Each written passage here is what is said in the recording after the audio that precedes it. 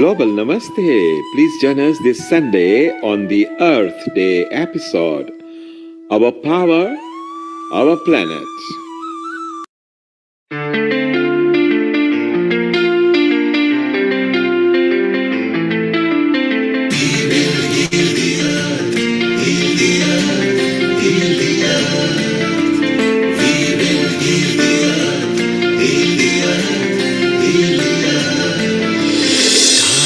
They can tell you stories which are brighter than yesterday. The streets have never been so quiet. The squirrels found a new hideaway. Tomorrow will never be the same. There is so much hope in our hearts. Brick by brick we shall overcome and walk right into a new start. Welcome to the brand new world. With the children of our Mother Earth, reach out your hands, let us heal our earth together. Welcome to the brand new world. With the children of our Mother Earth, reach out your hands, let us heal our earth together. Global Namaste. Please join us this Sunday on the Earth Day episode. Our power, our planet.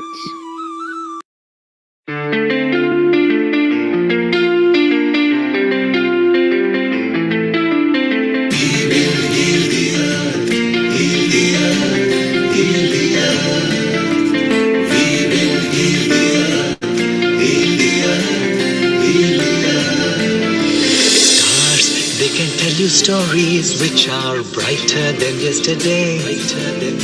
The streets have never been so quiet. The squirrels found a new hideaway. Tomorrow will never be the same. There is so much hope in our hearts. Brick by brick we shall overcome and walk right into a new start. Welcome to the brand new world. With the children of our Mother Earth, reach out your hands, let us heal our earth together. Welcome to the brand new world. With the children of our Mother Earth, reach out your hands, let us heal our earth together. Global Namaste. Please join us this Sunday on the Earth Day episode. Our power, our planet.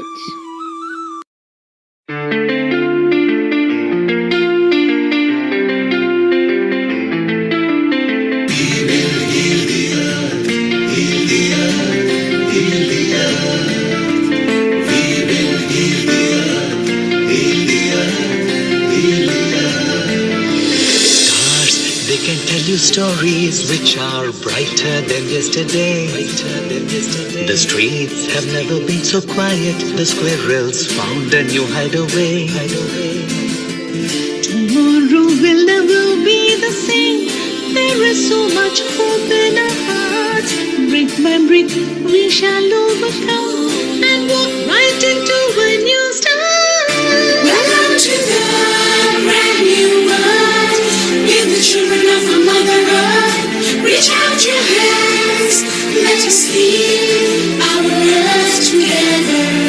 Welcome to the brand new world. With the children of our Mother Earth, reach out your hands, let us heal our earth together. Global Namaste. Please join us this Sunday on the Earth Day episode. Our power, our planet.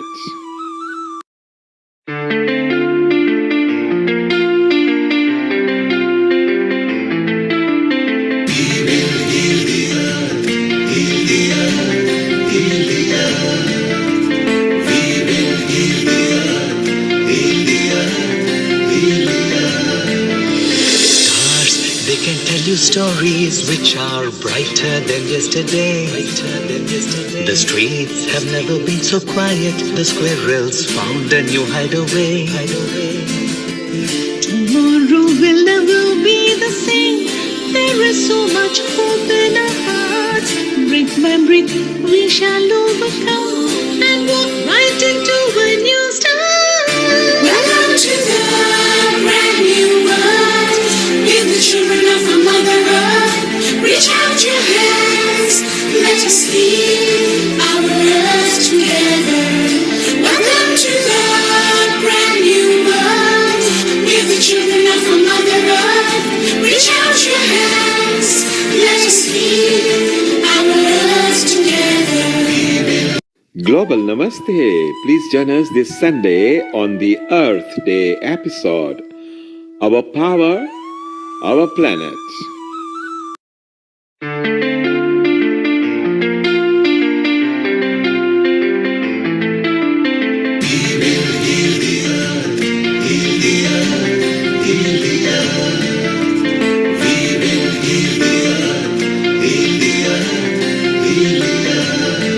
Stars, they can tell you stories which are brighter than yesterday. The streets have never been so quiet. The squirrels found a new hideaway. Tomorrow will never be the same. There is so much hope in our hearts. Brick by brick, we shall overcome and walk right into a new start. Welcome to the brand new world. With the children of our Mother Earth. Reach out your hands. Let us heal our earth together. Welcome to the brand new world. With the children of our Mother Earth. Reach out your hands. Let us heal our earth together. Global Namaste. Please join us this Sunday on the Earth Day episode. Our power, our planet.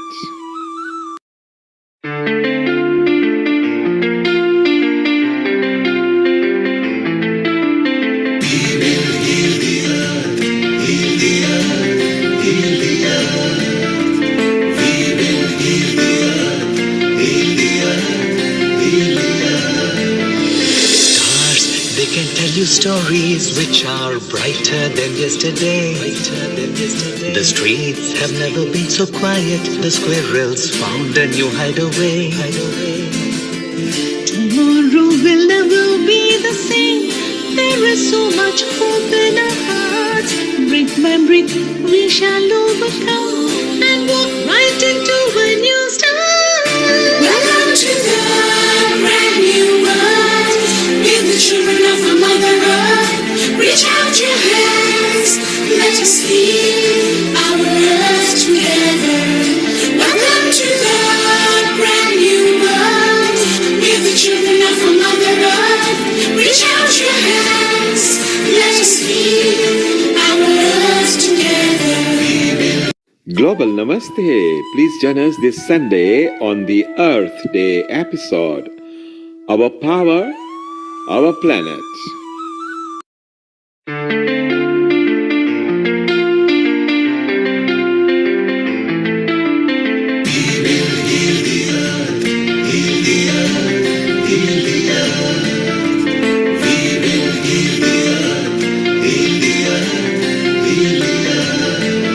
Stars, they can tell you stories which are brighter than yesterday. The streets have never been so quiet. The squirrels found a new hideaway.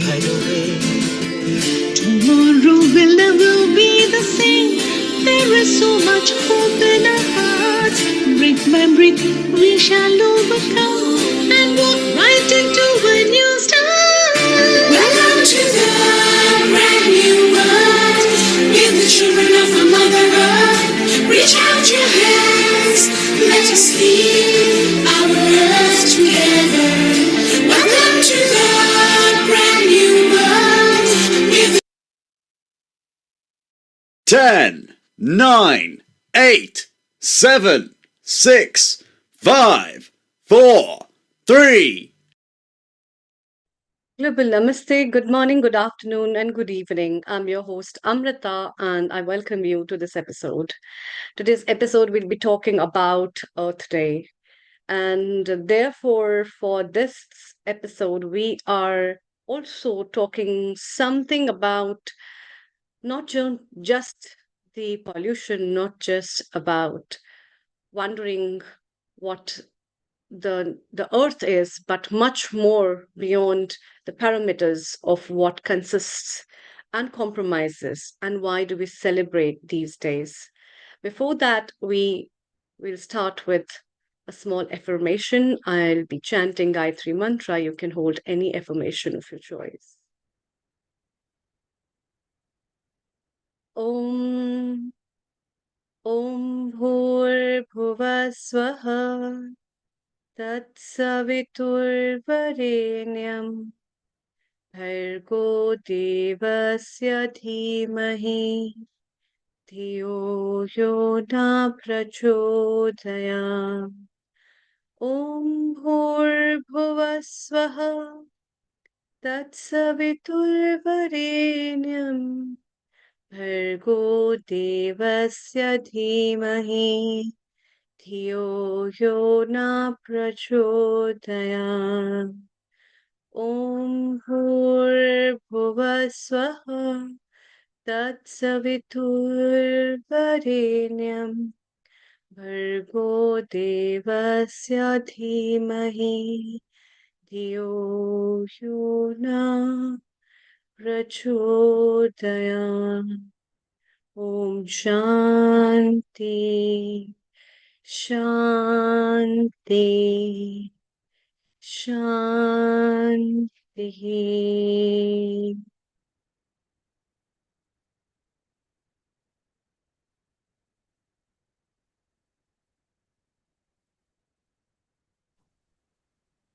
This mantra is a very pure mantra that is derived from Rig Veda, one of the Vedic scriptures and the holy scriptures in Indian philosophy.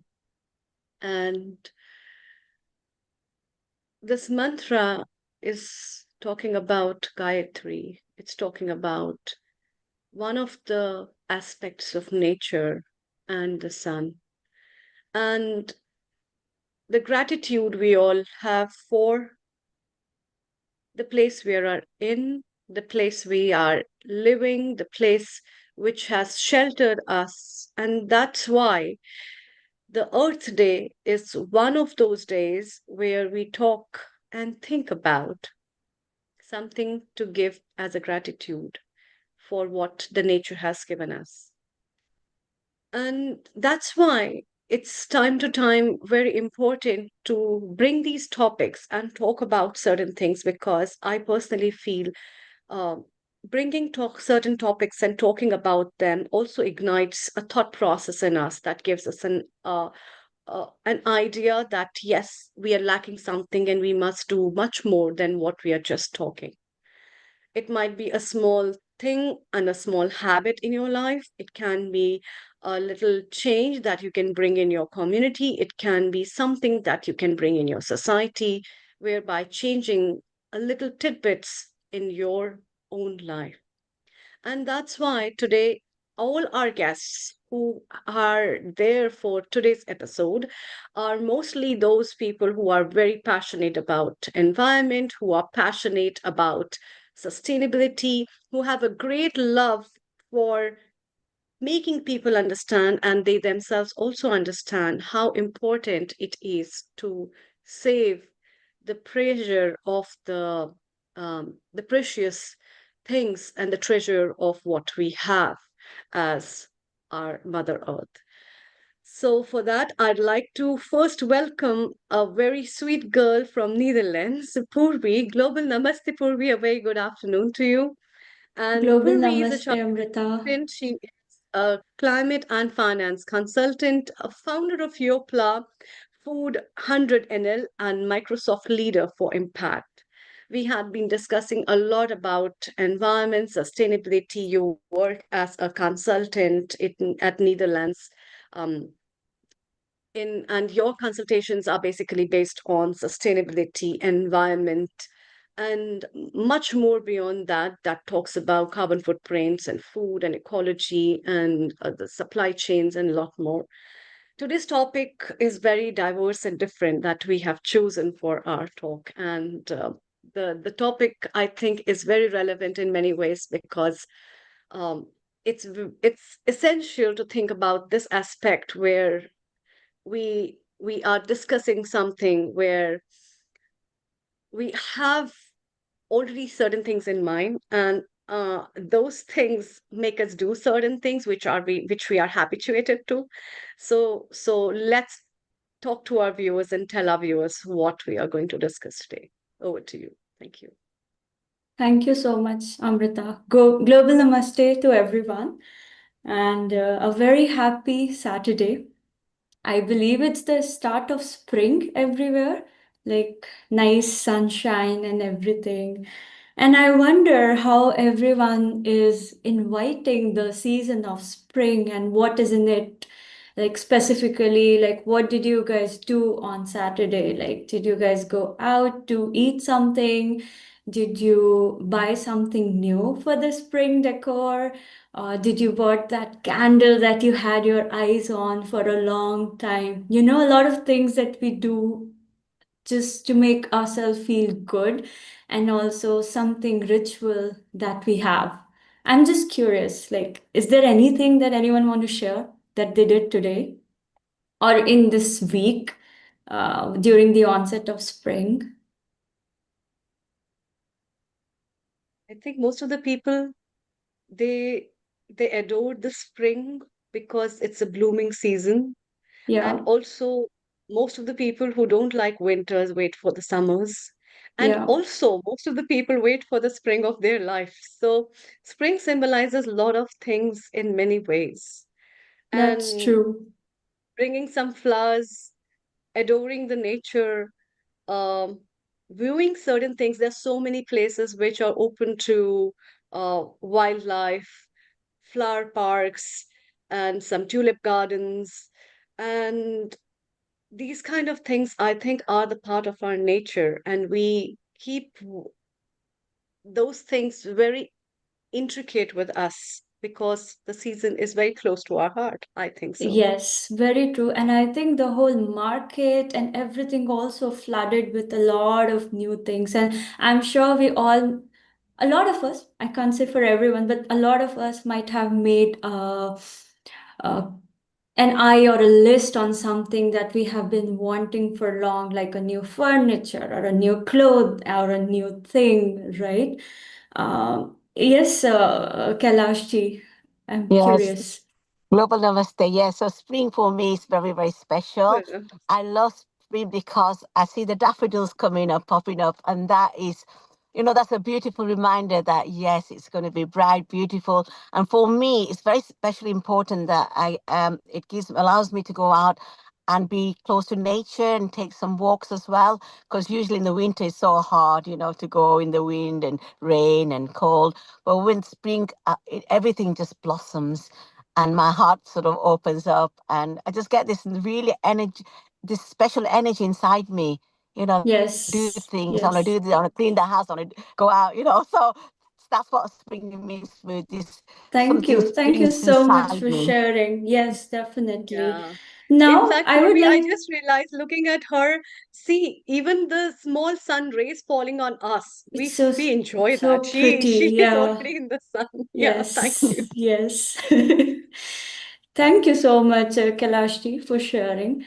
Now, I would just like to pause for a moment, Amrita, like, and rethink, So, okay, spring comes in and we think a lot of things, and we somehow think we own the nature in the sense, oh, we can go to the beach, we can pick up some shells, we can go to the daffodils, we can go to the flower garden, we can pick up flowers. And it's like, so maybe something we're paying for in euros, maybe something we are just getting for free.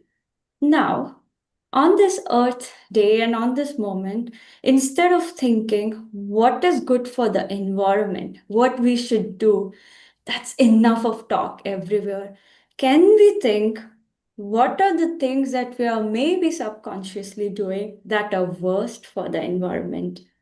Like, can we take those conscious moments from now on and how we are welcoming the new season, if that makes sense? Like, you're going to buy that new thing.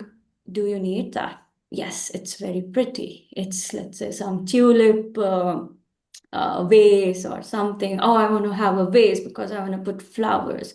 Are we thinking the cost of the planet on that? So I would like to think in every step, maybe every Saturday. Don't have to do every day because it's Saturday. We can start from today and inverse our thinking and think, okay, is gonna be the worst for the planet? And if I buy this new spring clothes, can I like not reuse my last year's spring clothes?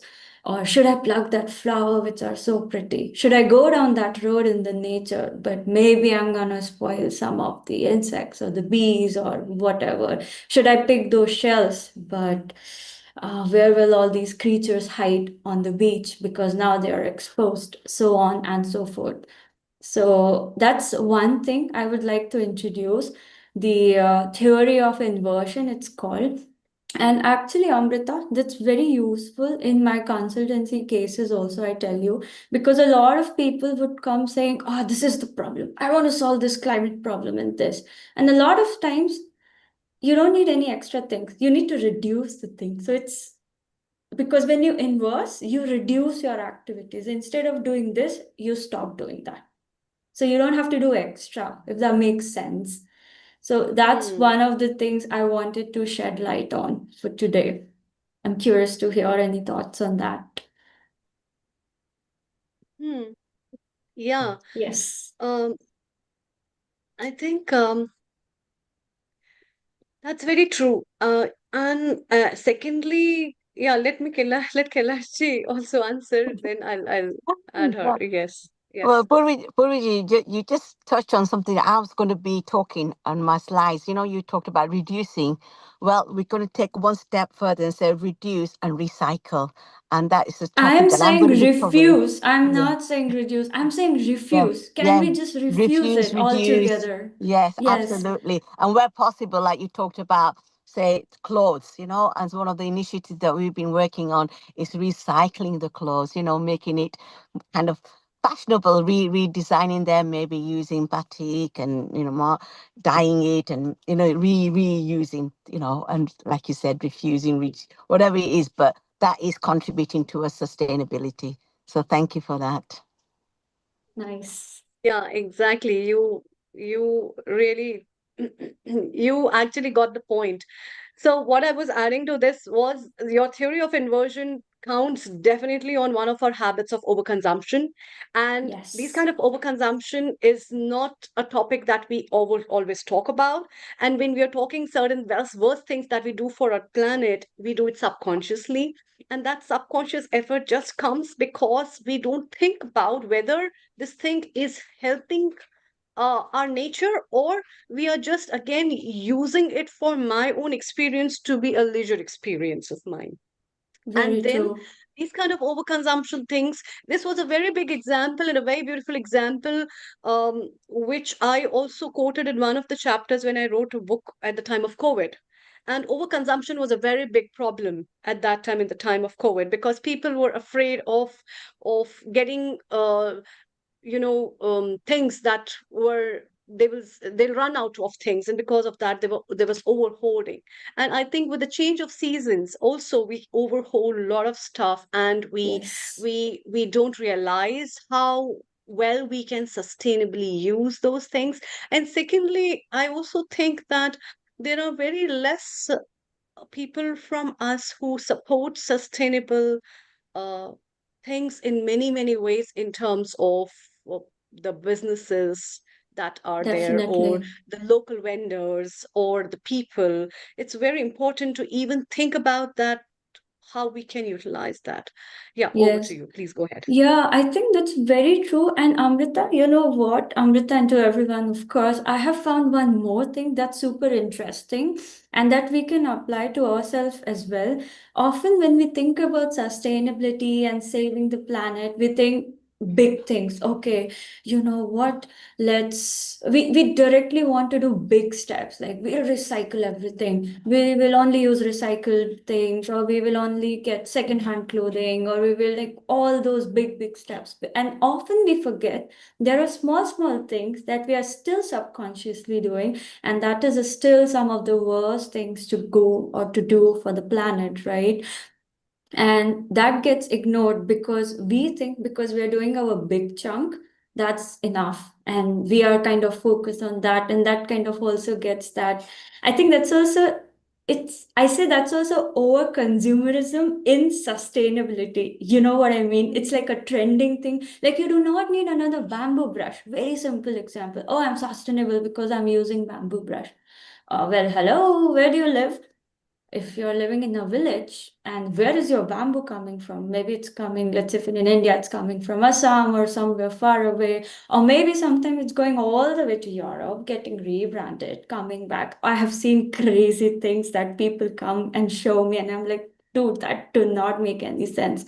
Maybe you see what is local, support your local market, local producer, and maybe that moment having that plastic brush is totally good, totally fine, right? And there's so many little things like that. Even a lot of times people say, oh, I don't want to use plastic, I'm going to throw all my plastic containers, I'm only going to go use steel. Does that make sense? It's overconsumption of the sustainable market again. No, you have that. Please use it. See, maybe don't use it for hot or whatever as per the health concerns, but use it and gradually exhaust it because it is going to become landfill. And that is happening recently a lot at an alarming rate. Statistics will show that landfill has increased significantly while the sustainability market has also increased. Doesn't make any sense, right? It's such an oxymoron. And we think, oh, we are the torchbearer of sustainability.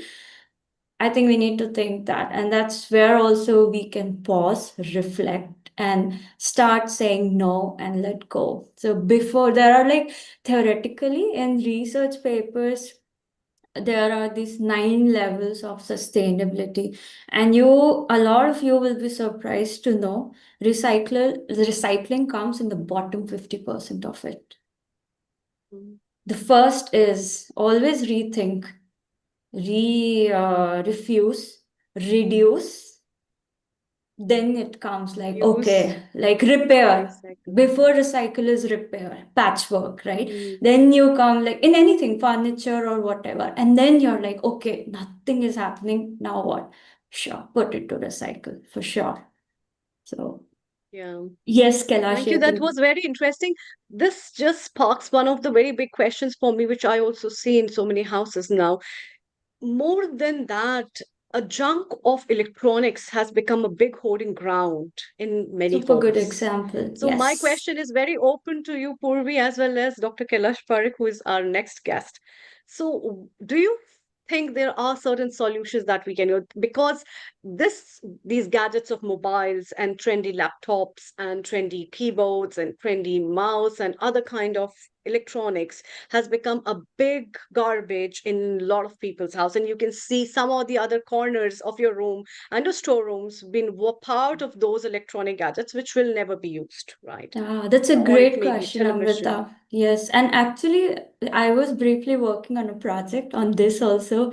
I, yeah, you know about my project. So anyway, in recycling of the electronics or like reducing the impact, there are two things. One, there are startups which are coming up with modular electronics, which means, they have like deliberately made all our electronics obsolete. If you remember old Nokia phones, you could just swap the battery and it's good as new, right? Now they're doing it because it's called planned obsolescence. That's one of the things on consumerism, because then you are forced to buy a new phone. But there are new startups coming, and one is actually from the Netherlands. I've met the founder. It's called Fairphone.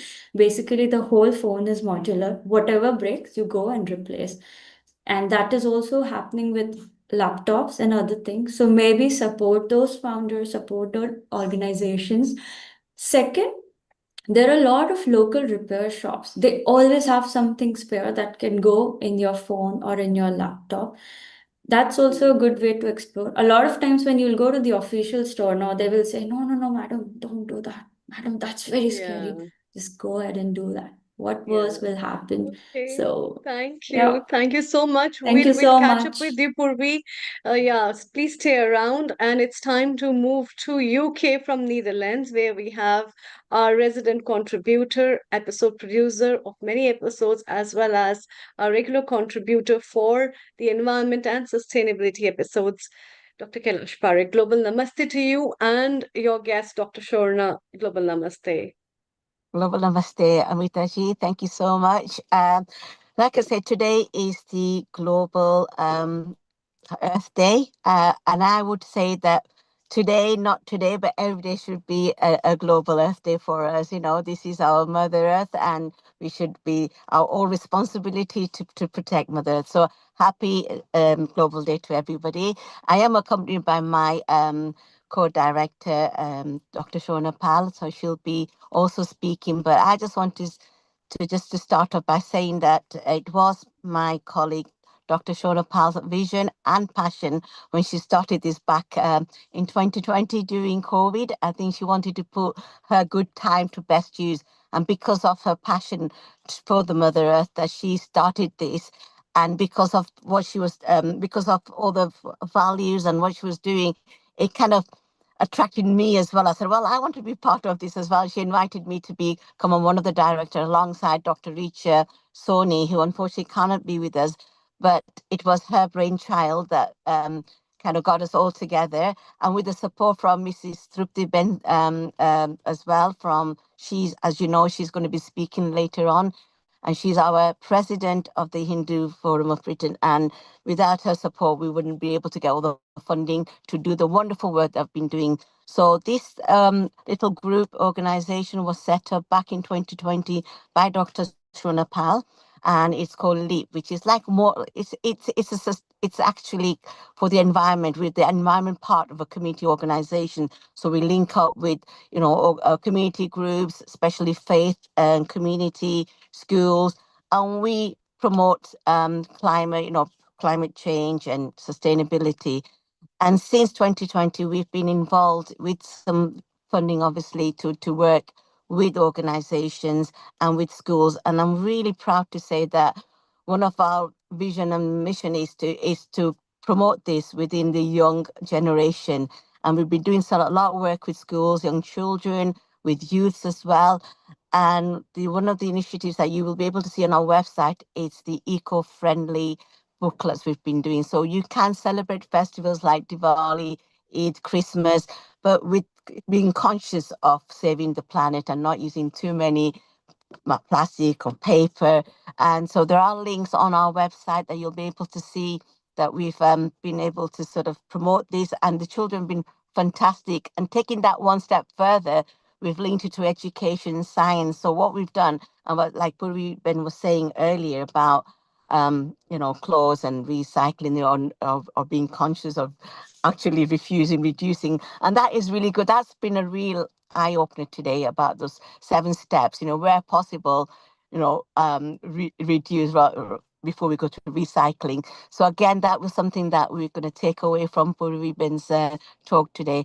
So what we've done last year, we had two workshops that we did with young people, and they actually use fabrics to look at how I can dye them, marble, also batik as well. And then with those, linking up with, organizations like charity shops, we've been able to get very, very recyclable clothes and recycle them. And they actually modeled that in a fashion show, which was watched by hundreds of people at the Civic Hall in Lancaster. As you can see some of the pictures there. And the children absolutely loved it. And it gave a very strong message that you don't have to go and spend all this money. You can recycle these clothes and save the planet as well. So there was a very strong message there. And it was very successful. And Kailash, So yes, your PowerPoint actually is on. Your PDF is actually on and playing now. Maybe you don't okay, see that in your screen. And you are yeah. talking about the recycled fashion where the pictures are there. So it's looking beautiful. Maybe you can Thank you, talk thank you very about it. much. So I'm point there. I'm just speaking as obviously as it comes basically. So I can't really, because I'm taking this call from a car. I can't see the screen very well, but I am just going to speak along. So like I said, we had these two wonderful workshops supported by Lancaster in the library. We had a very good turnout. The parents were involved as well, the schools, the teachers, the community. We've had MPs there, the councillors. They've been very supportive. So it's been a collective message there, collective support.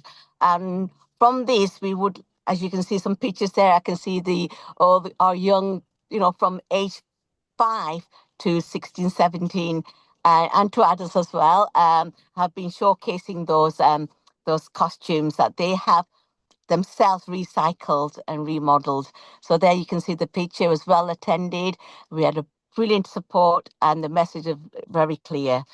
So moving on from those two workshops and to the fashion shows, we're now thinking of launching what we call Leaf and Loop. So we want to now encourage, those women who have got the skills uh, to be able to then make into a little like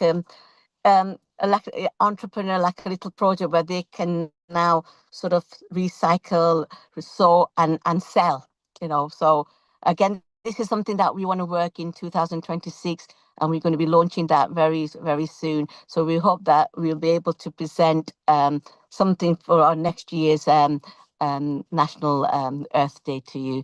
So this is, I think there's a slide here saying sorting and delivery collection sorting. So I'm going to hand it over to my colleague, Dr. Shona Pal, who is going to talk about the next steps. I think about the environment training toolkit that she was instrumental in designing, and it's been very successful. And as you know, our regular contributor, Mr. Deepak Valens, who actually was one of our participants, and he has been on the course and have found it very, very helpful as well.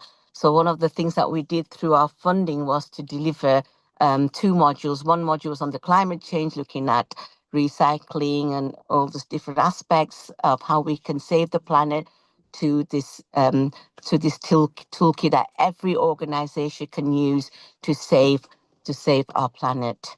So I think it's time for Dr. Shona to do her slides now, I think. Thank you so much. Namaste, everybody. I hope you can hear me. Yes. If you can just give me a little bit of a wave if you can hear me. Oh, perfect. Okay. Kailash, thank you so much. Dr. Kailash Parekh has really taken us beautifully through the basic concepts. Can we have the next slide, please? um just one more, I think, because there was because Kailash, I think, yeah, thank you so much. So Kailash has very nicely taken us through what Lancaster Environment Action and Protection has been doing. So there are various different ways in which basically we try to reach out to people, obviously partnering with communities.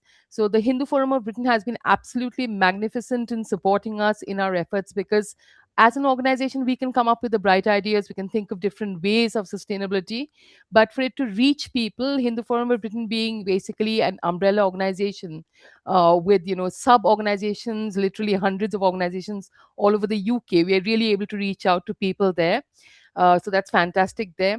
Obviously, I wouldn't be able to do anything without my lovely co-directors, Dr. Kailash Parekh and Dr. Richa Soni, who is not here at the moment. But very quickly, so just going on to the energy solutions. So what we are looking at is really, we have tried very hard through all the different activities of LEAP to keep to one core focus, and that is basically building the sustainable mindset. So, because literally anything you do as a human being on this planet, okay, is connected to our sustainability. So, the important shift that we've tried to build is that, can you move from whichever part of you feels the victim to whichever part of you can possibly become the hero. So we're talking about agency. So basically, in terms of energy solutions, it's very easy to say, oh, like there's a big war going on. Oh my goodness, oil prices, and everything is so expensive, and oh, the government should do something about it. Oh, why aren't people helping us? They should bring down the price of petrol and diesel and this and that and the other. Okay, so I would ask people to go away and think about, what can you do? Okay, Governments, of course there will be things that governments will and won't do, okay, and there's just a limited amount that you have in terms of control over that. But as a person, you have full control over what you do. So I'm asking people to get up and basically be the hero, draw the hero in yourself. So, hero to us, we've actually used this particular graphic in schools that we work with, which Kailash leads on, where we are saying that to be a hero, you don't really necessarily have to have a flying cape. You can if you want to, but it's what you do in terms of sustainability. So, in terms of as soon as you're able to think about, okay, can I keep something straight? What's my duty to myself, to the family, to the society, to the nation, to the planet? There's always something you can do. So, starting with yourself, okay, when we say that, okay, save the planet, okay, what you're really doing is saving yourself. Because if we don't save the planet, we don't save ourselves. The planet can go on for a long time without us, but we can't go on without the planet. So, can I have the next slide, please? Thank you so much. So, in terms of energy solutions, okay, let's look at what we have. One is, can you build your energy awareness? So, we have already worked with the Art of Living organization through the Hindu Forum of Britain. We've also worked with other organizations, and we've also worked with schools. So, what we've done in terms of schools is basically we've gone out there, we've offered an energy at home quiz, and children have taken it, and they've done things like fundraising activities and so on and so forth. So, can I please encourage all of you to go ahead and go onto our website, which is lancashireleap.org.uk. If you go to the Leap Voice of Youth section, you will find this energy quiz. Please do try it because it's quite an eye opener. Things like, for example, what do you think consumes more energy? Is it the fridge? Is it the microwave? What do you turn on? More on and off. Okay.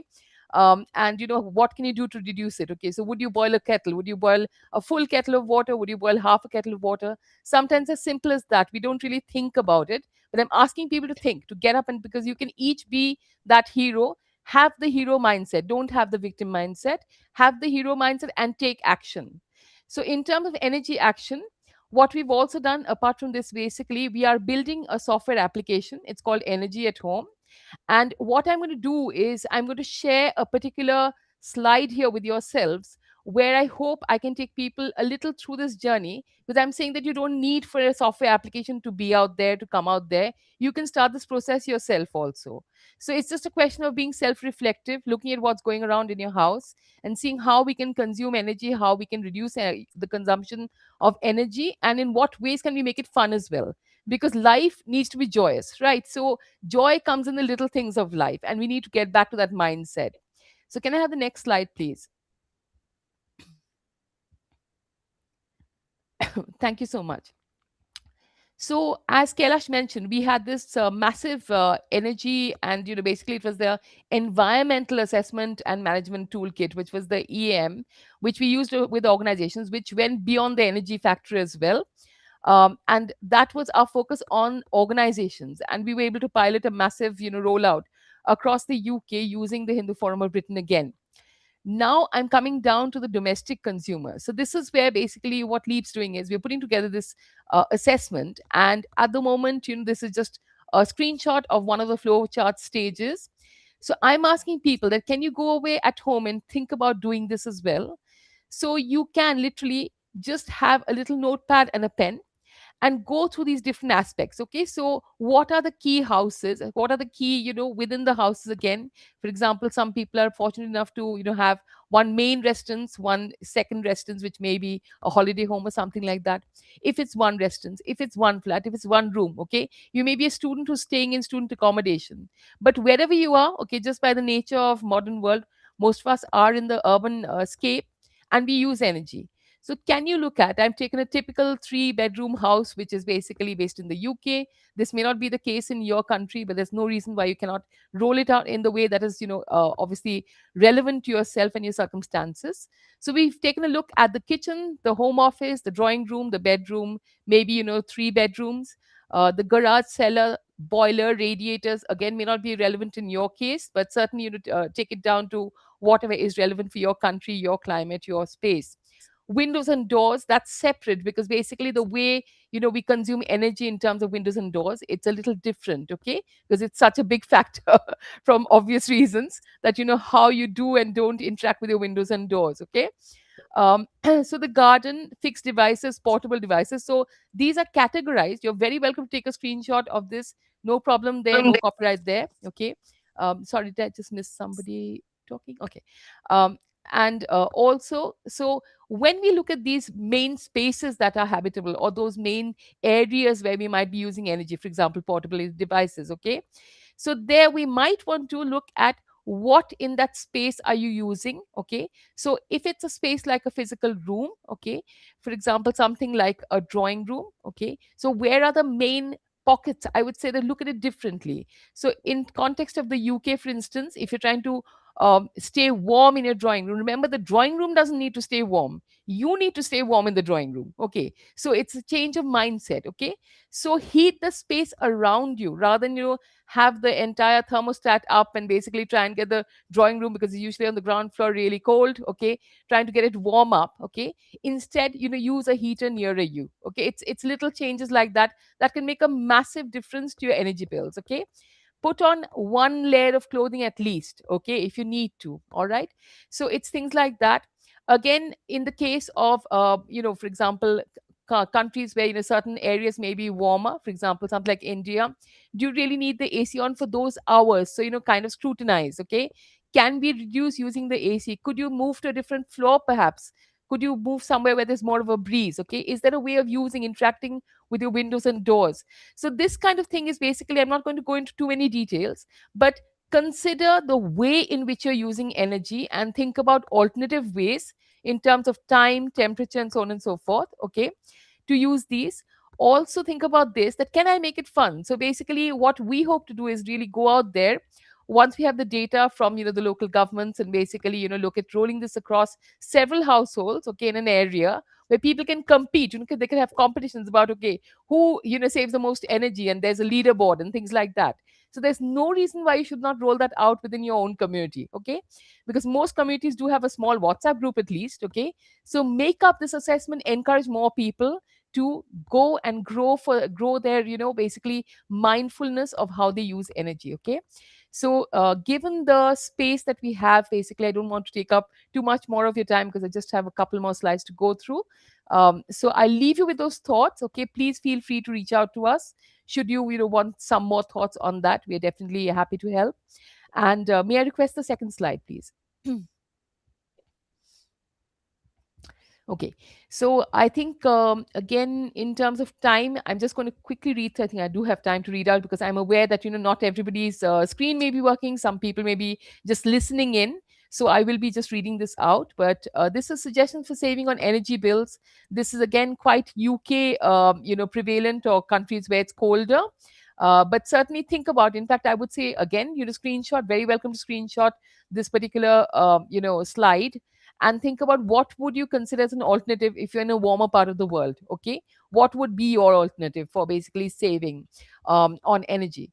So in terms of the colder areas, I would say insulation, for example, the cavity wall as well as the attic, okay, this can save you up to 135 pounds per year, okay, for the UK. So here it's not so much about, as I keep saying, that saving, being sustainable is about saving costs and is about saving yourself. So therefore, I mean, first and foremost, the other way around, you save yourself and then you're saving costs as well. So there's absolutely no logical reason why you should not do it, okay, why you should not spend that time thinking it through. Install energy saving boilers. So this would be again kind of, you're looking at the colder climates. Drought proofing, so prevent heat escaping from windows and doors. So basically use your windows and doors in a proper way. So when it's summer, okay, don't have such drought proofing that you cannot take it off during summer, okay. Make sure you have that kind of ventilation going on through the house. And during winter, make sure that you do not have heat escaping from the same house. So we need to have that kind of efficiency. Using energy efficient bulbs and appliances. Turn off standby appliances. You'll be surprised at the consumption over the year. So please do turn it off. In fact, your energy quiz will give you some insight into that. If you can, wherever you can, install smart thermostats. Okay, this can save you up to 75 pounds a year. Okay. Turn down thermostats by 1 degree. This is absolutely amazing because you hardly feel that 1 degree, the difference, okay, when you basically turn your thermostat down. But it can save you up to 80 pounds a year, okay. It could be more depending on your house and the way you use energy.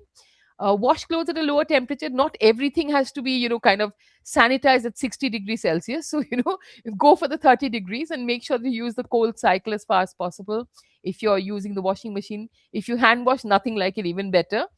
Double glazing can again save you 110 pounds a year. Block any unused chimney. So basically, obviously, you don't want, the kind of, because what goes out is not just smoke. Okay, we're talking about the routes through which you can have draughts, routes through which, the air circulates. So obviously, that kind of thing. Again, only heat the room that you're working on, or working in, sorry. And if you're struggling to pay the bills even after trying to save energy, then obviously there are still ways. You can contact your supplier, you can speak to them. Okay, they are by now, thanks to so many wars and disasters and crises which keep on coming at our world, thanks to our lovely human, nature. Basically, they're quite used to this kind of scenario. So by definitely reach out to your supplier as well. And even things like taking the food out of the fridge to bring it to room temperature before you warm it. Okay, this applies all across the world. If you're using a fridge, please be mindful. You don't need to keep everything in the fridge till the last minute. You take it out and in a rush use the microwave, heat it in a hurry. No, okay, not necessary. All right. And in terms of the UK, again, there is a whole site, gov.uk/ improve dash energy dash efficiency, which does give you a lot of information on, insulation, cavity, and how to go about it, and so on and so forth. Okay. In terms of insulation particularly, but they also have other tips as well, and so do actually a lot of the energy suppliers. So I think that's kind of the end of my presentation. Can I just go on to the last slide?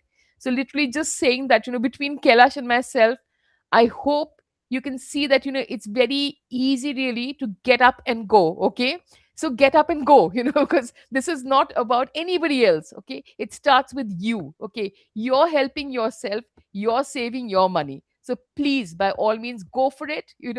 Take agency. Absolutely don't play the victim, play the hero. Okay, thank you so much. Namaste. Thank you so much, Shona. That was absolutely spot on. I wanted to say that also one of the things we've been promoting, educating our children is the habits. Small changes lead to big impact. So again, like Dr. Shona was mentioning, this is something that we are going to be developing with our next brand. Thank you. Beautiful presentation, Dr. Shorna, and I really loved your tips at the last because they are utmost importance. Um, I come from the field of Ayurveda, and people think that it's all about medicine, it's all about traditional medicine. But then I have a very close knit connection with the lifestyle that is being talked about in these traditional sciences and its connection with the lifestyle choices and sustainability. Absolutely, Amrita People ji. at that time were very much aware about their sustainable environments and preserving the nature and utilizing the things that as assets they have in the nature. And that's why these kind of lifestyle changes and the choices that we make makes a very big difference in our day-to-day life. And that's what your end note was, where we were talking about it's very important to train children, and Absolutely, the Amrita basic ji. lifestyle that we will teach them, they will learn. The basic lifestyle that we will follow will be the things that we will teach them ultimately, because they follow what we do, not what we say. That And is so. therefore, Yeah. if on the table I ask my children to just fill the amount of water in the glass that they require to drink, so think before you're taking the water, think before you're taking the food in your plate. Also, are the small things that counts down for all this stuff.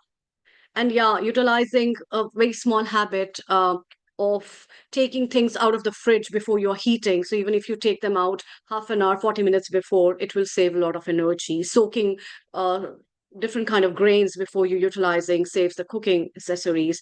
So there are a lot of things on day-to-day basis. If we are mindful about our lifestyle choices, we can contribute indirectly without, I would say, going to any other of the places where we are showing that we are the ones who are the primary stakeholders of the environment and sustainability.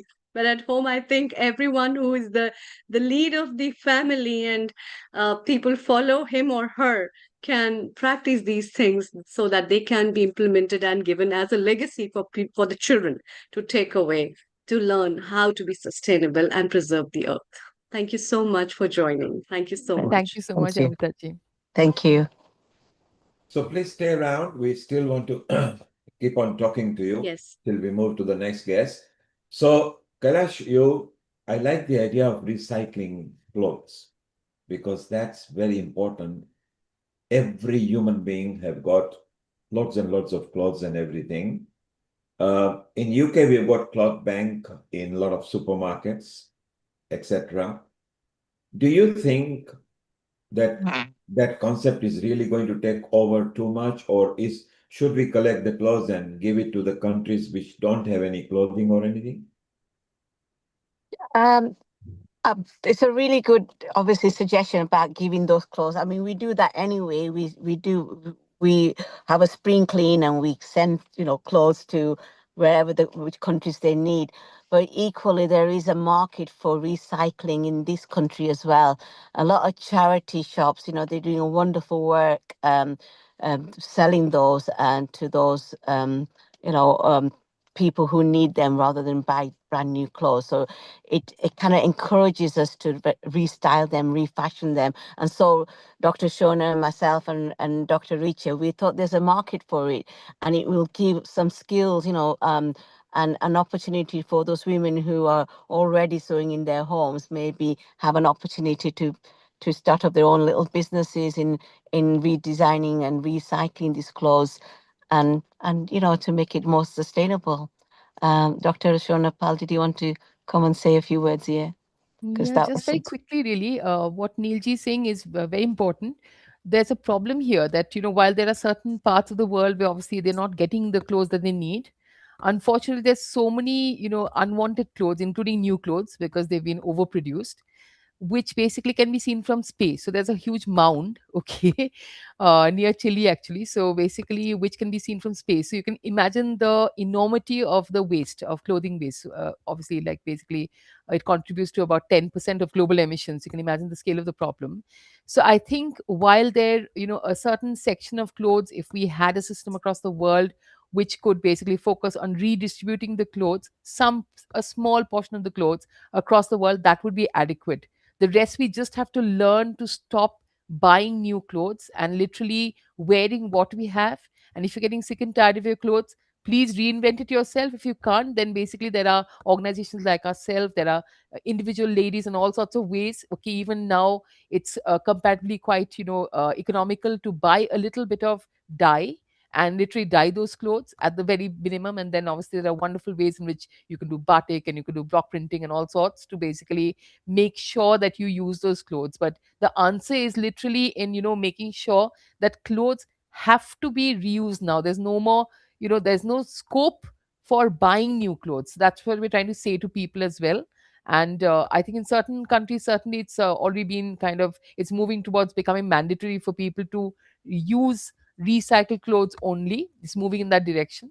And I think that's soon going to be across the world. I certainly hope so, because there isn't a solution. You can't produce and buy more new clothes. It's just not sustainable at all. It's not going to be And, possible. So, and coming from LEAP, one of the projects that I like, which struck a chord there, LEAP and Loom.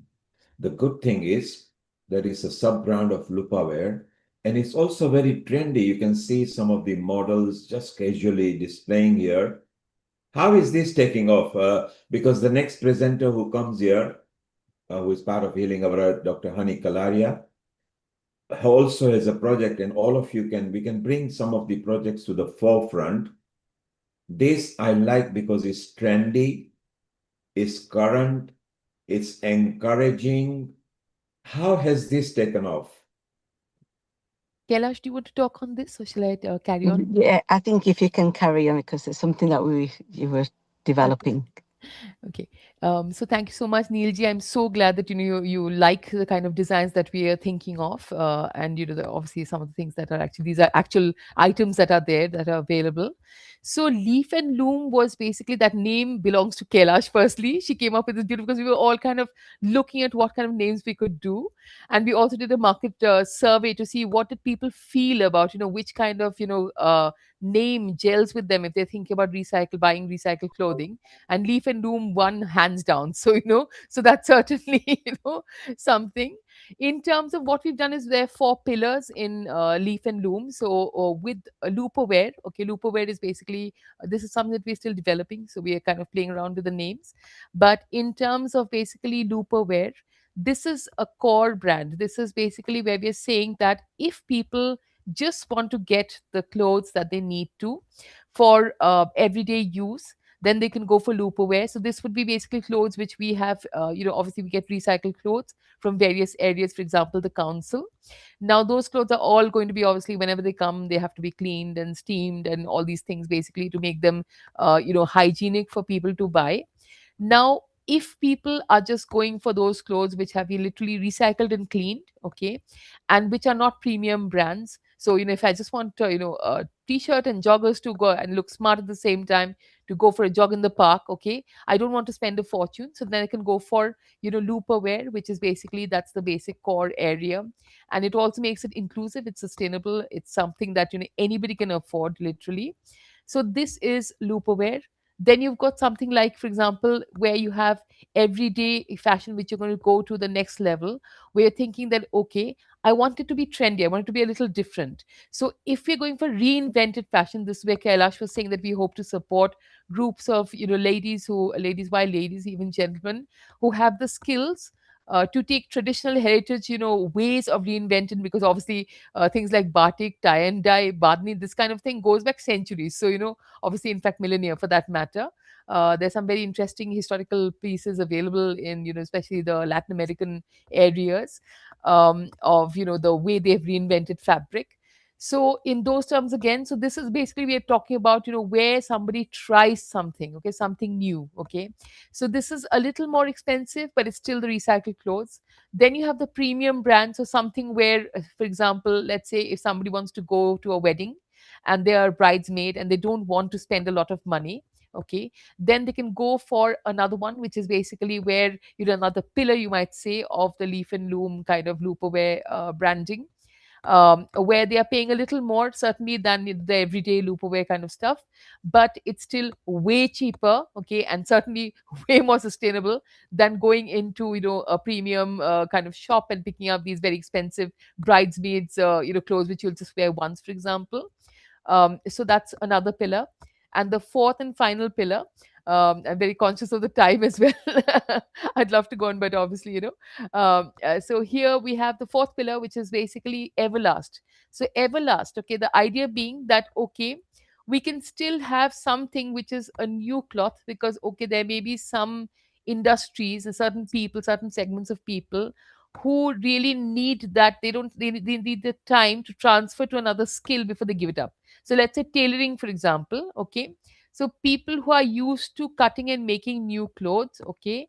So then if we are considering a new piece of cloth, we have to think about first and foremost whether it will last literally forever. So, so being very careful in choosing the cloth. We already know, I think, a greater number of us who have basically certainly grown up in India are very familiar with cotton, if not everybody, okay. And we know that it will last decades, okay. If you look after your cotton, it will last decades, okay. So certainly the cotton salwar kameez or the sari will outlast you, okay. So cotton will carry on long after you're gone, okay. So we're talking about everlast in those terms. So these pieces which will come, okay, from wherever it may be, they will never be produced in an industrial environment, okay. They will be produced by individual tailors, okay, who are tailoring that piece. Again, it will never come by mass transport because this is a privilege. If you own a new piece of cloth, It has to be seen as really a privilege that you're going to pass on to your next generation. Okay. So we want that to come only in that way. So no massive transport. Okay. It has to come literally on the plane if it's being produced outside that country with a passenger who went on a holiday. So, not something like, okay, like, right, I'm getting, 10 new pieces for business and I just randomly pick them up, watch which are the cheapest suits I can get. No. Okay. Thank So we're you. talking about there's a particular journey. Okay. That journey will be given to the customer also, that this is how your cloth was produced. And by the way, X liters of water was used in producing this cloth. So please make sure that you look after this properly, and so on and so forth. So this will ever last. Okay. So that's a very tiny, small, and very privileged, we will say. It's not necessarily expensive, but privileged. Okay. Thank you. Pillar of our thing. So Thank you. this Thank is you, kind of Shauna. talking us through where we are. But thank you so much. Thank Thank you, you. Shauna. Thank you. It's wonderful. Now we're going to go to the next session. Is Purvi loved the idea because she loves anything that is sustainable, that is recycled. She loves that. So Purvi, we'll have a quick comment, 30-second comment from you. Then we go to Dr. Hani Kalaria, who actually is nice. So if you can introduce yourself. So Purvi, you, Shona, Kailash should get together. Amrita can facilitate and bring out the projects. And then we got some other projects which Hani is going to talk about. So I think I can see women empowerment in sustainability and earth over here. Purvi, let's have your 30-second comment and then we go to Hani. Yeah, thank you so much, Neil ji. Just very quickly, three things for Kailash ji and Sharna ji. First, please have a look at the link that I shared in the chat because Netherlands is really the pioneer in the kind of things that you're doing. Second, on the branding and financial side, because I work a lot on that aspect with businesses, I suggest start using the word repair a lot in your branding rather than recycling. That already gives you a level up and more on the funding. And third, please also explore subscription based model from your site because that's quite trending. For that, you can use countries like France and Denmark and also Finland. If you would like to know more, of course, just WhatsApp me. You can have my contacts from Amrita. Happy to help, but love it. Good luck. Thank you very much. Thank Purvi, you so let's much, do Purvi. Much Purvi, let's appreciated. do Purvi, let's do something better. Mm-hmm. You, Hani, Amrita, Kailash, and Shona have an off Zoom chat, not on this live session later. Yeah. And then let's explore this as a healing project because that's what Healing Our Earth likes. It merges people from different countries with idea. And Purvi, you have also got a business model on this. There's a marketing model, of course, repair. Our parents and grandparents, in your case, your grandparents, etc., Yeah. they used to repair relationship, items, cars, clothing. They used to do Relationships. artwork. Very true. Yes. And today the world has changed because either because we are earning or because we want to throw things away and we have peer pressure because the next person is wearing branded stuff. We wear it Mm-hmm. once or twice or thrice, particularly the ladies which have got these expensive saris which they can't wear every day Yeah. once a year or so. So there is a very good project in over here for sustainability. And stay around. Let's talk to Honey, and you'll understand why. Honey, who is a multifaceted person with talent and was one of the first pioneers of the dancing industry here in the UK from the Bollywood point of view. I know her for over nearly 35, 40 years now. And now she's spiritual, philanthropist. She also go and sits on some of the boards and an ambassador. She's, of course, a very senior part team here at Healing Our Earth. A global namaste to you, honey. And a global namaste to you too, Neil and of course, the wonderful people who are joining us here today, from Shona ji to Kailash ji, Purvi ji, everyone who's been talking about such amazing environmental initiatives. So congratulations. And of course, a global namaste to all our wonderful green people, I would say, around the world, people who love the environment, people who want to protect our earth.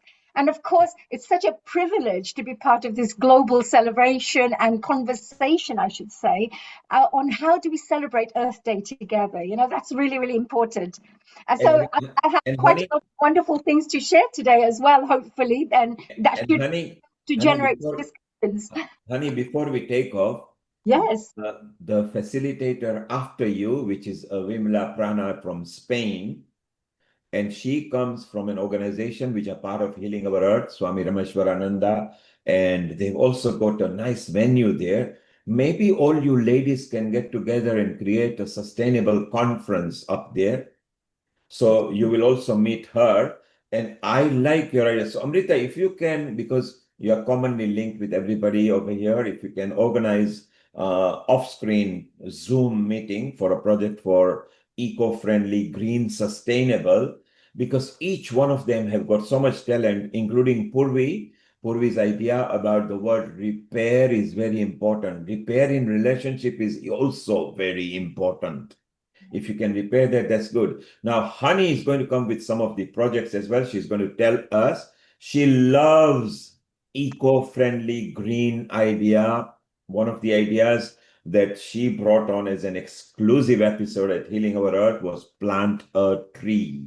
So plant a tree, very important. But today she's going to talk about 3-4 projects, and she's going to lead. So Shona, you and Kailash will love what she'll do. Amrita, there is one project that you particularly love is nurturing children into understanding eco-friendliness, which is what Honey will be talking as well. It's slight detour from ourselves. Honey, it's all yours now. Tell us, lead us, and show what is lined up for us. Thank you.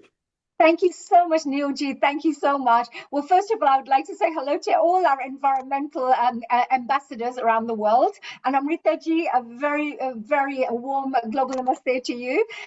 It's so wonderful to be here. Today, I'd like to, of course, share some ideas and some initiatives that we've been involved in. And of course, Amritaji, if you wanted to ask any questions along the way, please feel free to do so I could perhaps elaborate on any areas or points that you may wish to find out more about. So today I'd like to share with our audience members that really my journey and role in the environmental work that I've been involved in started off with, of course, Healing Our Earth as a host, because I know that the whole of the family here really deeply and passionately want to protect our earth.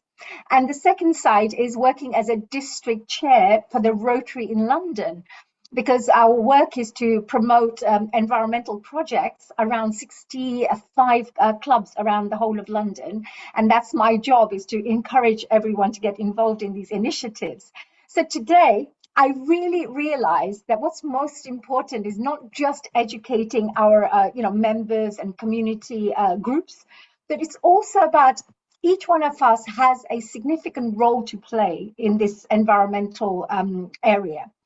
And if we come together collectively, I have seen miracles and really amazing things take place and huge impact take place.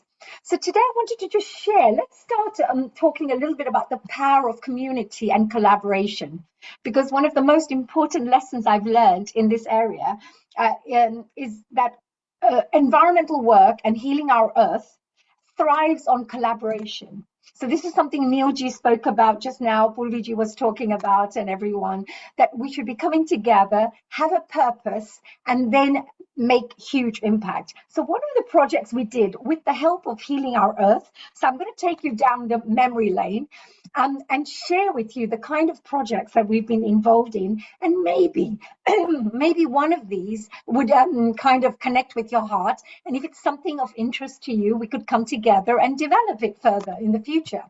So one of the projects we worked on is called the Billion Seed Project. So this Billion Seeds Project, I'm going to absolutely share this. Let's see if I can make it a little bit bigger so that you guys can see it. Can everyone see can you all see the screen at the moment? I will just open this up for you guys. There you go. Right, we've got it here. So now let me see if I can share with you a wonderful journey that we all went through with the Billion Seed Project. This is something that Rotary took part in, and of course Healing Our Earth really got involved in this. It was called the Billion Seed Challenge some years back.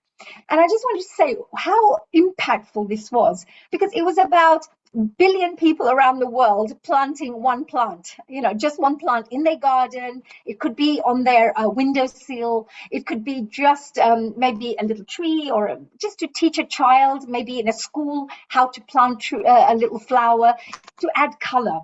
So this project is called Let's Plant a Billion Seeds Together.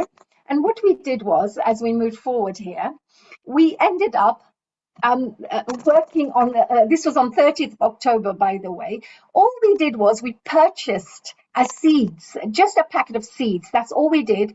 Or we asked a local nursery to perhaps, donate some little plants that we could go in and plant. So there was various things that we did. And what was most important is to share this information on the social media, because in this way, we create more encouragement around the world. So we were supported by Seva Day and Healing Our Earth when we worked on this project. And we had a fantastic company. It was an Italian company who donated seeds. So I was really, really pleased that we ended up getting these amazing number of seeds and packets, that we had. So what we did was we connected with some charities like St. Francis Hospice, Cancer Research UK, Group of Good Deeds.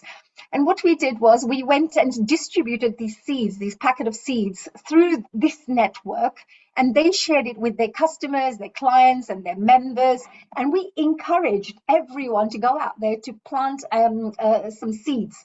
And this was all on the same week. So what we did was we invited everybody on this week for Environmental Day. Let's go and plant these seeds. So here we go. We distributed all the seeds, and then let's see. This is David Johnson who got involved. He was the president of London Rotary Club. He started planting some trees. Here was a vice president, Mr. Ian Balcom. He also got involved in planting trees. You can see that. Myself, I just loved it. It was really fun, and I started planting amazing number of trees, actually. And then we started inviting people from around the world through Healing Our Earth and through other organizations like Rotary to please share some of your photographs of people planting trees and planting seeds and plants. So here we had all these amazing people like Mr. Kapoor. We had, of course, our one and only Lakshmi Vyasji, who also joined us. We had Tala Mashru. This is from our Healing Our Earth group, who started sharing their photographs. We sent out press releases as well. So what I did was I sent out press releases to all these various media outlets, which was amazing. And we ended up getting some great coverage. And here was one of the coverage we received in Videshi, which was done through Healing Our Earth, through our Healing Our Earth contacts. And I was amazed at the kind of article we got. This was Videshi UK News. So the aim was to ensure that we encourage and inspire people that something little that each one of us can do can create a lot of color and a lot of impact around the world collectively. Here was our Healing Our Earth. We did our whole wonderful interviews, which were all lined up to talk about this environmental project. So I'm just sharing that there was one little idea, let's plant a billion seeds together. But the initiative ended up creating some real major results for all of us, around the world. So here we go, me as well, planting my little bushy little plant, which looks like my bushy little hair at the moment. So that's one of the projects that I thought would be great to share. I hope you guys enjoyed that. I have another project that I wanted to share with our audience members, because every little idea can be turned into a big idea with the help of collectivity and unity. Like, we have an amazing platform called Healing Our Earth here. We have an amazing organizations that we're connected to, like Rotary and other organizations that are here today. If we all combine our forces, our efforts together, I think we could really to this world. Let me show you another one. Let me explain another project that we worked on. Now, this particular project is called the River Blitz project. It was a community cleanup project. So what we did was we organized the cleanup activities along the riversides within the local communities. So this events didn't just improve the environmental immediately, but it actually also kind of shared and brought people together with a shared purpose. And that is to see our communities to unite to make it clean. So that's the important bit. We have to live in clean surroundings without rubbish being thrown around, and living in a collective, cleaner community. So let me share a little bit about that with you, so that perhaps gives you a bit of an idea of what we did there. Now, the River Blitz project, actually, I will just share a quick little overview of how we worked together, brought people together, and shared this amazing project of how we brought a project together. We, of course, had various environmental leads from Rotary that came together. I think we also had our Healing Our Earth, Mala, who joined us as well in this particular event. So she was also very supportive. Just go through a really lovely presentation, make people get to know each other, bring all the things we need, like little gloves and little pickers, and just things that the local communities, like the Council of Newham, who supported us by providing us with pickers and big bags. And they also supported us on the day. Right at the end of the day, they came and picked up all the rubbish, and there was probably about over 40-50 sacks of rubbish that we had put together on that day.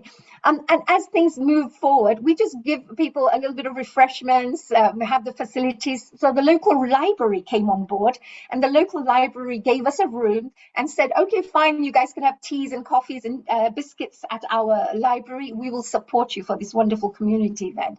So what I'm trying to share is it became like a social event. It became like a fun event. It wasn't just, let's just go off and do something hard. It was more about having fun and at the same time cleaning up the streets and the riverside banks. And then, of course, at the end, we had a beautiful photos, and we shared that with the local media. And again, that also helps, because if you come together and, we just make sure that just that one press release goes out to your local press, another 200,000 people read that story and get inspired and encouraged to get involved in something like that. So this particular one, the River Blitz, was really, really exciting, because it's people who love water, people who want to keep their local areas clean. So if you can look at this particular flyer here, I'll just share that with you. This was what we shared on the day. And in the future, if we wanted to come together, we have one happening in June. So it's either, this was in the 23, then we did another one 24, we did another one on 25, and now we're doing one on 26, coming together. So if anybody's interested, on the 6th and 7th of June, we are choosing one of those dates, and that will be shared probably within a week of which date, depending on the library. It's probably going to be the Saturday.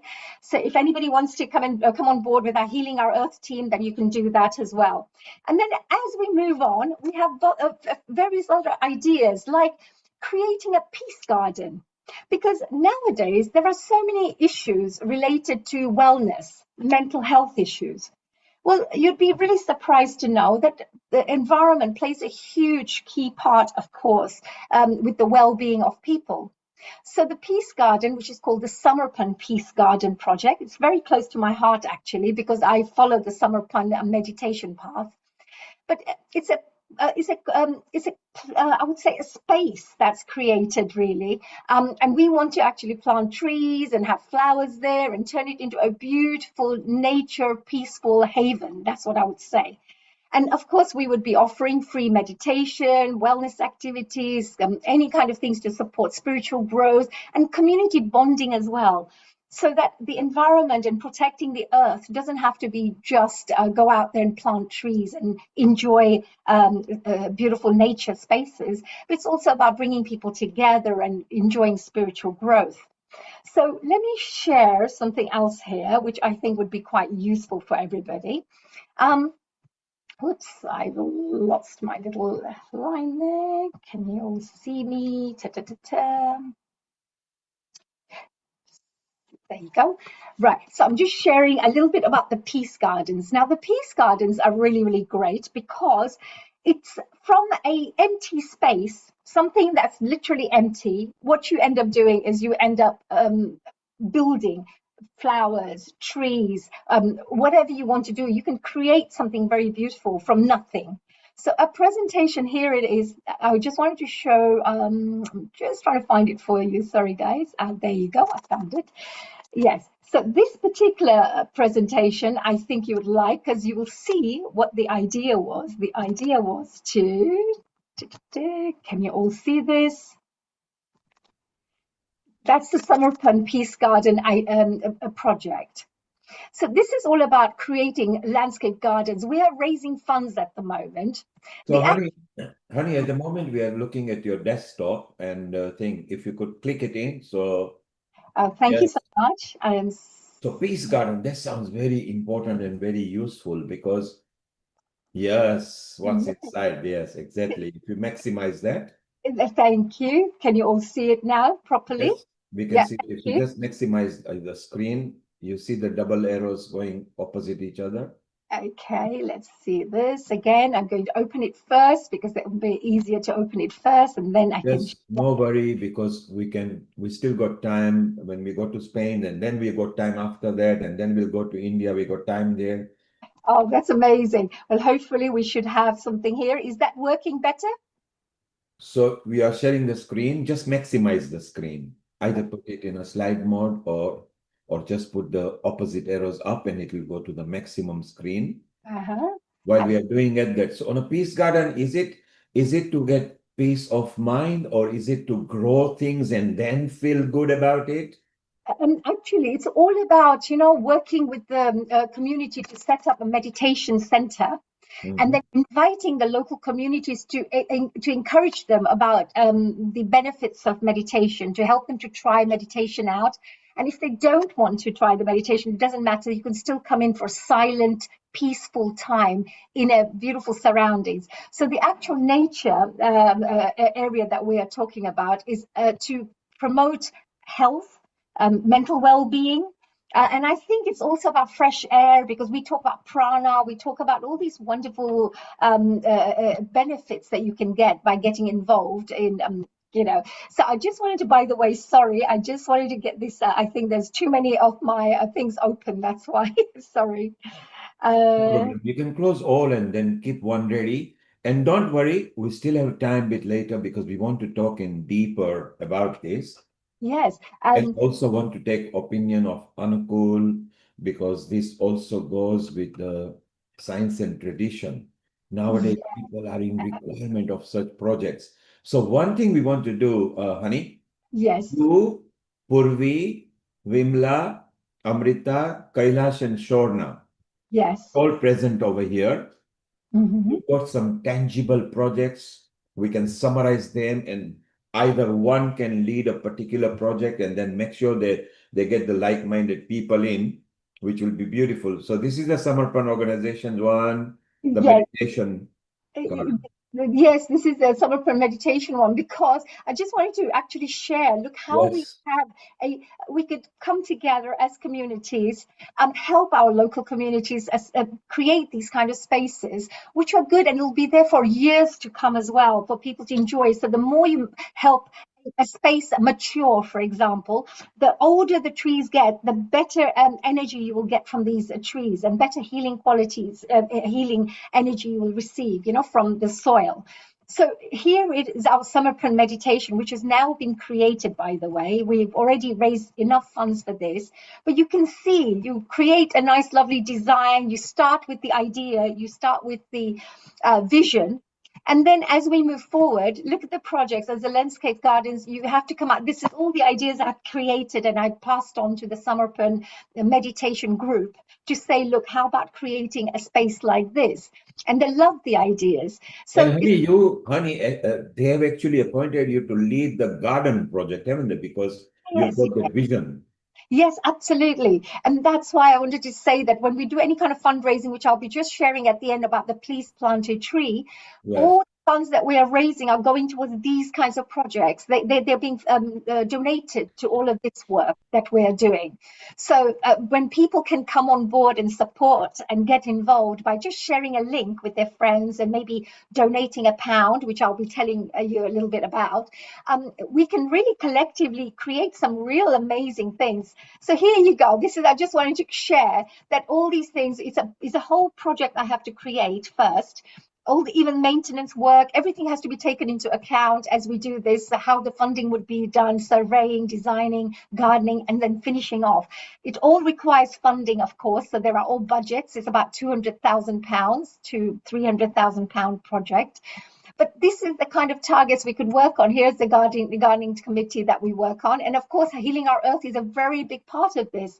So that's another project that we as teams and as groups together can come together, and we know something's going to be there forever. And it's not going to just help 100 people, it's going to help another 1,000 and then another 100,000 in the future and many, many more in the future. So I love these sustainable projects. I think these are very, very good. Now, I don't know how much time we have, but I wanted to perhaps share a little bit about maybe the quick overview of a few projects, and then tell you a bit about the people plant a Honey, tree. we will bring the overview after Spain, because Yes, then we got other people I want you to meet, because the the venue that Spain people have got, PHI campus, which will be very important to simulate some of your plans up with them. So the two organizations can meet each other in UK and Spain, and India and Spain, because Swami Rameshwarananda takes troop of people from 90 to 120 to India every year. wow. So that will be nice to do a collaboration with.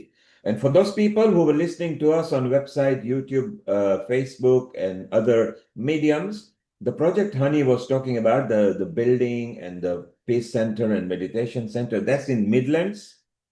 So it's center point of England. It is easy for everybody to get to. It's also got the arterial road, so it's very easy to travel over there. So we want to tell them more about it, honey. And Absolutely. I want Amrita and you to welcome Vimla Prana at the moment. And Amrita, if you can set up during your break today a live group, because most of them are on Telegram, okay? If you can create a group for this just eco-friendly, sustainable Earth Day ideas and project, so we can get that going. And maybe Honey will be nice to coordinate that, because she's very deep into it. So Amrita has saved some of your admin time. Now, Wimla is new to Healing Our Earth. This is her first project. She's also got an exciting project lined up for us. And after Vimla, Honey, you will summarize and we go to Golo, Yes. because what has happened on the earth at the moment of fuel crisis, the Brahma Kumari has got one of the biggest cooking project, which doesn't require LPG gas and things. So Wow. that will be again useful. Let's bring Vimla over here and let's introduce her. So she's there and a part of a PHI campus, which is a beautiful campus down there. She's going to tell us more about it and her project. ¿Cómo está, Wimla? Muy bien, gracias. Global Namaste, dear friends of Healing Our Earth. Namaste. Global Vimla, namaste to you, Vimlaji. Thank you very much. Hani and Amrita are your co-hosts today. But first, for the next 10-15 minutes, tell us about your project and PHI campus. And then Anukul, Amrita, and Hani will engage you into cross chat. And Amrita, also, Vimla is on Telegram. So if you could head her to the Earth project, please. So that'll be useful. So Vimla, it's all yours now for a moment, for next few minutes, and then we'll chit chat. Over to you. Thank you. Sí. Thank you very much, Neilji, for this invitation. My name is Brahmachari Nivi Malaprana. I'm a monastic member of the Vedantic Center of Spain, and I'm also the technician responsible for the facilities and the systems I'm about to discuss today. I'm going to tell you about the campus fee, which was conceived and created by my revered guru, His Holiness Swami Rameshwarananda Giri Maharaj. I'm going to share some slides so that you can follow the explanation more easily, okay?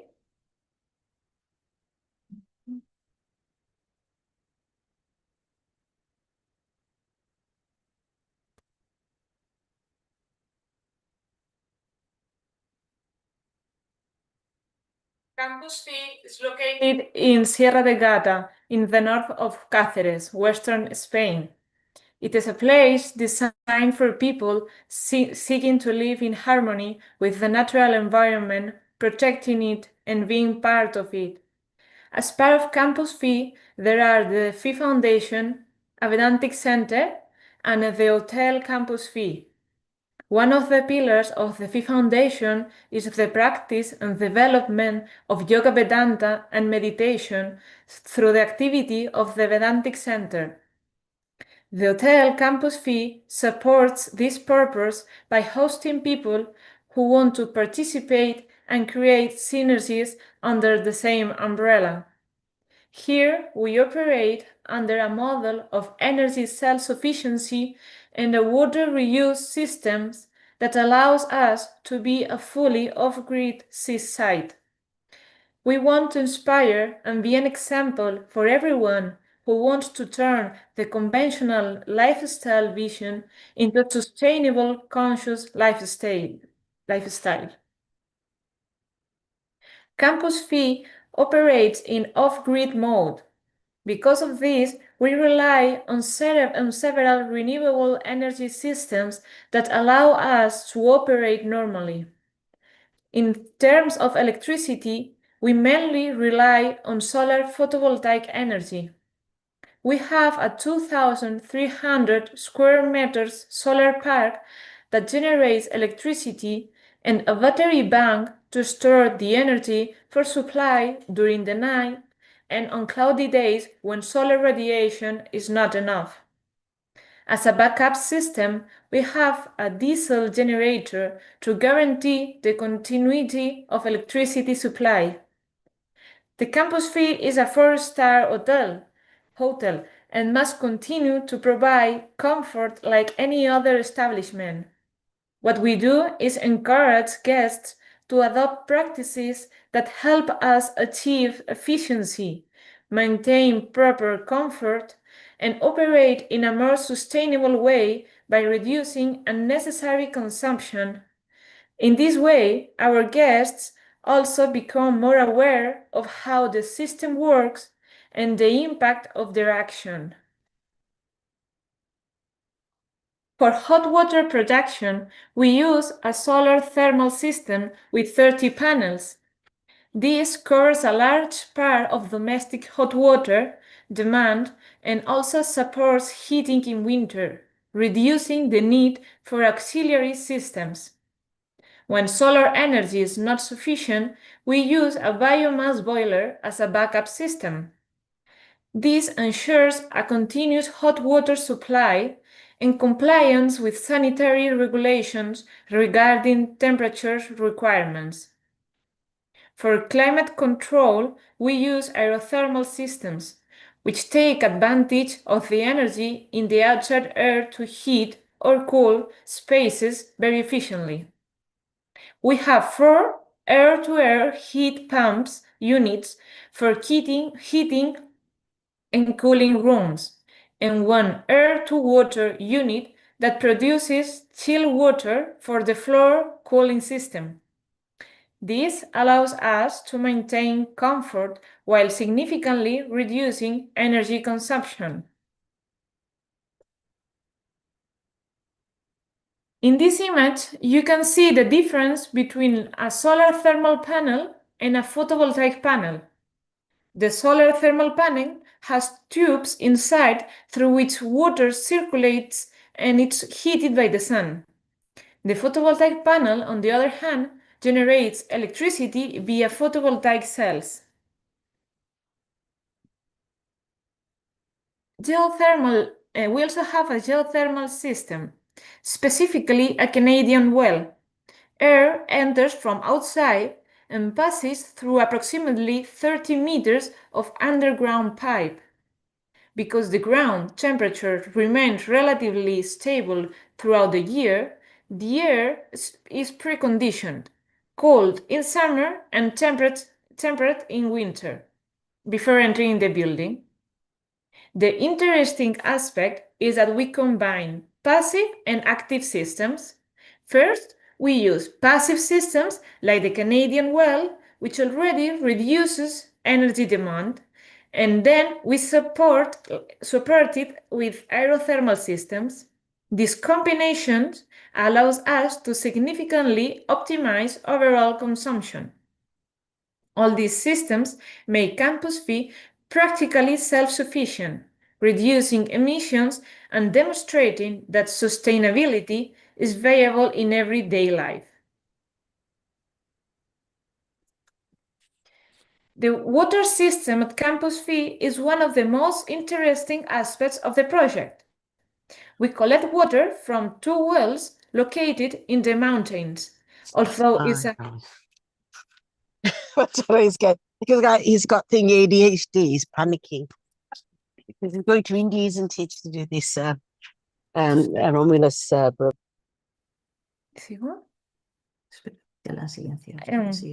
Excuse me. I continue. Although it's a high-quality water, we still treat it on site to make it potable due to legal requirements. From there, water is distributed throughout the building, rooms, kitchen, and laundry. What makes the system special is that we separate grey water and black water. Grey water comes from the shower, sinks, and laundry and has a lower organic load. Black water comes from toilets and the kitchen and has a much higher organic load. Grey water is treated through a subsurface phytoremediation system using a macrophyte plants. The root system and associated microorganisms naturally break down organic matter through biological activity. Black water first goes through a solid decantation process and then through a biofiltration system called the MET filter. We use electroconductive materials that stimulate electroactive microorganisms, enhancing pollutant degradation. After that, it also goes through a phytoremediation stage similar to the grey water systems. Finally, treated grey water, together with rainwater, is stored in a maturation lagoon and reused for irrigation in the vegetable garden. Treated black water is mainly reused for irrigating fruit trees.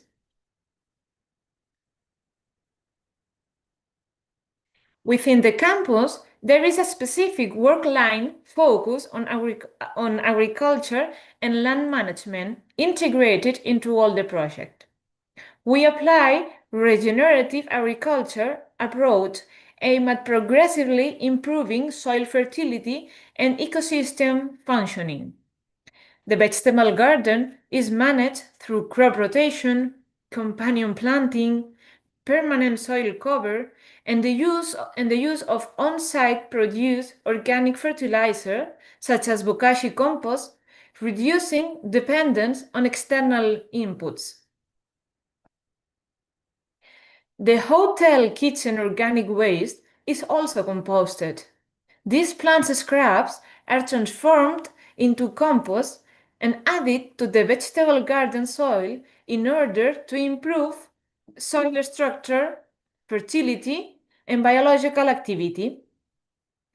In this way, the organic matter cycle is closed within the system, reducing waste and external dependence.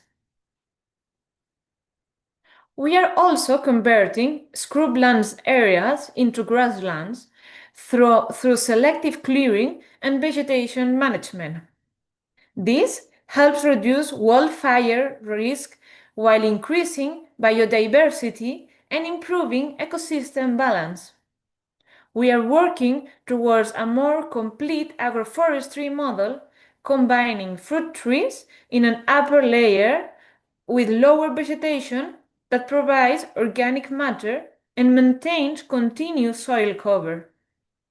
In addition, we plan to integrate animals, such as llamas, into the systems, helping to control vegetation and close nutrient cycles within the property. Another important dimension of the project is education and awareness, structured according to different types of visitors. We offer guided tours for hotel guests, explaining the general functioning of the campus, the energy systems, the water cycle, and agricultural management.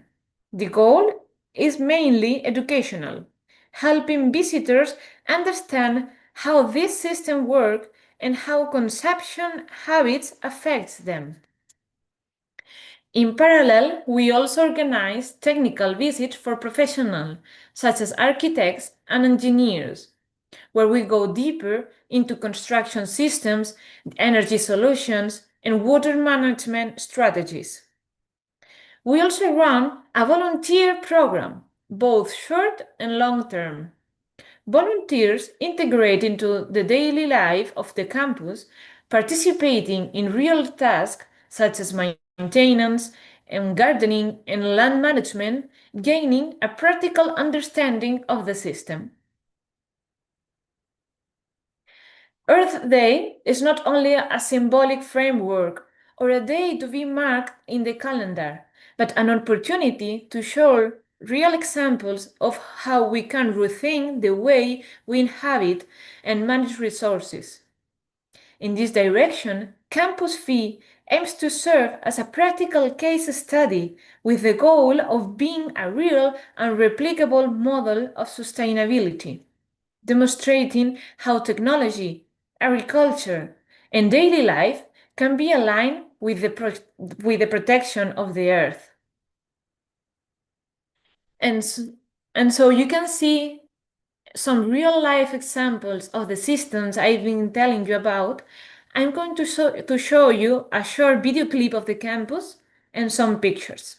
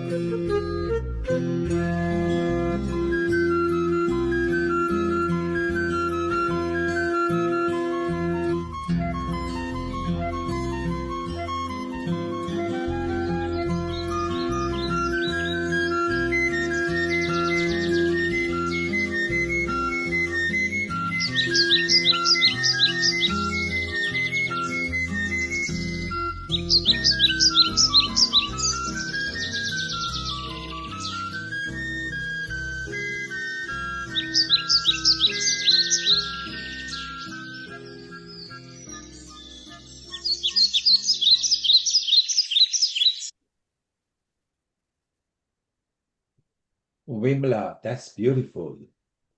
Here we can see the rooms, The Vedantic Center, yes, the solar park, the phytoremediation. It actually practices what they teach as well. They don't just talk about it, they actually put the practice. Look at the honey, you will love this. Look at that vegetable garden. I love that. And here is a picturesque view with the rainbow. You can see how scenic it is, fresh oxygen, and it's such a beautiful campus. Yes.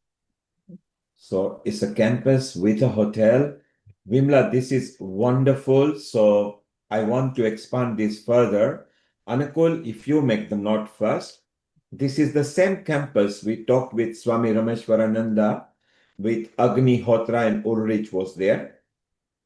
And honey, for you, this could be a beautiful center where you can do an exchange with Melton Mowbray and Spain.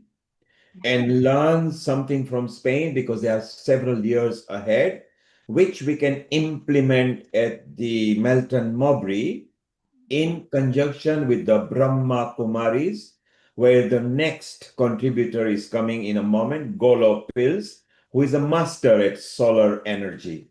So, Anukul, if you could initiate in-person conference in Spain with Ulrich Agnihotra and Earth and Sustainability, because it goes together. Then we also have Golo Please and other team visiting because he'll be back in Germany and it'll be easy. And Ulrich is actually going to be back in Germany shortly. So this can be done tail end of or mid of November. Swami Rameshwarananda's team has sent a package where it can be more feasible to do. So it's so wonderful. And honey, you also be part of this outreach so that you can do an exchange, not just the garden, but other projects and meet the wider team, because at the monastery, there are a lot of people involved who have got a lot of affinity to India and the Vedic science and Indian knowledge system. So here is an opportunity. Amrita, most of them are on Telegram, so you can set the group, then I can guide. Not necessary for me to be there. You can set up a WhatsApp group. So, Anakul, you actually saw the solar power use. You saw the campus PHI, which is a hotel as well. 4 weeks back in the Agnihotra episode, you actually met Swami Rameshwarananda, and then Swamini was there as well, who assists in everything. And Vimla, you will be part of a group chat with Amrita, Hani. These are all the leads. Amrita is a senior lead and she is a convener of SATA. Anukul is also the convener of the SATA organization, Science and Tradition Association, which Swami Rameshwara already knows about, Swami Rameshwarananda already knows about. Now comes Hani, who is part of Healing Our Earth. She does some project and brings in project to Healing Our Earth. She loves working on the funding modules as well, and from the philanthropy. So isn't it wonderful that we are all connected through this animated Zoom meeting where we can connect with each other, and all our projects have got synergy in this. The new one that Honey is working on behalf of Samarpan, but then she's not just working on that project, she's also involved in other Earth projects. Anukul and Amrita are already part of SATA, which is going to bring the module of Earth, where Sudhir Sharan, whose specialty, and he's here in about an hour's time. So we are all on this platform. Anukul, first let's have your comments because you were keenly observing. And when the birds were twittering at PHI campus, we loved what we see. Anukul, your comment first. As it happens to be, I've visited that particular center, PHI, on the internet quite a few times. And I've made up my mind to visit that place anyway. So there is no escape from it. I have to visit that place. But what a fantastic way of coming in contact with nature, because we are nature ourselves. And the instant we separate ourselves from nature, our entire tendencies will change. So I think we can get better only when we are connected to nature. And again, seeing Hani Kalaria's presentation is just amazing how all things come together. And the particularly the dependence on things like solar energy, using the local energy to produce the things, and as what do you call Neil, you were saying about uh, the various not using the normal gas for cooking, etc., from Brahma Kumaris. It is something that we all need to learn in the current days. And as we have got further and further away from natural use of stuff. But it is fantastic, Vimla, to see your that place. We would certainly like to visit that place. I have no doubt that I'll be visiting sometime with it before the middle of next year. Brilliant. And Anukul, shortly, Golo is the one who is doing that presentation. And what an apt time in this day and age in the war going on. So he has been working on, he's a solar expert and he gives expertise on renewable energy. And shortly I'm going to introduce, or Amrita will introduce Golo. And Golo will say hello to Vimla, because Vimla, your solo project and Golo will go hand in hand.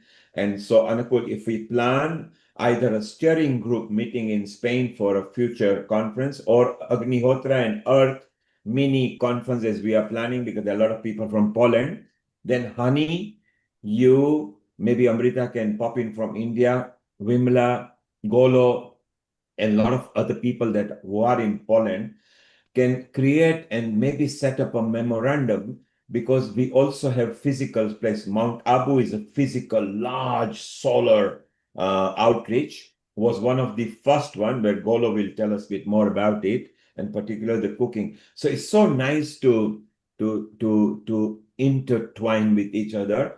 Before we bring in Golo, just in a moment, and introduce to everybody, Honey, you were Yes. very keenly watching, you observed everything, that there was a physical hotel, there was a physical place up there in the mountains with a fresh air and beautiful environment. And they do Sattvic food as well, by the way. The food is so beautiful down there.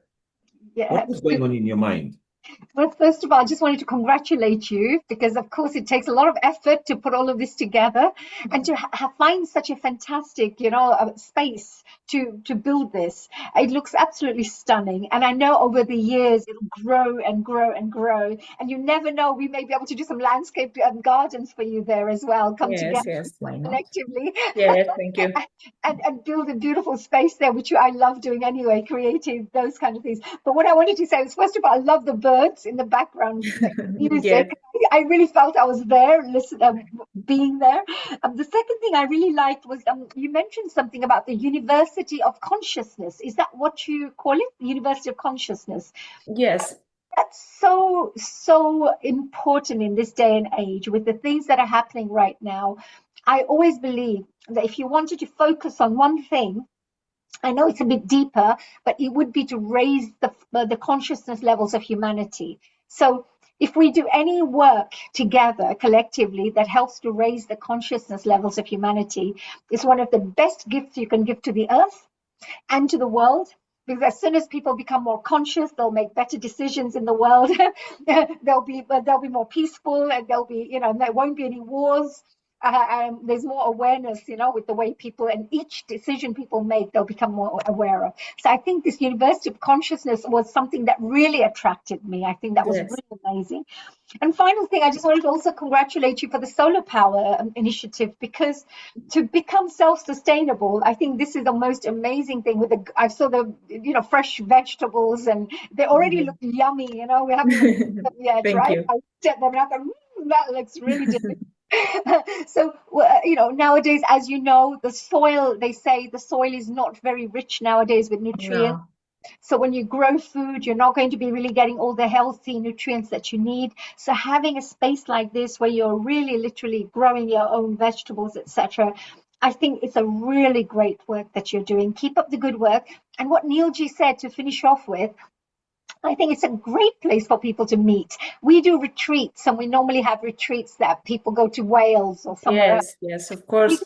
Yeah, we could organize a retreat for everybody to go to Spain. I mean, it's just down the road, really, isn't it? If You you are almost welcome to come over and visit the campus fee.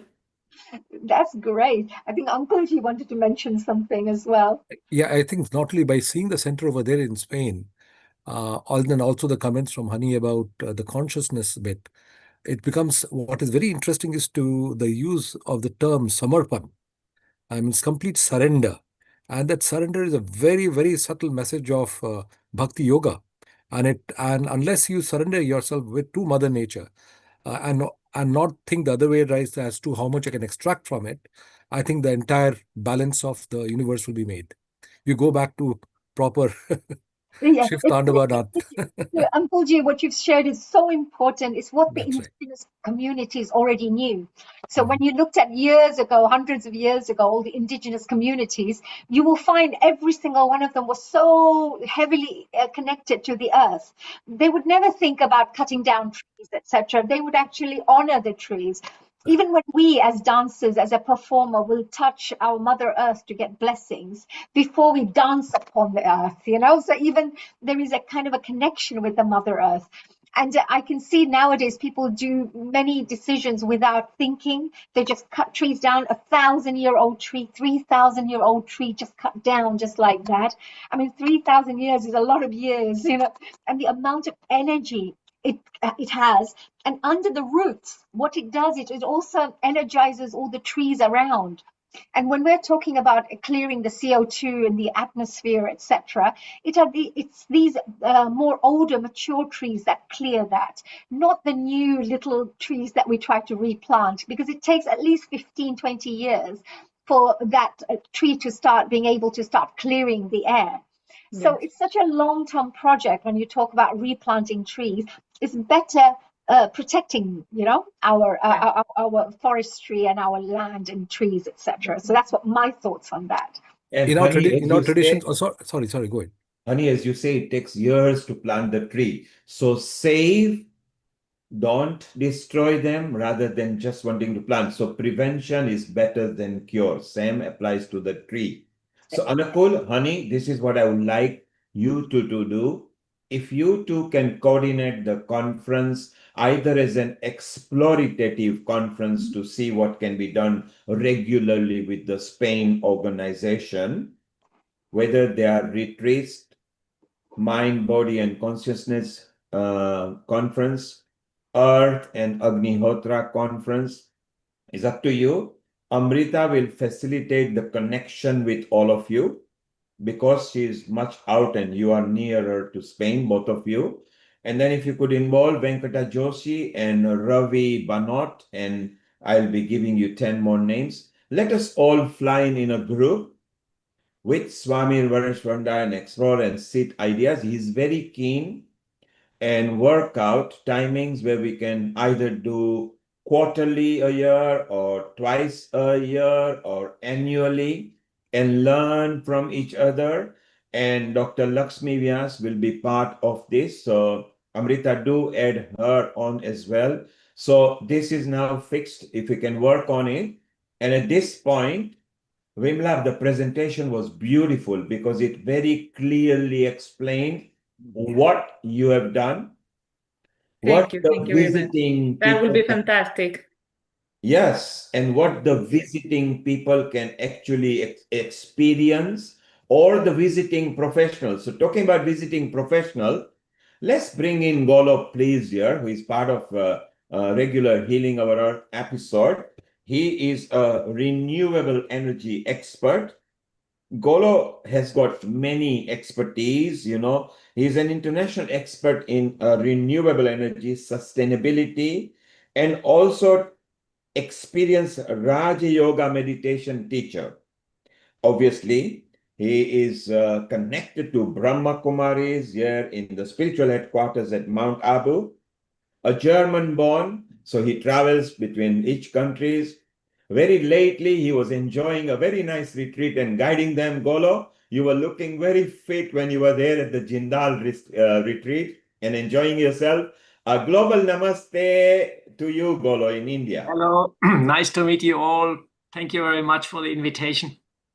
And Golo, I'm very keen that when you're back in Germany, so if you could keep in touch with Anukul, Hani, and Amrita. Amrita has your number, so she will loop you in, and Golo is on Telegram as well. It'll be very nice to go and explore the solar power that in Spain Swami Rameshwarananda is doing. And also with Anukul, Hani, and Amrita, Golo, if you can be part of the team to bring this renewable energy into forefront, because now today on the earth for next few years definitely is required. So Golo, what have you got lined up for us? I'm very excited if you could tell us about the solar cooking as well. Yeah, I have actually prepared also some slides, and I hope it will manage if I share. I click share. Yes, and, you are a co-host. You can share. Vimla, stay around so we can chit chat again, okay? So what are you seeing now? Can you see the PowerPoint? The mindset. Our title is here. Golo, fantastic. Okay, very good. So okay, great. Yeah, I'm actually right now in India in Mount Abu, and I was recently in Bangalore. And you see the next slide, is it happening? You can see? Yes. Yeah. And in India, there's a big shortage of gas cylinders right now. And I got an invitation by the Sai Baba big hospital and college, and they cook for 11,000 people every day. It's near to Bangalore, north of Bangalore, and they have been, and they use entirely gas cylinders. And in India, the problem is that if you look the strategic situation of India, there's a big dilemma. India is getting about 80% of LPG, liquefied gas from the Middle East, 50% of LNG, and also I think 60 or 70% of the crude oil comes from there. So, and all this has stopped, So India is relying to a great extent of the imports. And another big problem is that a lot of raw materials for fertilizer comes also from there.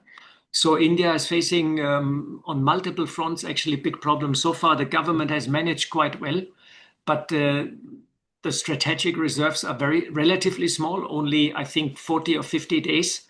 And they have managed not to rise prices right now, but gas cylinders are short. And the situation is so-so. You cannot buy induction cookers right now. You cannot buy solar cooking boxes right now. And I bought, luckily, in the beginning of the crisis, I bought 2 electric scooters, and I just got them and 1 electric rickshaw. And now all this is also gone. Now you wait for 2 months for an electric scooter.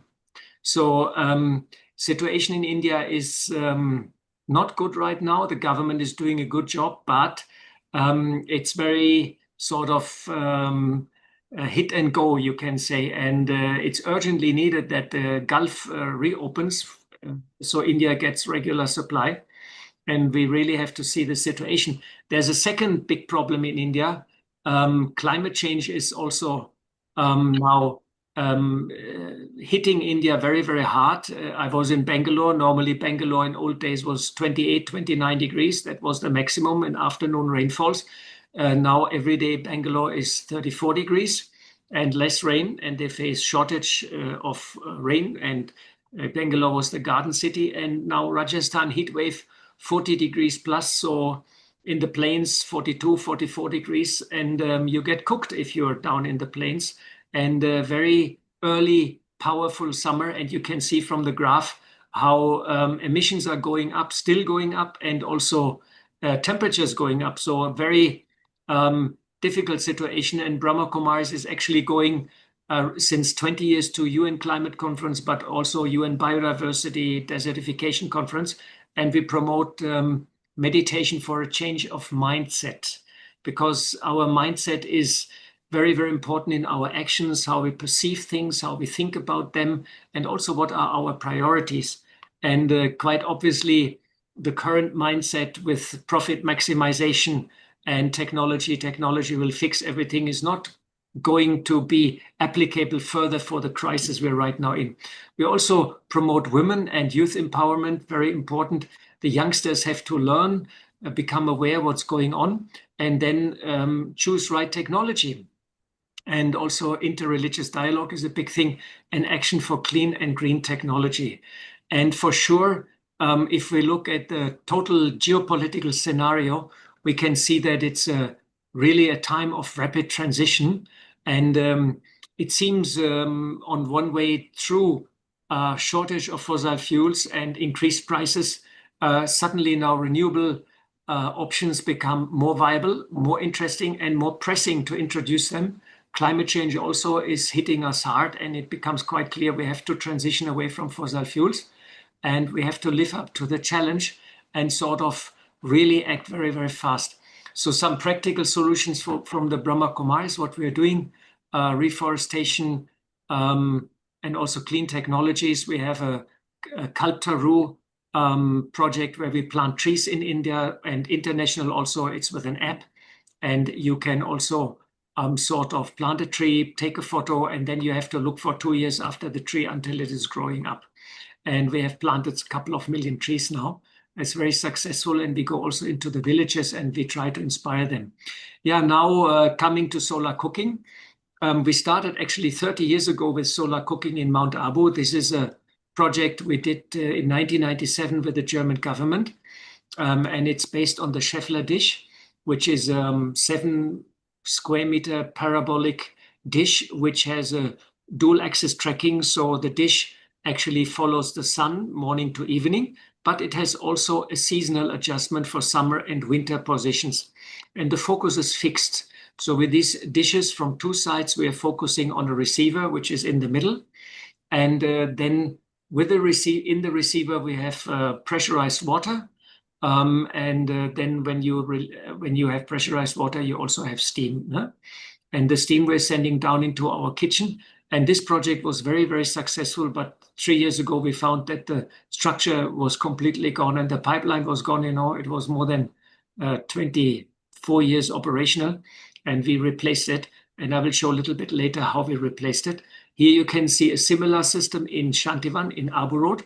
And that system was built in 1999. This is still operational.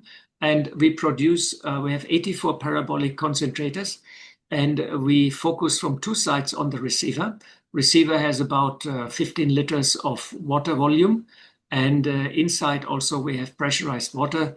And through the concentrated solar light, the receiver receives the heat, the energy, it's transferred into the water starts boiling, shoots up into a header pipe, and then from there we send it into the kitchen, and we produce 3 to 3,500 kilogram steam, and that's enough, let's say, for 35,000 people to make rice, or for 10,000 people to make rice, dal, and sabzi. It's a bit up to that.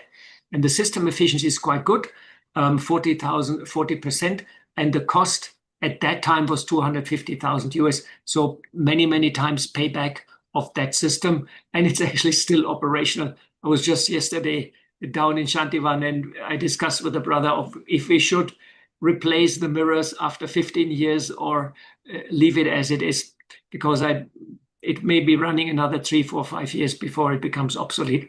So this would be a record for a solar thermal system to last for such a long time, but we maintain it nicely, and it cooks regular. The sun is there and it is cooking. It's no issue. In the recent years, we also have gone very big into photovoltaic, and we have installed all over India more than 500 photovoltaic battery system with 3 to 4 megawatt. And at the moment, we're installing also 700 kilowatt in our campus. And we're trying to go completely on solar, and I will show also the new solar system we're doing. Here you can see our Shantivan campus, and on the right side in the bottom you see the solar cooking system which we have installed there. And we cook for all these people with the power of sun. Some years ago, we also installed another solar thermal system with the German government, and the specialty was that we have thermal storage, and it was India 1. It is a 1 megawatt solar power station. And specialty, we have thermal storage running with a turbine, and we got funding from German government, Indian ministry, and also did research together with Fraunhofer Research Institute. And the Brahma Kumaris was also supporting the project. And you see here a photo with the dishes. And you can see in the background Mount Abu, and we have totally 770 dishes. And these dishes are based on the Scheffler dish, but is a modification. Here you can see a close-up, and each dish is about 60 square meter in size, about 15 meters height, has 600 parts. It's all curved. And this dish has dual axis tracking, means daily adjustment, seasonal adjustment, and we can change the shape of the dish also, so it's built flexible. This all has to be done, so the focus is a fixed point. And in the focus, we have a receiver with 2.5 tons of cast iron, and we heat up the receiver to 500 degrees. And the project is running quite well. And we also produce their steam, and which we can use for turbine, but we can use the steam also, of course, for cooking purpose. There's no problem. Here you see a total picture from the top. And we added, meanwhile, also huge photovoltaic fields. We added some 3 megawatt of photovoltaic and run the plant now hybrid with photovoltaic. And this is now actually the latest project we have just done in Gyan Sarovar, where we installed 200 kilowatt of photovoltaic, which we store the energy in lead acid batteries, a little bit old fashioned, but they're still quite good, the lead acid. Newer system now, we're going for lithium batteries. And we have an inverter also with 200 kilowatt. And now comes the new cooking system. We're actually cooking with huge induction cooking vessels. And you can see here the photo. This is a 300-liter induction cooking vessel, which approximately draws, when it starts, 30 kilowatt. But then when you cook, the power goes down to 15 to 12 kilowatt. And the beauty of this induction cooking is it's very fast. Efficiency is 90%. You can use AC power, which is also very, very good. And so you can use photovoltaic, produce your solar power. You can use this photovoltaic energy for cooking. But if you don't cook, you use the solar power for your campus, for water pumping. So it can be a very nice hybrid system where you use photovoltaic and AC power for induction cooking.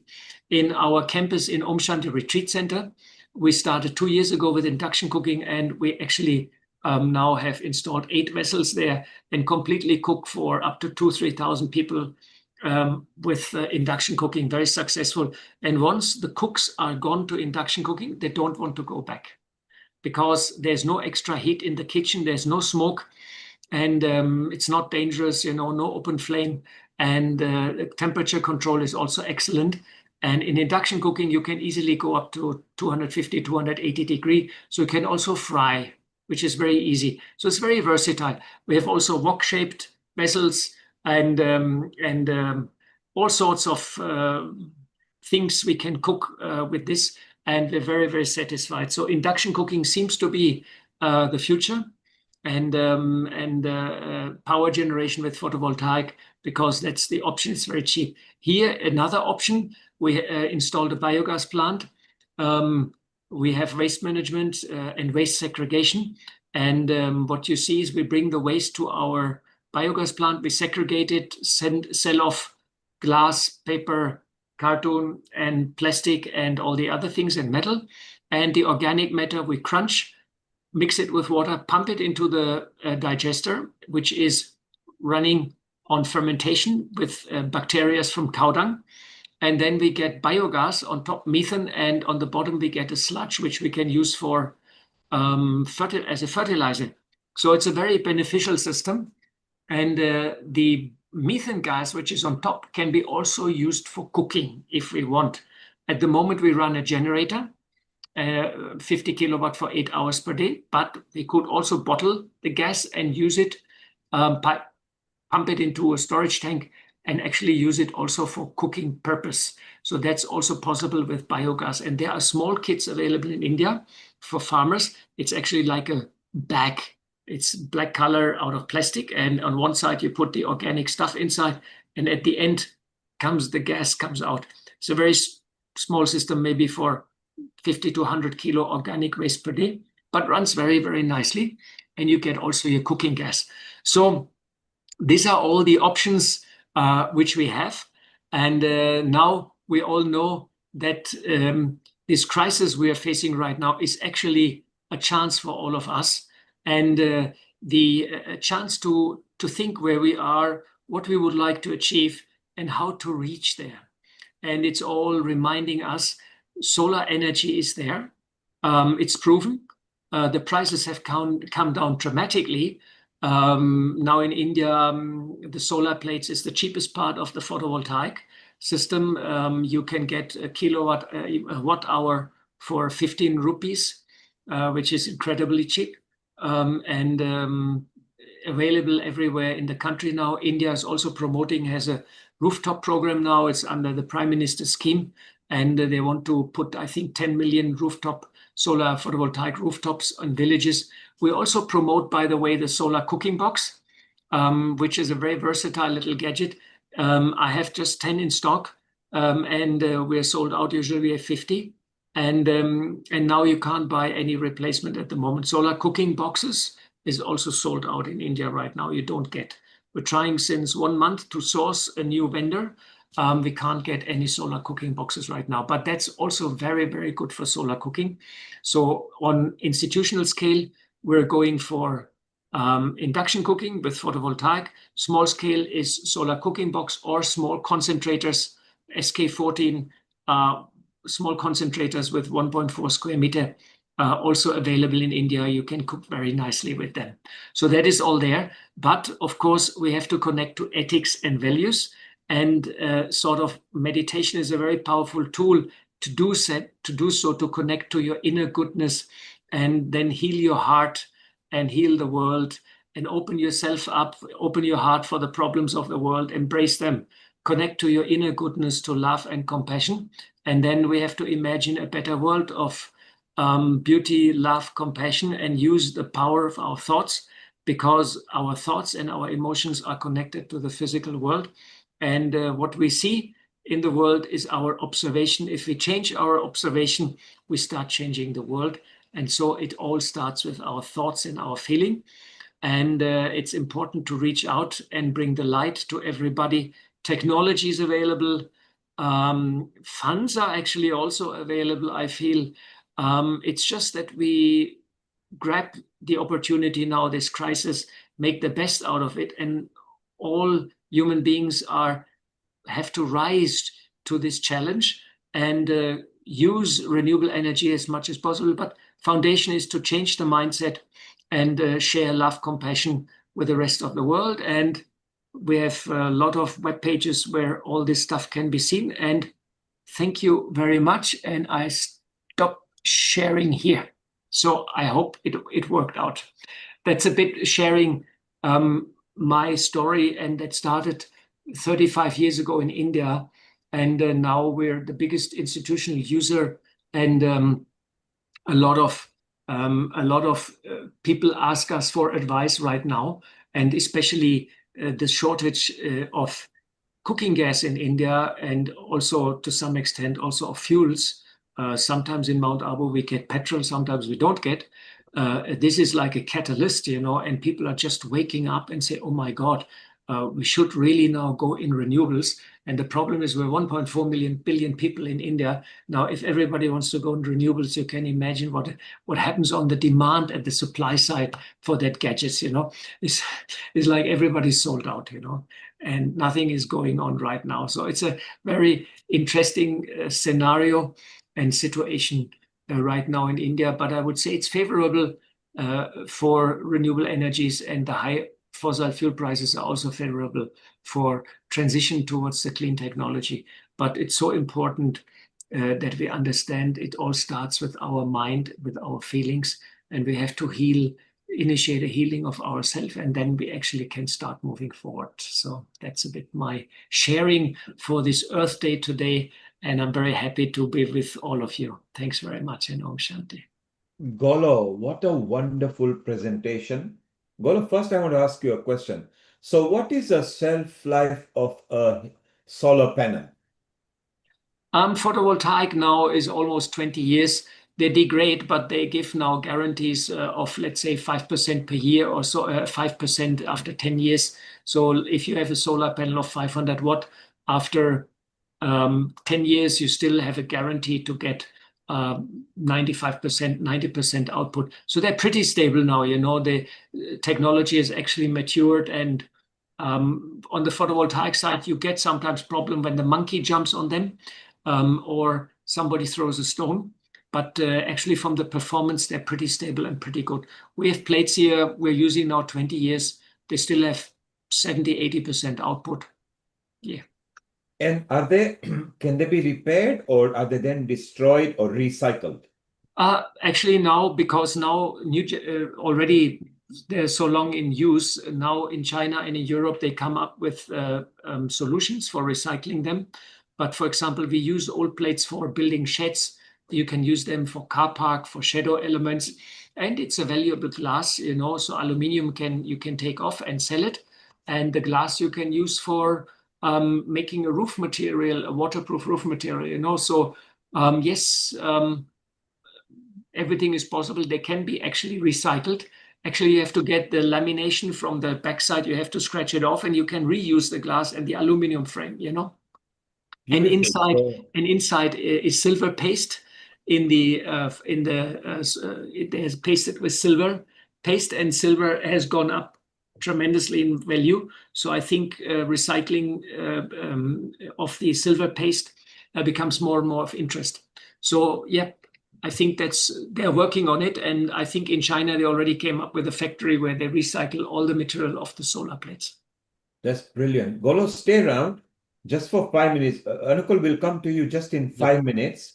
Honey, can you do your summary and conclude? And then Vimla, Golo is somebody which will be very nice to plan a visit with Anukul and Amrita and Honey, who will organize that. Honey, let's summarize a couple of your projects and everything and say hello to Golo, which Of would be course. very nice to keep in the team because he's not just an expert in renewable energy, but he also knows the peripheral expertise as well. Absolutely. Well, first of all, again, I would like to say a very big congratulations for sharing such amazing things. I have had the pleasure of visiting Mount Abu and seeing this with my own eyes. I also saw those pots, you know, the one that you were showing with the cooking. Oh my God, they are huge, really huge. And I can't believe how many people are fed for free every single day. So that's also such good work that the whole team there at Mount Abu is doing. So well done, and Om Shanti to all the wonderful team members there at the Brahma Kumaris. Yes, the work that you're doing with the solar panels, I think the questions Neil asked were very good. I think they were excellent questions, because I sometimes think that many years ago, when I used to have a phone, it was like a brick. You know, it was really heavy. And I used to have a mobile phone, and that was years ago.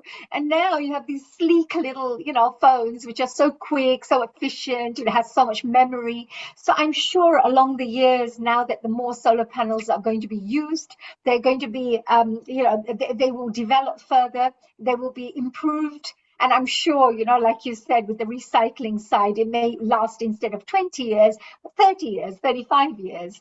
So, and they may be easier, because sometimes I think they're quite big. So I saw the actual solar panels. It's quite a large amount of space that's used, you know, to create these solar panels.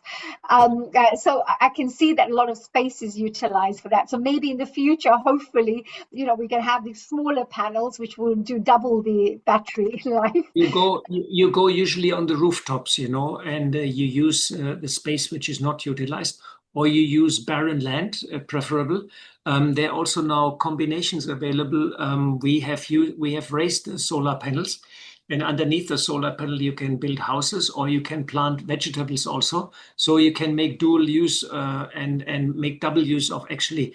And if you raise the whole structure of photovoltaic and build a accommodation underneath, you create shadow, automatically the building stays cool. So there are a lot of options now where you can actually utilize existing space. And it's also used in agriculture. There's a lot of, there was a conference recently in India. It has even a name where you use photovoltaic, and underneath you plant vegetables, you plant useful plants, and the photovoltaic gives some amount of shadow and reduces also the evaporation of water. So it's very useful for a lot of vegetable plants which don't like the heavy sunlight. So that's happening in India now also, in order to make dual use. That's amazing. That's Yeah. really brilliant. Hi. Hello, Amrita ji. I was just saying that I Hi. stayed at Mount Abu as well, and I know that the whole of the place is actually, the electricity is made from, you know, is conducted and generated from this particular plant. Can you imagine? There's such a huge complex is fully, you know, I just thought that's a great thing. So Yeah. good work. Actually, Global Namaste and Om Shanti. I'm really glad, and I'm uh, overwhelmed with a lot of stuff in a way, because this topic is very close to my heart. I'm born with this. My dad is a scientist in renewable energy resources. My home, I have a solar panel. I cook with solar cooker, and it tastes yummy. My kids have given a lot of projects which my dad has assisted for schools and solar dryers. We grow a lot of basil and we dry it in the solar dryer. And I have solar lights at home and they work very well. And I would also like to add you because I come from a hill station and it's not easy to give electricity to every point in a very far flung areas which are very difficult to achieve. So people buy some solar lights and they implant them near their streets and the homes, the individual homes they have, and they glitter all the time, which is so good as a way where there's complete darkness around because it's a completely rural area. And I also I'm very close with these projects of using the biogas plants because my dad's primary work is with the biogas plants, and he was the advisor to Government of India for various projects in Amul and other places where utilization. So in the villages, most of the time I've seen how people have a kettle and they preserve the cow dung, and then we have manure, and then with the biodigesters, what kind of microbes will work, and then they used to have a good cooking. And I think the food is very different to taste when it is cooked on an LPG and it's cooked on a biogas plant. And that digester manure is the slurry is used for agriculture. So they are planting, they are doing agriculture, and it's utilized in a very good way where people are really happy in the rural areas. And there's very big projects with Amul and dairies and other kind of organizations that run these things. So I really want to congratulate for the work you are doing, which is really good. And I know it is very beneficial for large organizations and even very handy for people if they want to use, because photovoltaic cells with solar panels are very handy nowadays, where you can use it in a very easy way to for your hot showers, and also for utilizing it as a charger, utilizing it as street lights at home when the light just power goes off. It's really beneficial. So thank you so much. So kudos to sun, the God's sun or the Almighty Yeah. sun or the nature's sun. Look at that. It feeds the plants and trees and human beings and animals, and now has given us a route for solar energy. Anakul, let's have your comment for a couple of minutes. We go back to Honey. Golo, you have brought a lot of smiles on everybody. Look, Amrita just woke up because she can relate. Her father is her hero, and she can relate from that point right to what you have done. Honey has been to Mount Abu. Of course, I've been to Mount Abu, and Dadi Janki personally took me around. And when the project started, and Brahma Kumaris are part of Healing Our Earth anyway, so we love our connection with them, which is so beautiful. Anukul, your comment, you were observing very keenly and getting excited as well. I'm very, very excited indeed. First of all, the idea of Mount Abu in our college meant you could sit on the first shelf on the wall when we joined the college. Anyway, so I've been on the Mount Abu many times, but that way actually have not visited real Mount Abu. Number one is that when I was 45 years ago, I think I had made up actually a project in which I would use gobar gas as a part of using fuel for a hospital, which I had made a project of, but ultimately could not implement it as I went out of the country. But very recently, about 6 or 7 years ago, I was trying to work out on the same thing. But I did not get a lot of support from the local political parties in Bengal. So it just went on like that. But I've still not gone out of my minds. Now that I've seen the solid waste management system that you've used, are there any ways of getting around access to this particular way of implementing it in various villages in anywhere in India? Well, you see, this plant which we have implemented, one of our brothers, he is a biogas specialist since more than 40 years with a vast experience. And he actually works since last 20 years in India and sets up biogas plant. So he came up with the design. And this is more like an institutional or communal biogas plant, because we can have a capacity of 3 to 5 tons of organic waste per day, which is quite a lot. And this plant also is, it needs a bit of an operator, and it needs a bit of, a team to run it. Once it runs, everything is fine. Sometimes a little bit of fine tuning, and it's a quite robust design and fully functional. and it's the latest design, so it's pretty good actually in terms of efficiency and material used and so on. For villages, as I said, there is this little. It looks like a bag. Actually, it's maybe like 2 cubic meters volume. It looks like a bag, like a black bag, and at one side is an opening. There you can open a big screw, and you put all your organic waste inside. And at the other side, and then inside you have cow dung, and in the bag itself, the biogas is being produced. And there comes a little pipe out at the other side, and you bring it to a special methane cooker. And then you can cook your meal with that.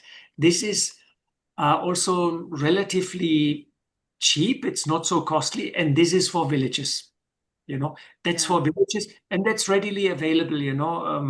I don't have now the technical name, but if you look up mini biogas plant, probably it will show up in Google. Yeah, I can also help you, Dr. Anukulji. So there is Central Council of Agriculture Research in India, and under that we have various projects that are granted to every state. Under that, the village panchayats, they hold the projects, and through the university they get the grants to take up the projects to particular homes. So there is a target of particular villages where the panchayat can take, and under the panchayat only we have the grants of the government, where the government under the renewable energy resources gives certain like they give some sale of with some kind of subsidies to the people who are using those things, and on subsidy basis they can plant solar lights, they can have the biodigesters. So all that can easily be done through the Central Council projects under the university. So Yadavpur University would be the best university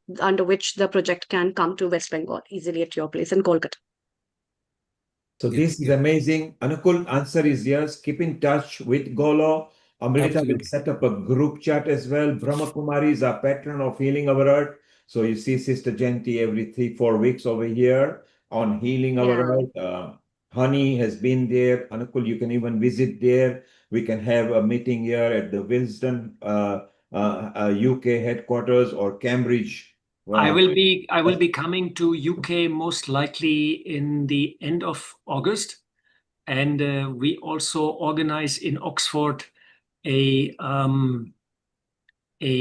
green retreat with Sister Jayanti and Maureen in the first week of September. So Anukul, there you are. Lock those timings, and Oxford is where we wanted to carry out some outreach. Sister Jayanti and Maureen, again, they're both a part of Healing Our Earth. I'll give you direct connection over there so you can connect to them. See, this is the beautiful part at Healing Our Earth. We connect countries, we connect expertise, we turn them into a project. So, honey, because you are very keen turning them into project and maybe also probable funding as well.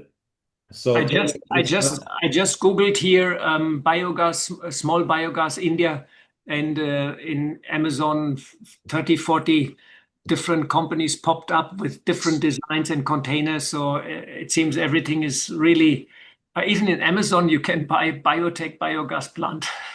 So you can even in Amazon now. So amazing. And Golo, you're looking very well, because if for those people who have seen Golo on Healing Our Earth many times, he's 3 kilogram lighter. He had a good fun up there just very recently last week, and we were chatting, and then he sent me a nice video over there. Golo, we are very proud of you. Your expertise is very important, not just for the Brahma Kumaris, to the community at large, which is so useful. You are in touch with Amrita as well. Now, Honey and Anukul will be in touch with you as well. Vimla, your part of your project has got connection to Golo. So it'll be very nice to connect you guys as well, because you've got a physical place up there at PHI campus. So Amrita will facilitate that. And together, let us not only help our organization, our community, but the globe at large to create a better community. Honey, for next 1 minute, some conclusion from you, and then we are going to go to Rotarian Lal Gohel, who is our regular senior host and a producer here. He is going to bring a bit of different flair. He loves organ donation, so he likes He likes treating Earth with keeping people's organs happy, but today is going to involve the Earth part of it. So, honey, Thank if you you. conclude, and then Amrita, we can welcome Rotarian Lal Goyed. Wimla, thank you, muchas gracias. Thank There Muchas in gracias, Spain, Vimla. and keep in touch, and we'll keep in team. Golo, stay around a bit if there are any questions, anything to answer. Honey, conclusion from Yes. you, and then we Thank, go to Rotarian Lal thank Goyed. Thank you so much, Neilji. Well, Vimlaji and of course Goloji, thank you very much for joining us here today. Thank you, Neilji. I just wanted to maybe wrap up with a little bit of my information that I wanted to share with the audiences and our Healing Our Earth family.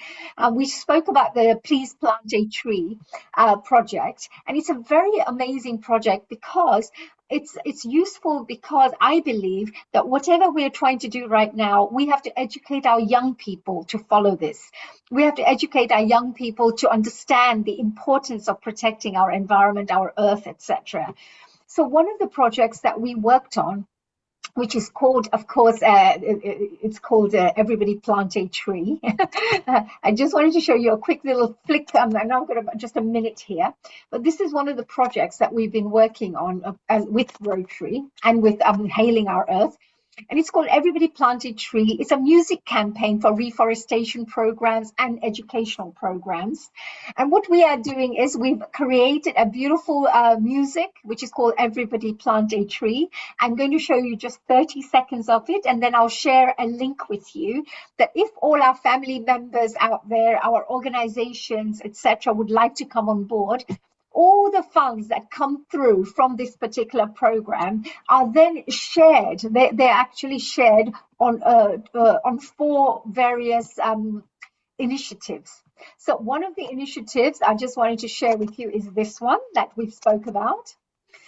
Here it is, Rotary in London, environmental projects. We wanted to plant 1 million trees, of course, to protect our nature. Second thing is we wanted to deliver environmental education in schools, which is very, very important, through a Saving Our Planet project. Third thing is local peace garden, which we spoke about, which is the Samarkand Peace Garden, a one-off, and that will become study, and then in the future we will do many, many more of these landscaped peace gardens around the world. And finally, promoting art and creativity to protect our planet. So this is to actually ensure that we encourage young people, artists, dancers, musicians, to perhaps use environment as a subject, that when you use music and dance, you can share very powerful messages with the world and the audiences. So this is to encourage that. So I just wanted to share one final thing here with everybody. Here is a website. It's a website where you could actually visit. This is the fundraising song that we're talking about. Here it is. I hope that we can just play a few seconds of this.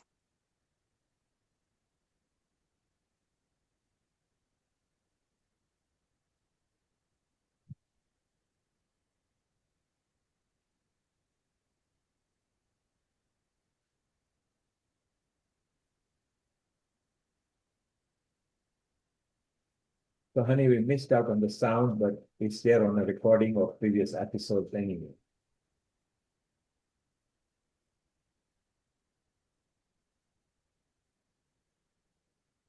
That was Honey herself presenting that with Twang Twang and Plant a Tree. So Twang Twang is a very good artist. So Honey, just in case if you're not aware, there was no sound shared, but we did discuss what this is, and Twang Twang and Honey got this project.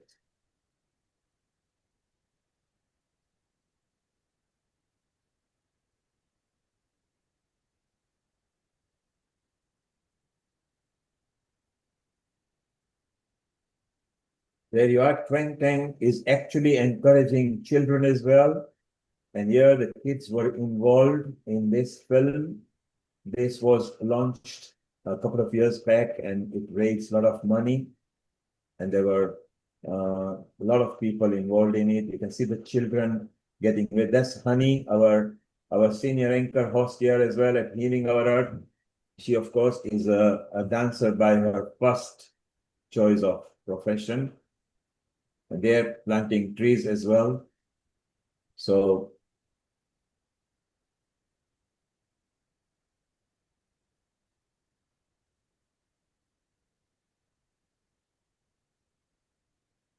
okay, honey, that's good.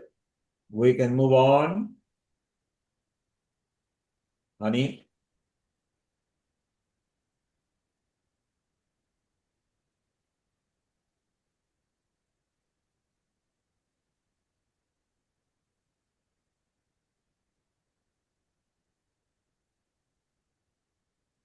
Okay, honey, maybe you were not hearing us, but there was no sound, but I gave a running commentary of who was involved and everything.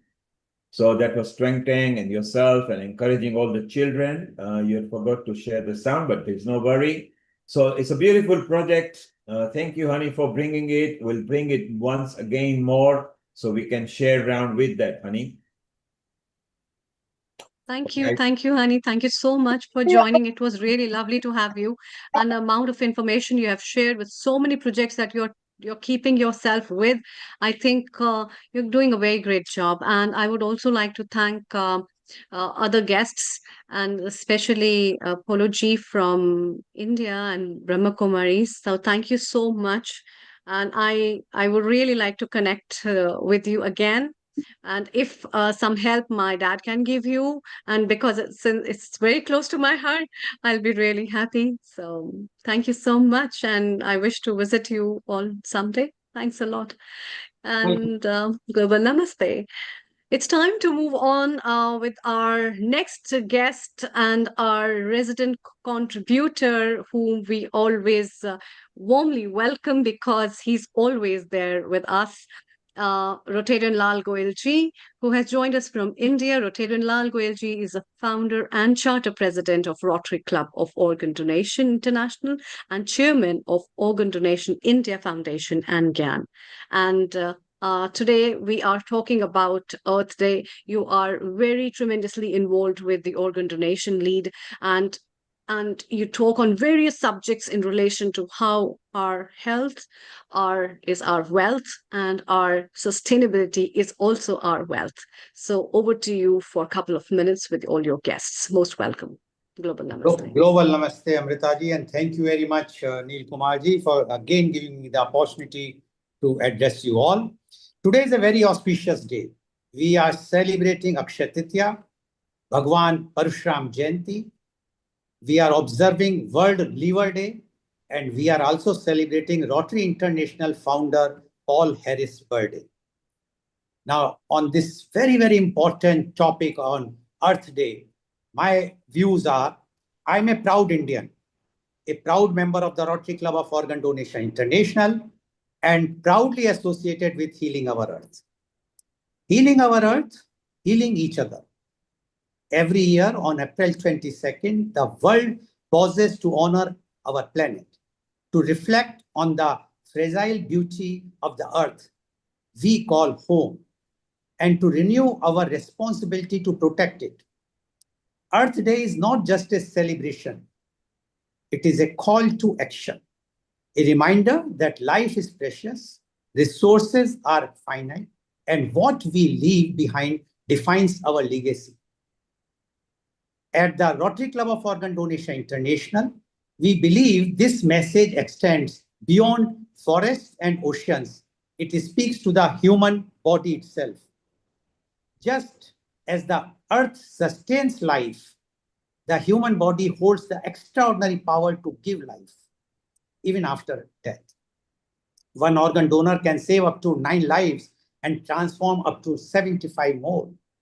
A donated heart brings hope. A liver restores strength. Corneas return the gift of sight. Each organ is not just a transplant. It is a second chance, a renewed story, a life reborn.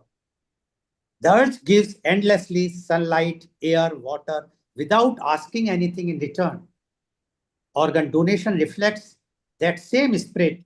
It is humanity at its most selfless, its most profound. This Earth Day, we urge every individual and every family to take a meaningful step forward, along with caring for our planet, by planting trees, conserving water and reducing waste. Make a pledge to give life. Register as an organ donor. Share your decision with your loved ones. Across India, thousands continue to wait for a transplant. Many will not get that second chance in time. This must change. And it begins with awareness, with conversation, and with a single courageous decision. As we mark World Liver Day today, observed globally on April 19th, this year's theme, Solid Habits, Strong Liver, highlights how everyday choices shape our health. Yet, despite increasing awareness, millions across India continues to suffer from liver disease. For many, a liver transplant is not a choice. It is their only chance to survive. The gap between those waiting and the organs available remains vast. Organ donation can bridge this gap, transforming tragedy into hope and giving families a second chance at life. As we also mark the 6th anniversary of our Healing Our Earth initiative, we reaffirm a powerful truth. Caring for our planet and caring for human life are not separate missions. They are one. This Earth Day, let your legacy live on. Give life. Thank you. Now, I would like to invite my first panelist guest, and he is Professor Dr. Pramod Pathak. Professor Dr. Pramod Pathak is an international corporate trainer, public speaker, blogger, and columnist. He is the former professor and head of management studies at the Indian Institute of Technology, IIT, Dhanbad. Professor Dr. Pramod Pathak. Dr. Pathak, you are a person whom I found that you can speak on any of the topic very authentic, with full authority.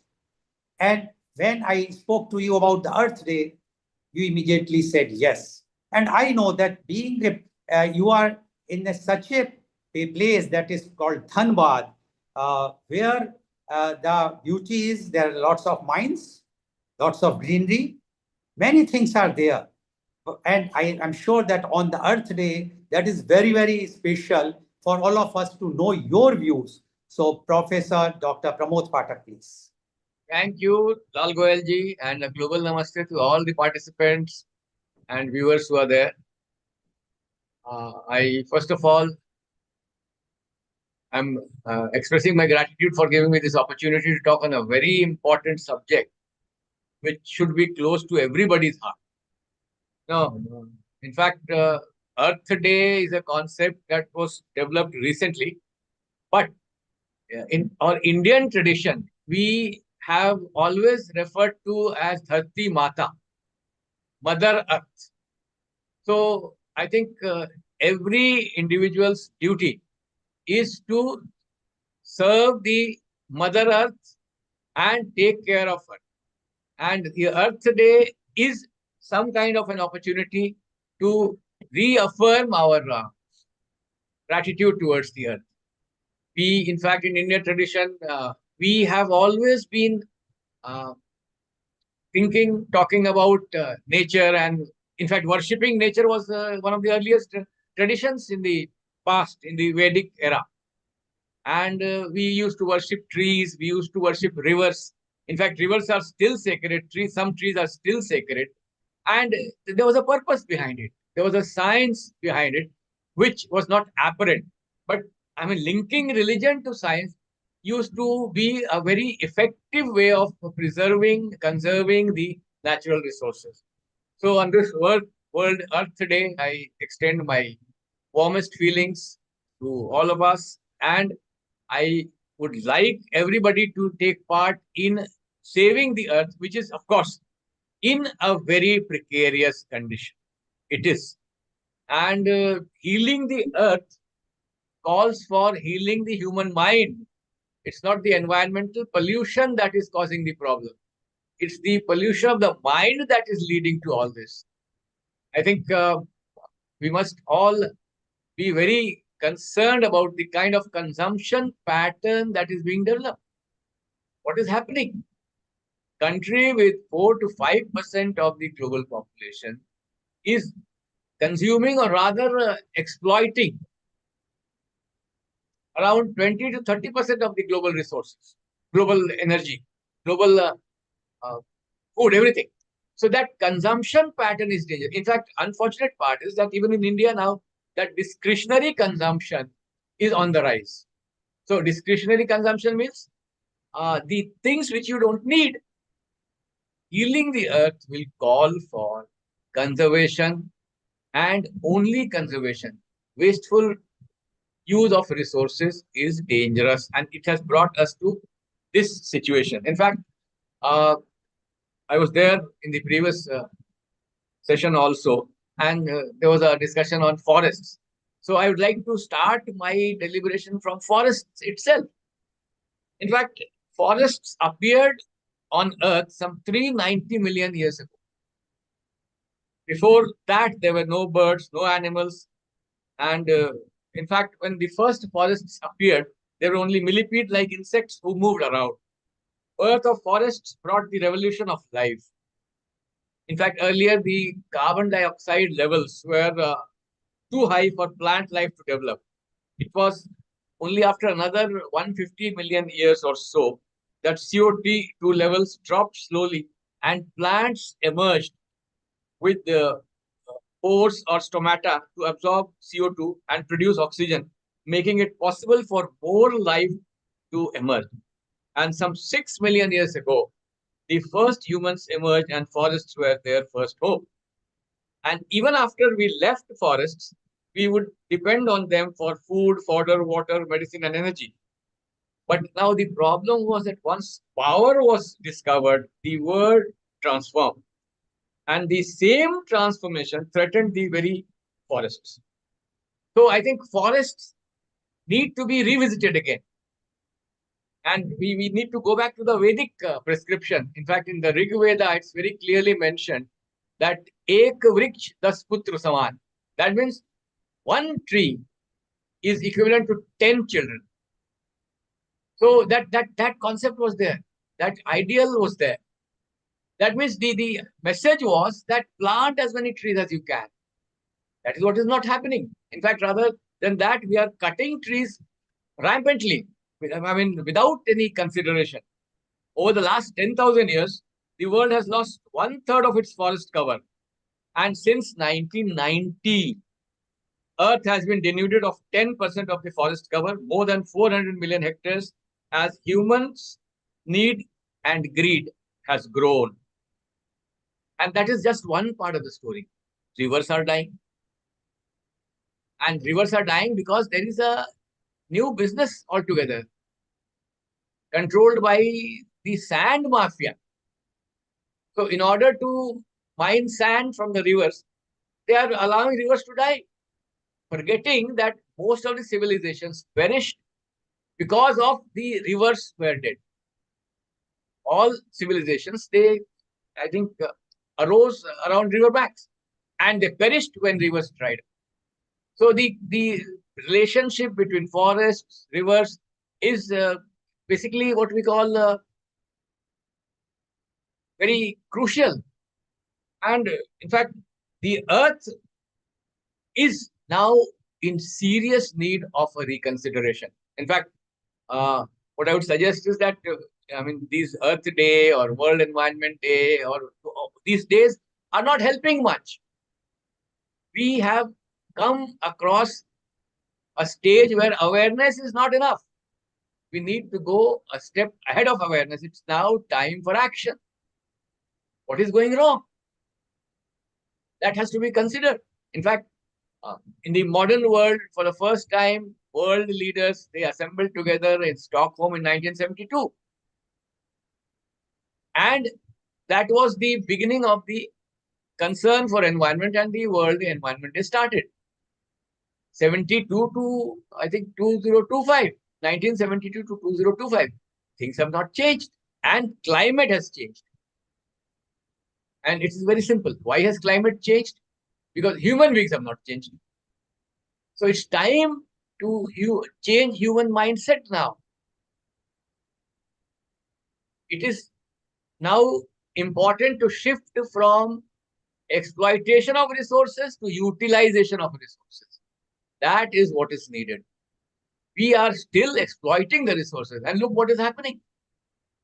In fact, even in India, what happened was that in the last few years, the drought is affecting more than 17 states. Earlier, it was only 2 states which were normally affected by droughts. Today, we are affecting more than 17 states, all because of rampant human action. Gandhiji was very right in pointing out that the earth has enough for every person's needs, but it is not having enough for even one person's greed. So it's the greed that is doing the damage. It's the greed that is killing the Mother Earth, and that is where we need to contain. The problem is consumption versus conservation. That debate is very important. And it is high time we focus on conservation now. The kind of resources that we waste. What is happening? I'll just give one simple example. The technology is doing a very huge damage to the resources of the world. Just a simple technology, the reverse osmosis installation in homes. To get 1 bottle of water, we waste 3 bottles. And there is no, remorse or concern. We waste it. In fact, even that water can be recycled. No one is thinking about that. The kind of food wastage that is taking place. The what we call the luxury trades where they offer meals. Look at what is happening in the morning. Kind of wastage that is there. So there is need for all these things to change. Ethical consumption. Consumption which is only useful for our survival, for our existence. But the vulgar consumerism is creating all the problems. It's vulgar consumerism. Okay. So I think it is very, very important to change our mindset.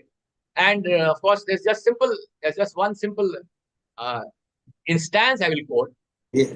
We in fact are associated with leading technological institutes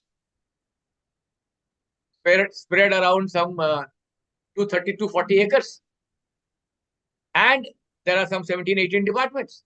Every morning, the people from those residences, it's a residential campus, they start their vehicle, reach the department, which may be more or less 300 to 500 yards. And lunchtime, they go back again using the same vehicle. Post lunch, again after having lunch, they come back. And in the evening, when the office is closed, they go back. Now, all this petrol or diesel can be saved very easily. And you can imagine what is the extent of damage. So this is just one simple example. Yes, Dr. Pathak. Thank you very much. This is what I wanted to say. And there are many more things to say, but yes, of course. Yes, time is short. And so thank you very much, Dr. Pathak. That also is a resource which is to be valued. Yes. And you have rightly said that the need is there, but greed should not be there. The need, the earth is ready to give everything, but not for the greed. Thank you very much. Time is short. That's why I have to cut. I know that you can speak for hours. No, it's all right. Thank you very much. Time is also a resource and valuable one. Yes. Now I would like to introduce my last but not the least panelist guest, and she is Rotarian Asha Janardhan. Rotarian Asha is the past District Secretary, Rotary International District 314, Mumbai. Her leading project, the Green Zones, supported by Rotary Club of Bombay, Chembur West, an initiative born out of concern over growing waste and environmental degradation. The project actively engages school students, empowering them with awareness and practical knowledge of sustainable behavior. Today, collaboration with over 90 schools impacting nearly 1 lakh students annually and nurturing young change makers within communities. Welcome, Rotarian Asha Janardhan, on our very, very special show that is on Earth Day, on this Healing Our Earth. And this Healing Our Earth is a platform which is telecast live on different platforms across the world, and very respected platform, which every Sunday they are organizing meetings on a different topics where the people are coming, giving their views from across the world. Now, Rotary Asha Janardhan, you have heard our previous speaker, Professor Dr. Pathak, and he mentioned that the need for need Earth is there, but not for the greed. Your views about on this very, very special Earth Day, Rotarian Asha Janardhan, please. Greetings to each one of you from different parts of the world. Thank you, Rotarian Lal Goyal ji and Healing Our Earth Foundation for giving us this opportunity to present our thoughts. Could I have my... Yeah, can you play this? Yeah, you can. Play the PPT.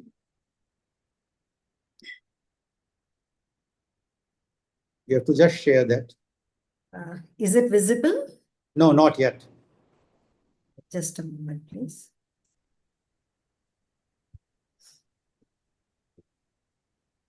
So you can keep on talking. Yeah. Yes, it's Yes. there now. Yes, it is there now. If you could maximize, we are looking at your desktop rather than... Okay. So if you could always select your presentation and then share, okay? You are actually sharing your share screen now.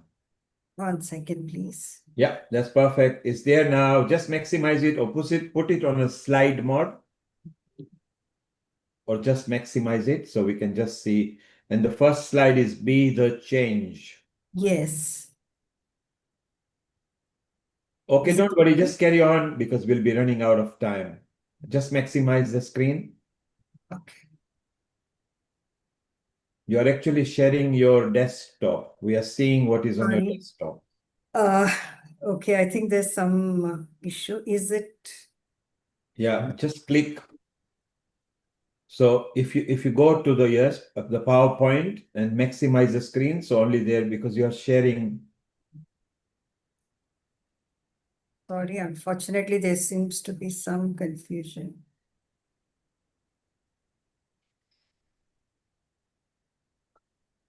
Okay, I think there is some confusion, so I'll just speak.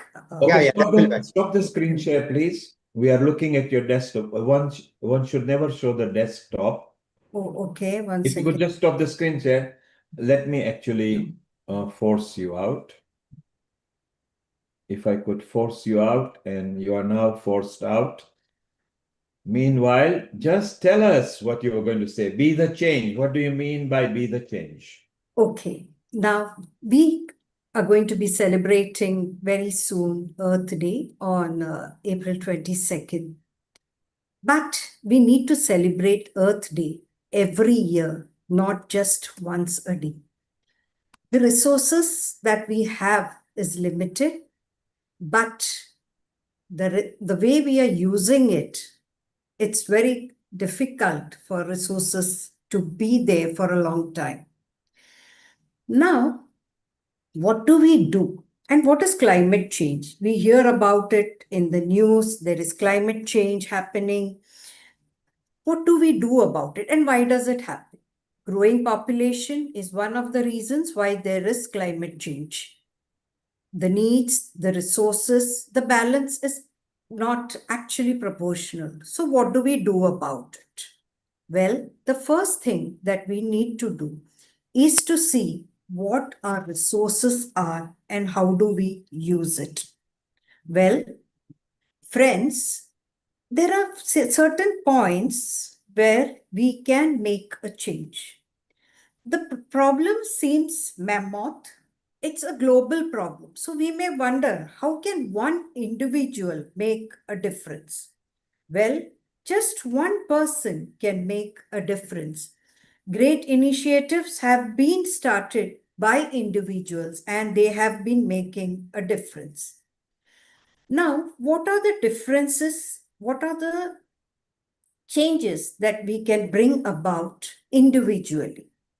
First, we have learned 3 simple things in our childhood from school, the 3 R's, which is reduce, reuse, and recycle. This mantra works all times. So what is it? We need to reduce the usage of resources, refuse what we don't need, reuse what we can, whatever you have with you, keep reusing it. And last but not the least is recycle. Whether it is clothes, whether it is plastics, whether it is e-waste, any of the products that you have used should fall in any of these categories. That is, you can either reduce it, reuse it, or recycle it. Now comes the most important thing. What is refuse, what is reduce, and what is recycle? Well, let us take one example. We all do our shopping, whether it is groceries, whether it is any of the essentials or the not so essentials. Now, suppose you do your grocery shopping 3 times a week. Now, when we go to a grocery store or any of the stores, the shopkeeper or the grocery store owners very gladly gives everything to us in a different plastic bag. Now, let us do some simple maths. First, if we do shopping, say about 3 times a week, and each time we come back home with the products and 4 plastic bags.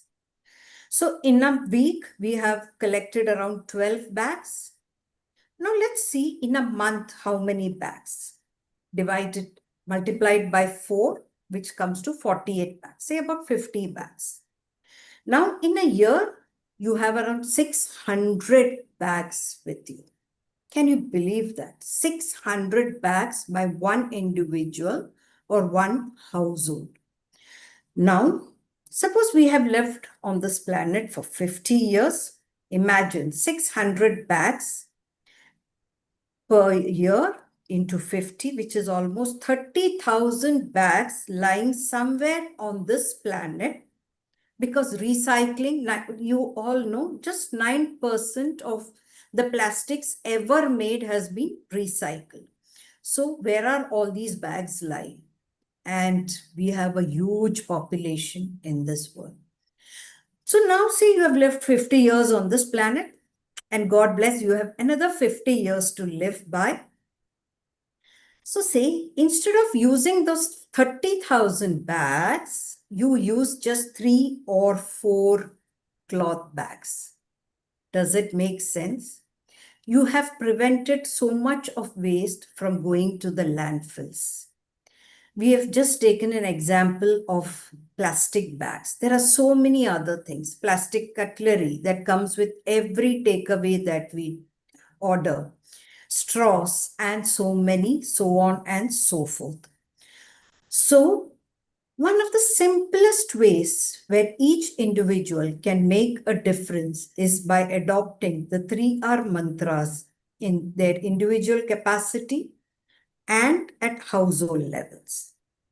The second way that we can bring about a change is by the power of our hard-earned money that we use to buy products, which is called as conscious consumerism. Let us promote or buy those products which are good for the 3 Ps. What are the 3 Ps? The planet, people, and of course you can make your profits. So let us spend each rupee, dollar or pound to buy from those businesses which will support not only people but also planet. And at the same time, let us also promote our social entrepreneurs.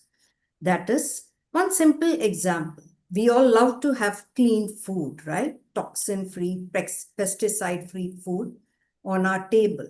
So what do?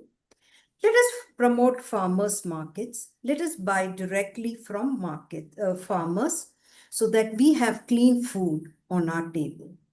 These are very simple methods by which an individual can bring about a lot of difference.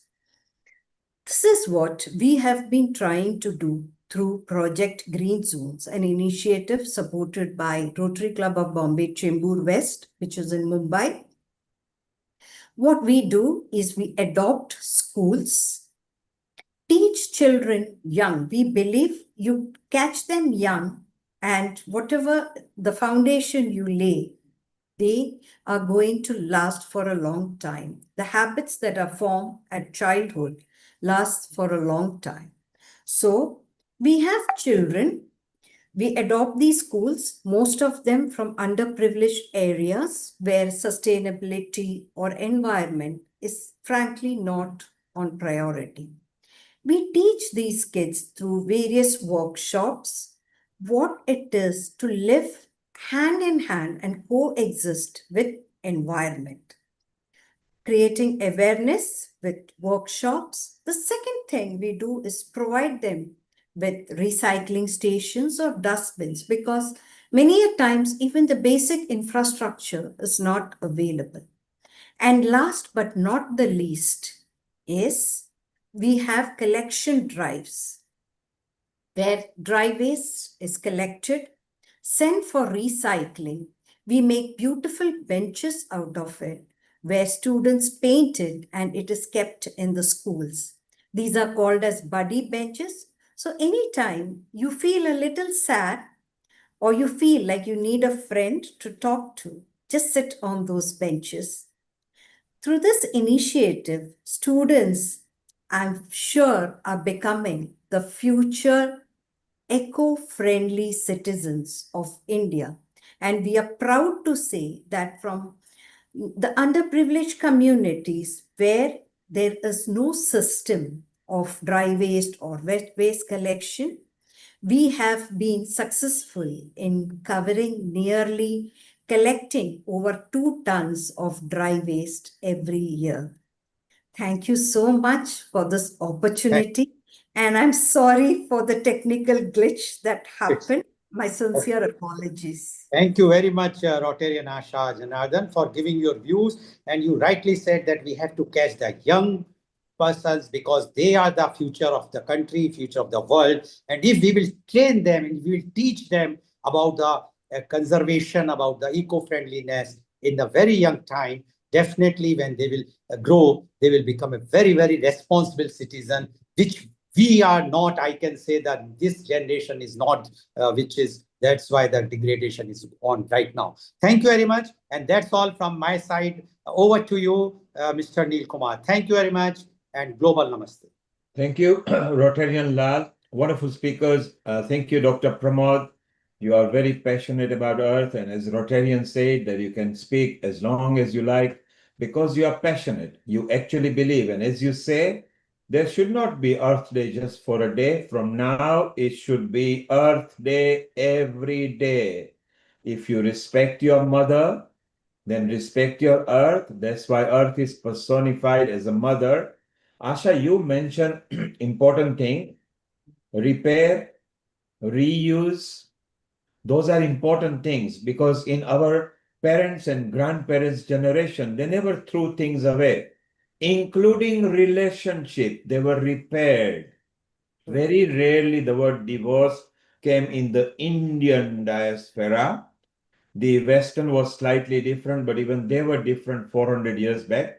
So repair, reuse, renew, those are what is required so that we can be very sustainable on the earth.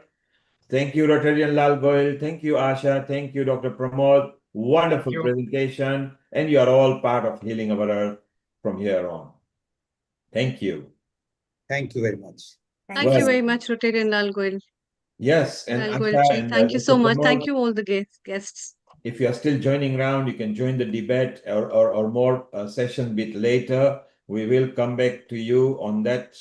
And Anakul, now it's time, Amrita, to introduce our Dr. Sudhir Sharan, who has got wonderful guests, and they love 360 degrees nutrition because that's the beautiful part where we have got Sumit, we got Dr. Nandesh, we got Bhuvana, we got so many people, we got Harpreet.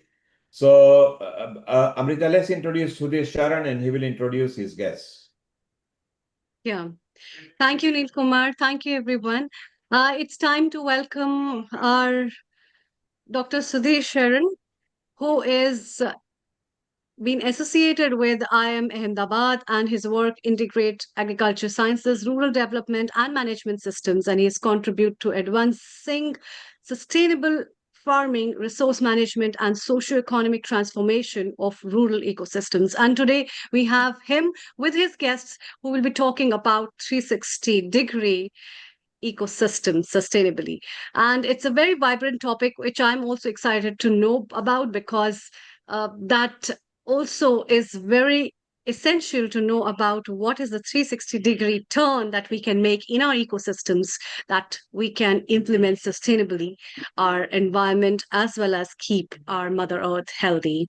So, Global Namaste, a very warm welcome to you and all your guests, Sumit ji and Mohammed Ikan. Global Namaste, Amrita ji. Global Namaste, Neil ji.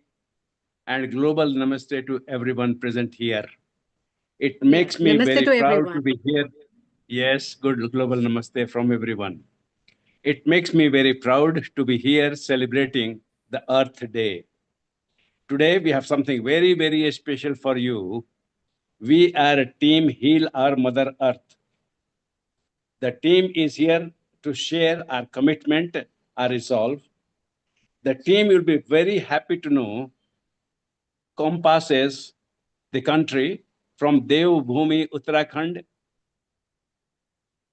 to down in God's own country, up north to down south. We encompass the entire territory. It makes me a little excited. That is understatement, because the team which I have for you is totally filled with glittering diamonds. We have Sumit Kumar, who runs a multinational as if it were the backyard. We have Dr. Bhuna, who knows medical biochemistry and nutrition as if it is a school play. We have Muhammad from Lakshadweep, who is only few decades old, but then he's dreaming of making this universe a fit place for his son Rehan and beloved wife. Harpreet is one of the entrepreneurs from Devbhoomi. He is here with, you'll be surprised, his beautiful wife and a son who will do something to you. I do not think it is fair for me to take any more time. And therefore, now I'll request Harpreet to introduce himself and then take us to the work his beautiful wife Aarti is doing and to the work we are sharing with his young son and his own work. Harpreet, the mic is yours.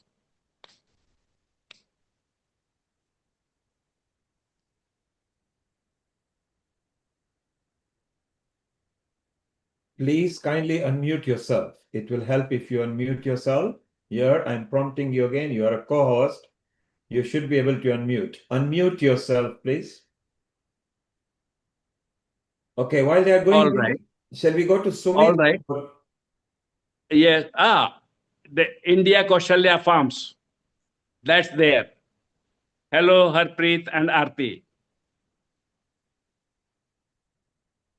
So they're not unmuting, but let's go to Sumit while they try to unmute. Sumit? Yeah, they are not unmuting, Sudhir, but let's not waste time. Let's go to Sumit. Yeah. Hi. Good evening. Can you hear me? Yes, we can hear you. We can hear you. Okay. Good evening, everyone. It's such a pleasure being here to see such luminaries, and it's really an amazing thing. Dr. Sharan had promised me a lot, but this is clearly more than that. So I will come straight to the point. So I am Sumit Lal, one of the co-founders of Mission 360 Nutrition Ecosystem, or what we lovingly call as Home Mission, which conveniently for tonight's theme stands for Heal Our Mother Earth. So that's a very interesting thing. Now, humans are a very fascinating species. We spend millions sending rovers to Mars in search of microscopic life. Whereas when we look at our own plates, when we eat, we forget about the micronutrients. And that is a cause for real concern. And we, Team Home Mission, are here to bridge that particular gap. So, as we understand, there are two hidden crises that face the world today, largely, and it affects all of us. The first one is the micronutrient void. And when I say the micronutrient void, the thing is, even if you look at families who are very well-to-do, the children, they have lots of calories, all the calories in the world they have available to themselves, but they do not get what really matters to them, what their body really craves for, nutrient dense nutrition. I mean, that is completely lacking. So uh, that is, we eat over processed food, which probably has more travel experience than all of us put together in the room. I mean, you never know what is coming from where, which part of the world, when, how, So it is something that we really need to look at. The other crisis is, of course, the continuity gap. And when I say the continuity gap, and you will see the brilliance of the name Home Mission here, is when the children come to school. We teach them all about sustainability, slogans, posters. There's so many things happening, green earth, and loads of things happening. But when the school bell rings at the end, the children run home, and there goes your continuity. So that these are two really big crises that there is actually no bridge between the classroom delivery and at home. It is quite a crisis that these are two basic crises that we wish to address as Home Mission. And the solution that we find is behavior over information. Let's be completely honest to each other. Humans are terrible at doing what they are told to do. But when you practice, you become good at it. And that is the idea of this uh, home mission of ours. We catch the children young, we teach them, we make them see the impact of little things in life. It's like the butterfly effect. Small things will lead to big changes. So that is something we wish to work on. So we try and install habits in these children at the right place. So ours is basically a 12-month program at the minimum. So we what we do is we give the children what we call the earth in a box. We give them the earth in a box, and they are able to actually create what we call microgreens and baby greens among themselves. The good thing here, the very interesting thing here is these kids, who are like 12, 14 years old, you cannot explain everything to them one go.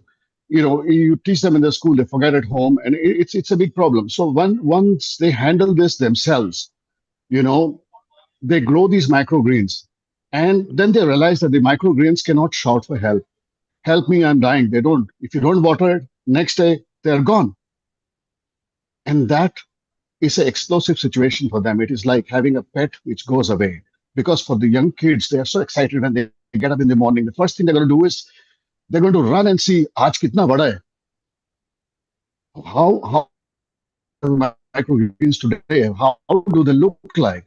And suppose you realize that they are no longer there. They have completely dried up. It's a big explosion in their minds, and that in a way by 200, 2,000, 200,000 times is what we are doing to the earth. So that is something we wish to inculcate and show them the consequences. That is very, very important for us. The question is why microgreens? Why microgreens? Why baby greens? So because there is completely a zero waste in our system. The system, I'm sure the people who are going to speak after me are going to actually take you through the system. So I'm not actually going into details, but it is just a habit that we are inculcating in the kids to grow microgreens and consume them, feed them to other people. Every month that will happen. We give the earth in a box, and they manage that themselves. the parents, they get to see the development of the children. They see that the child is doing something special, and they are able to. It's visibly demonstrable that what they are doing. So what they are learning at school. So the entire ecosystem, is very happy. If you look at the principals of the schools, they're very happy. Saying that you know my kids are doing something really worthwhile. The parents are happy. The children are happy because we have a system in place which gives them ambassadorship and more badges and stars and etc. I think I'm running out of time, right? So So we thanks, Sumit. We yeah. get the general idea. I'll request that we unmute Harpreet now, because the things you have stated have a thread continuity from there. Yes, the dialogue continues. Can we unmute India, Harpreet, please? So they are not cooperating because they're not unmuting. They are a co-host. They should be able to unmute themselves directly. Am I audible now? Great. Yes. He is unmuted. You can Yes, call yes. Harpreet now. So, Harpreet and Aarti, welcome to this interesting day. Thank you, Dr. Sharan. Please introduce yourself and Aarti and continue. Pick up the thread where Sumit has left. Thank you, Dr. Sharan.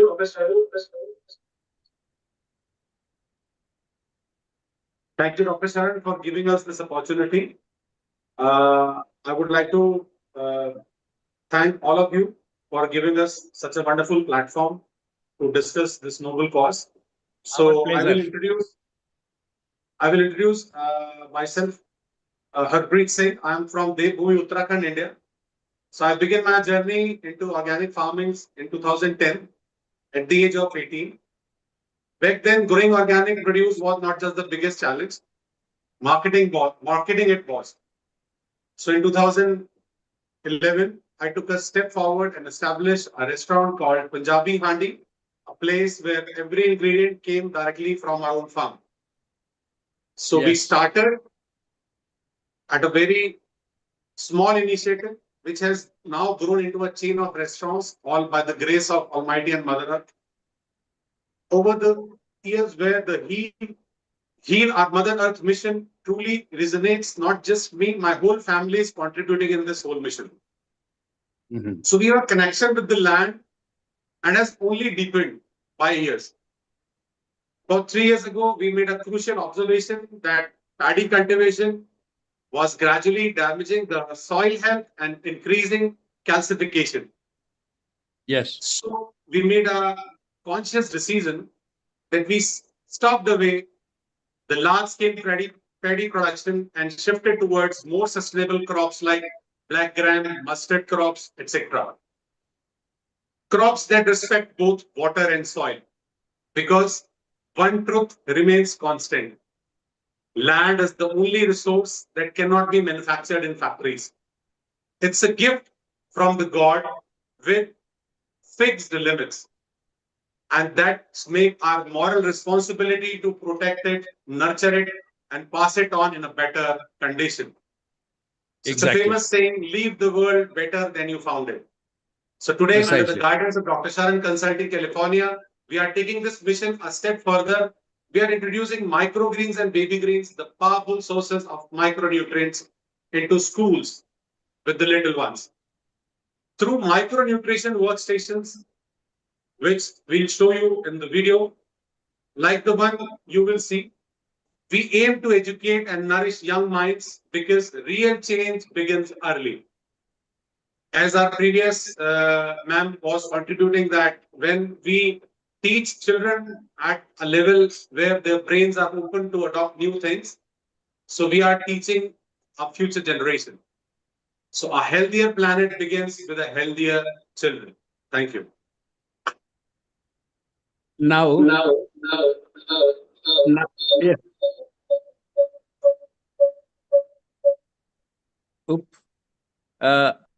Let us listen to Aarti, what she is doing as a Mission Earth project that she has. She has something very novel. She is trying to put nutrition in her body through a skin. So Aarti, the mic is yours now. Hello everyone, I am Aarti, a proud champion of home system. Yes, continue.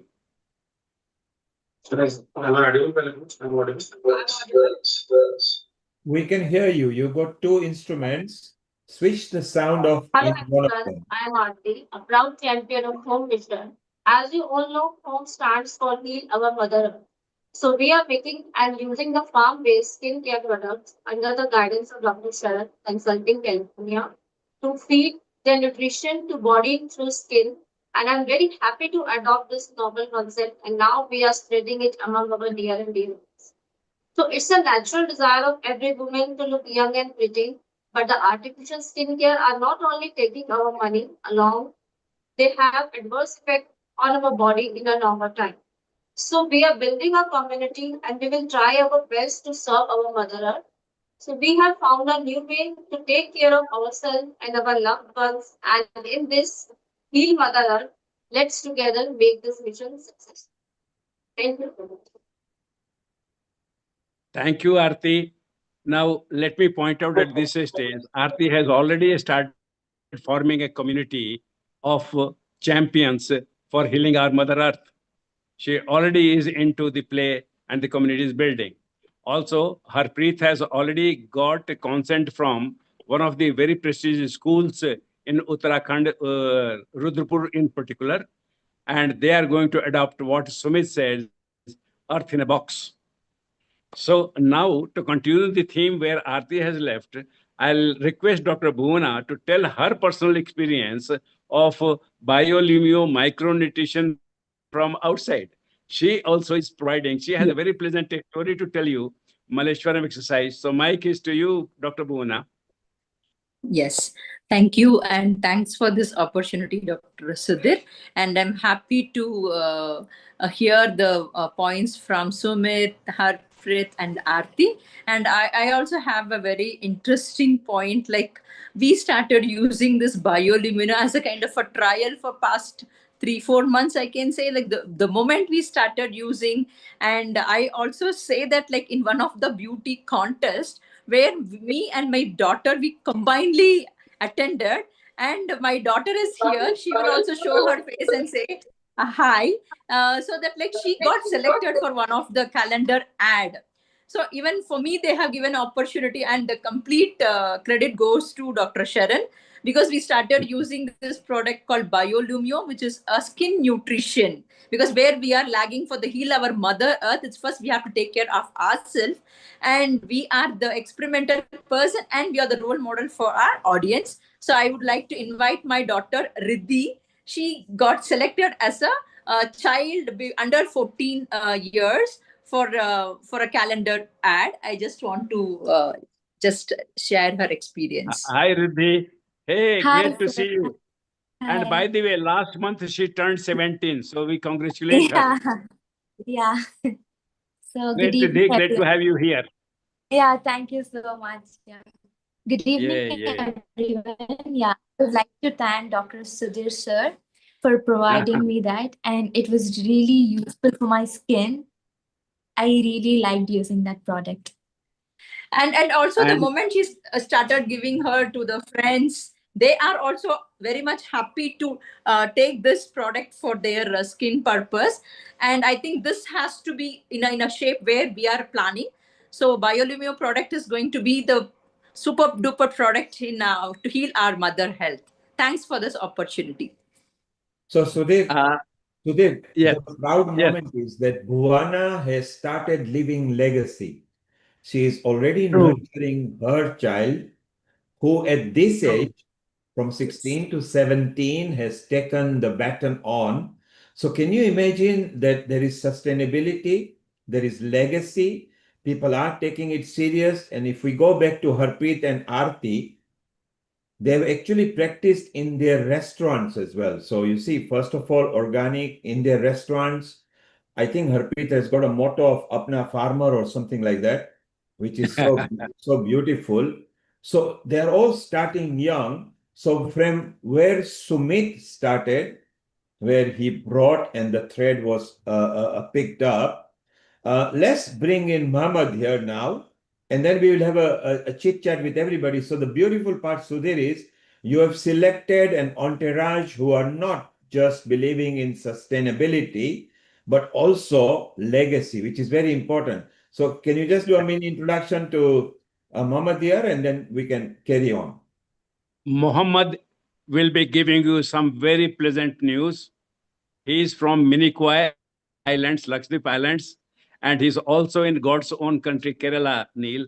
And before I hand the mic to Muhammad, let me tell you that ISKCON has a festival when they have dances, and removing the makeup is a tedious and painful process.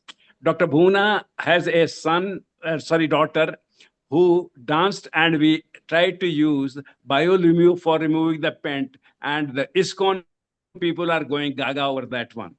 Now, the story from Minicoy and Kerala. Muhammad Icon, introduce yourself and launch into your PowerPoint. Thank you so much. Thank you, everyone. I hope I'm audible. Yes, very much.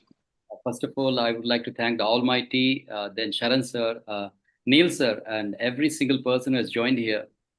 For me, this is a very, very hard, overwhelming moment, because I represent a very small island in the Arabian Sea, which is called Lakshadweep, Minicoy Island.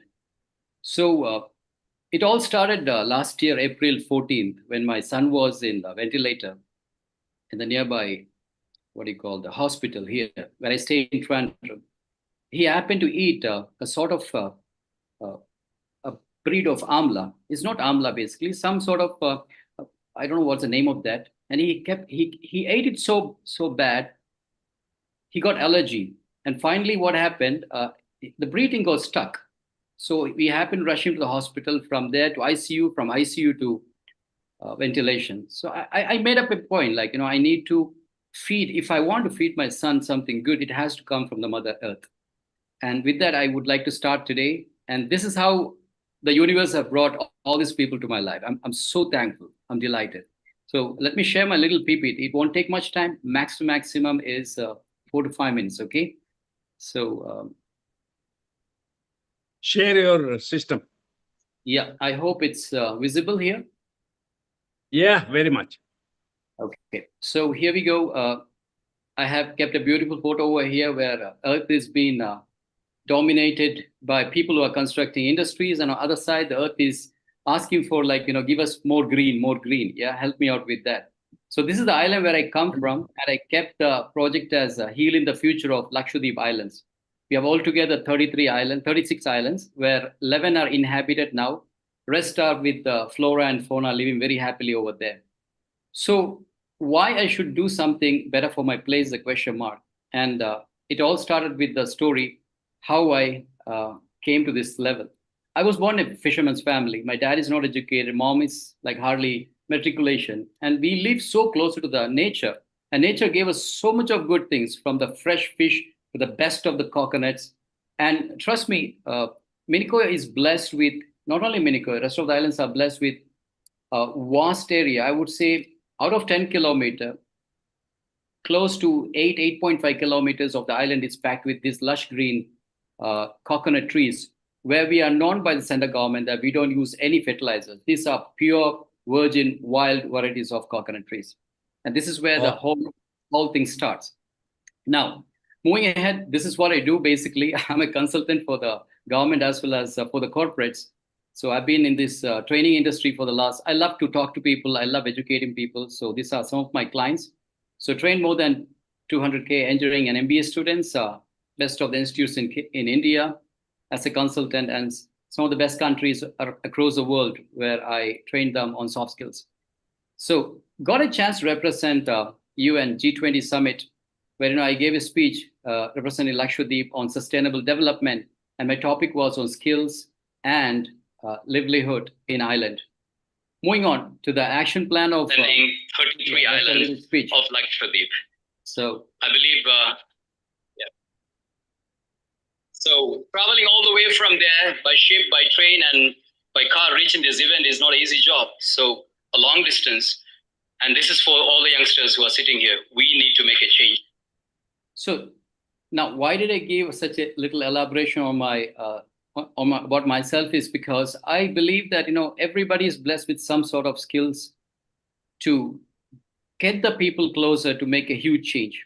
I come from a small place, and I believe to make a change in a small place is definitely possible. So with that, I have given the name of this project, and all thanks to Sharan sir, who instilled the seed in me, saying, "Your people leads you, so you must develop something in the island so that they nourish their health, their nutrition, and create a legacy for the upcoming generation, as well as in Kerala." Okay, so my action plan on this Healing the Earth Day is number one. I'm going to talk about rediscovering the native nutrition. Now, there was a time when people loved to understand what the nature is providing us. We have varieties of coconut trees, we have noni, we have other few great, microgreens over there, where slowly it's been forgot by the people who are living there, because the new generation doesn't know what's happening and what has to be done. So I'm going to go deeper into it, and I'm going to create small clubs in every island where I'm going to talk and explain people on this, how to bring this back to life so that we can have a sustainable living in the islands. Next is from land to livelihood. As I said, coconut trees, varieties of product could be made. And the best part is we don't use any fertilizer. It's all pure, raw, natural coconut trees. We have 16 different varieties of coconut trees over there with different breeds. And the best part is we make coconut oils now, and we make virgin oils. We make the latest product that me and my unit, which I've started over there, is on coconut cider vinegar. It's absolutely good for the health. So what we are trying to do is to get the people equipped to make a livelihood out of it and take this to the world market.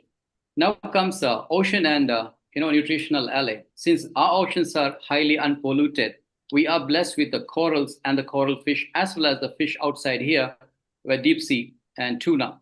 So this is another area which I thought if I can contribute something, and if we can keep the the lagoon clean, we can bring more changes in the earth. And for that, one of the initiatives along with the natives, what we have done is every year we have a lagoon cleaning day, where we go and clean the corals, where if there is any plastic or anything dumped there, we will take it and we dive and take it from the sea. So that's one area which we are focusing on. The next is education.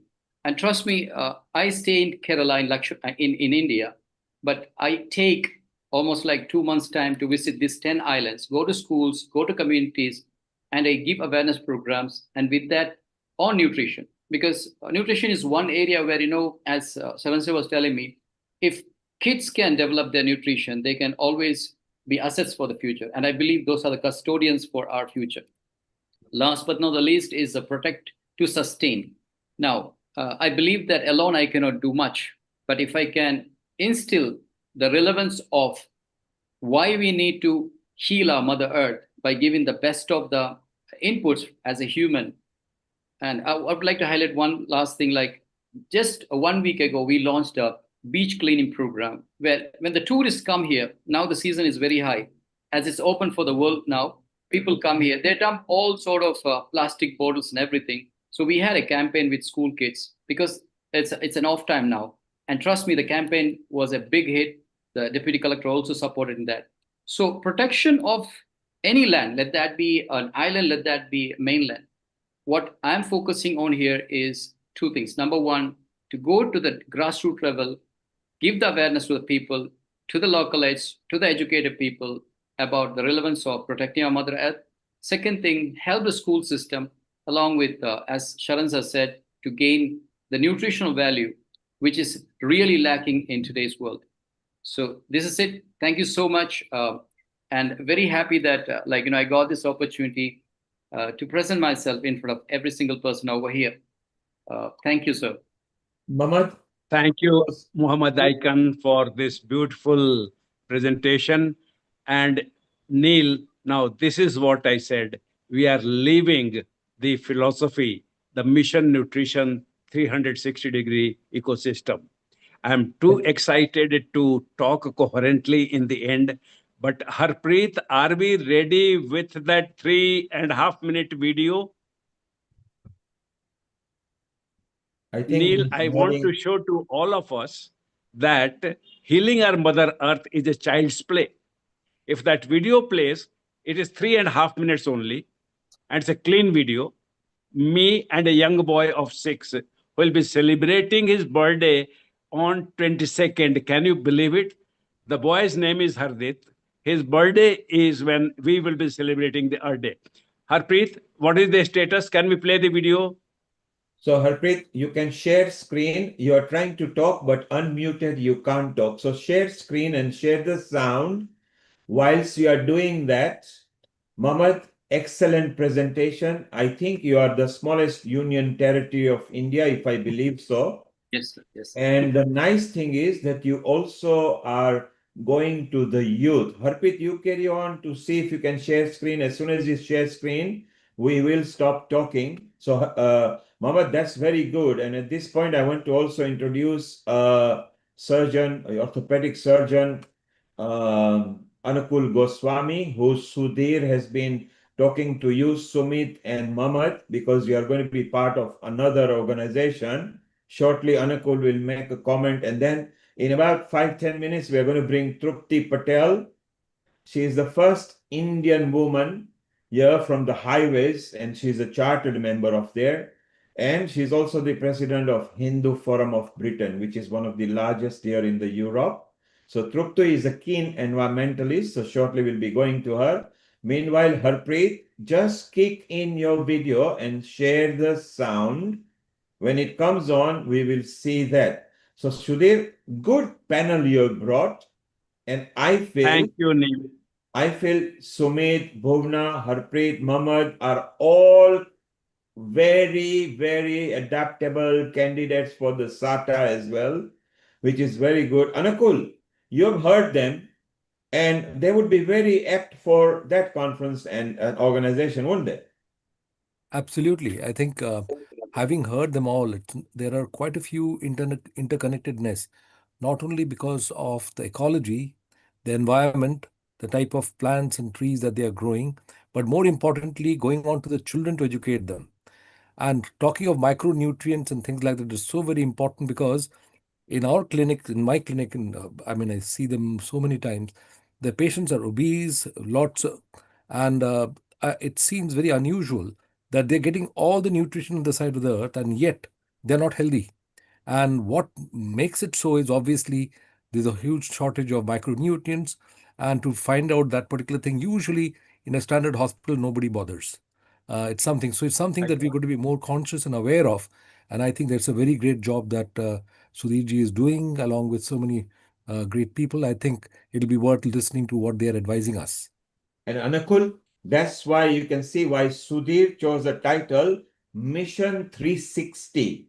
That's right. Nutrition ecosystem. So not only the youth, so that comes the age, but he brought the whole cycle with Harpreet coming organic and actually putting into practice in his restaurants, where Mamad is actually encouraging the youth and becoming, I think, Mamad, you are from IIT Chennai as well, aren't you? No, I take sessions in IITs, different IITs and NITs across India. Yes, and that's beautiful. The fact that you did session there and some of the corporate clients, including Coca-Cola, it is nerve-wracking to speak in such a high profile. So Sumit brought an angle, so 0 to 90 degrees. Then came Harpreet, went to 90 to 180. In comes you and Bhuwana. And Sudhir concluded the 360. This is what Amrita, who is here from Jalandhar in India, and Anukul, who is here on north of England, were very keen to see. So Sudhir said, just be patient. And on the Earth Day, I'm going to bring Earthlings who are going to respect the Earth, not just now, but as a legacy as well. So Sudhir, very good concept. I think. Neil, can we wish Hardit a happy birthday for 22nd, the boy? Yes, we can. The only happy thing birthday, is Hardit, from all of us here. Yes, we want to wish them. Proud parents, Harpreet and Aarti, we convey the birthday greetings from all of us here. Well, Amrita, you can sing maybe for them. Yes. Sing happy birthday for them. Go for it. Yeah, happy birthday. Thank Happy you. birthday. And many, many wishes Yes, Amrita, from go all ahead. of us. Please go ahead. Sing it. Okay, You you sing want me to so sing? well. Okay. Please What do. is the Please. name? We'll just share the screen. Ji, please. Host, please allow Harpreet to share the screen. Okay, Harpreet, wait a moment because you are using one screen, you want another screen. Just hold on a moment, okay? And switch off the sound on one of them. So you are a co-host over there, and now you are a co-host here as well. But switch off one of the sound and you can share screen. Done. And then we'll go to Trupti. Harpreet, you are on a screen share, so you are a co-host. Yes, you are sharing and put the sound on. Harpreet, you have not joined the sound. Join the sound as well. Harpreet? Yes, am I audible now? No, you stop the screen share and before you play the video, look on the left, it says join the sound, tick that yes, so we can hear them. So stop the screen share, start the screen share again. Before you start, click the sound icon, just click it on, tick that on, okay? Okay. Yeah, stop the screen share, restart. Before you then start, join the audio as well. Look on the left or on the right, it will say play sound, tick that box. Yes, okay? So Sudhir, this is wonderful that a child, again, Harpreet and Aarti, the Harpreet are bringing young boys there who are training. Let's see if we can hear the sound. Hunger नाम की एक मैं तुम्हारे लिए क्या लेके आया हूँ। अरे वाह, मेरे लिए, लेकिन ये है क्या? ये मैं आपको बताता हूँ कि हिडन हंगर नाम की एक चीज होती है, ये उसका मैजिकल सलूशन है। मैजिकल सॉल्यूशन, मैं खोल के देखूं? हाँ देखो। अंकल, ये तो बहुत इंटरेस्टिंग लग रहा है। क्या आप मुझे बताओगे कि ये क्या है और मैं इसका यूज कैसे करूं? बिल्कुल बताता हूँ। ये दुनिया की सबसे वैल्यूएबल चीज है आपके लिए। ये है ग्रो मीडियम। ये 2 चीजों से बना हुआ है और ये ग्रो ट्रे है। इसमें मैं डालता हूँ। पहला स्टेप ये हो गया, हमने इसको भर दिया और इस ट्रे में भी हमने भर दिया इसको। ठीक है ना, भर दिया हमने। ये आप कर लेंगे अपने से आराम से। अगर आपको जरूरत पड़े तो आप स्पून से भी कर सकते हैं। हाथ नहीं अगर गंदे करने हैं तो उसके बाद स्पून से आपने इसको लेवल कर दिया। लेवल कर दिया ना, ठीक है ना। ये देख रहे हैं लेवल हो गई। ये स्टेप 2 हो गया। ये आपने कोकोपीट डाला, इसको लेवल कर दिया। लेवल करने के बाद आपने जो है इसको सीड्स को खोले। ये है बेबी ग्रीन के सीड्स। ये बेबी ग्रीन क्या बहुत स्पेशल चीज होती है। ये आपके हेल्थ को बहुत फायदा पहुंचाएगी। अच्छा जो पौधों के बच्चे होते हैं। हाँ जी, तो ये बड़ी ट्रे में हमने बेबी ग्रीन्स को फैला दिया। हाँ, वो गिरने दो, उसको उठा के डाल देंगे। ठीक है ना, इसको हमने डाल दिया। ठीक है, इसको धीरे से हाथ से ऐसे कर देंगे हम। और इसके ऊपर ये जो न्यूट्रिशन है डॉक्टर शरण टॉनिक 1 1 नंबर की, वो हम इसके ऊपर डाल देंगे। ये गीला हो गया, देख रहे हैं आप, वेट हो गया। अब इसके बाद से ये दूसरी ट्रे है, उसमें हमने माइक्रो ग्रीन के सीड मिला के रखे हैं। वो बड़े खास हैं। ठीक है, तो उनको हमने हाथ में लिया और उनको भी इनके ऊपर ऐसे ऐसे ऐसे फैला दिया। और इसको भी हमने धीरे से हाथ से ऐसे कर दिया। और इसको भी ये न्यूट्रिएंट जो है शरण टॉनिक नंबर 1 हमने डाल दी। उसके बाद जब ये जर्मिनेट हो जाएगा तो इसके ऊपर शरण टॉनिक 2 डाल देनी है हमने। 2 इस स्प्रेयर में भर देंगे और इसे स्प्रे कर देंगे। जब ये 2 पत्तियां इसकी हो जाएंगी, तीसरी निकलने लगेगी तो शरण टॉनिक नंबर 3 डालेंगे। उसके अंदर भी, इसके अंदर भी। अब इसके अंदर जितने मिनरल्स चाहिए आपके बॉडी को, आपके ग्रोथ के लिए, आपके ब्रेन में जो सेल बन रहे हैं 7 साल की उम्र तक बनेंगे, उनको बढ़ाने के लिए ये काम आएगी। हम जैसे जो आपके रिलेटिव्स हैं वो जो है इनको यूज करेंगे तो उनकी ब्रेन सेल की हेल्थ बनी रहेगी, वो कम नहीं होंगे, है ना। बहुत स्पेशल बात, विटामिन बनेंगे, मिनरल्स, कैल्शियम, आयरन, जिंक, ये सब मिलेंगे इनसे, इसलिए इनको चुना गया है। ठीक है ना, तो है ना बहुत विचित्र बात और बहुत स्पेशल बात। That was a wonderful presentation. I like the idea. Can you stop that, please? Can you immediately stop the screen share? So this is our farm. This is our hydroponic farm. I just want to give a glimpse of it. Yes, yes. So this is the work, Neil, we are doing in ground level. We are doing it at ground level. It's So beautiful. it's on 3 different alternates. We have at 8,000 feet, 4,000 feet, and 2,500 feet. Wonderful. I think we should bring this in the environment episode, the World Environment Day, because this is very appropriate. Sure. And we should Thank introduce you, Harpreet. Sudhir, we should introduce Harpreet to Golo from the Brahma Kumaris, which is the world's one of the largest solar plant, which can help Harpreet because they are very good experts. Golo was here at 1 hour before you on this episode where Amrita and Anakul will group them together with Harpreet. And even at Lakshadweep, Mohammed, you can take advantage of those experts for renewable energy. So that was beautiful. Sudhir, I loved how you got the child excited because it was like a play toy that will grow. So a toy that will grow, you see, and that was a good idea with this little tray. So it's actually a toolkit that you created rather than a digital toolkit. You created a physical toolkit. Anakul, Amrita, I think this should be rolled out to Honey and others as well, so they can correlate. And I take it that the Sharon Nutrition Spray, Sudhir, is your trademark, is it? Yes, my intellectual property. So that's brilliant. So it's something that we own at Healing Our Earth. So we should actually exploit that productively for the home organization. And home stands for Healing Our Mother Earth.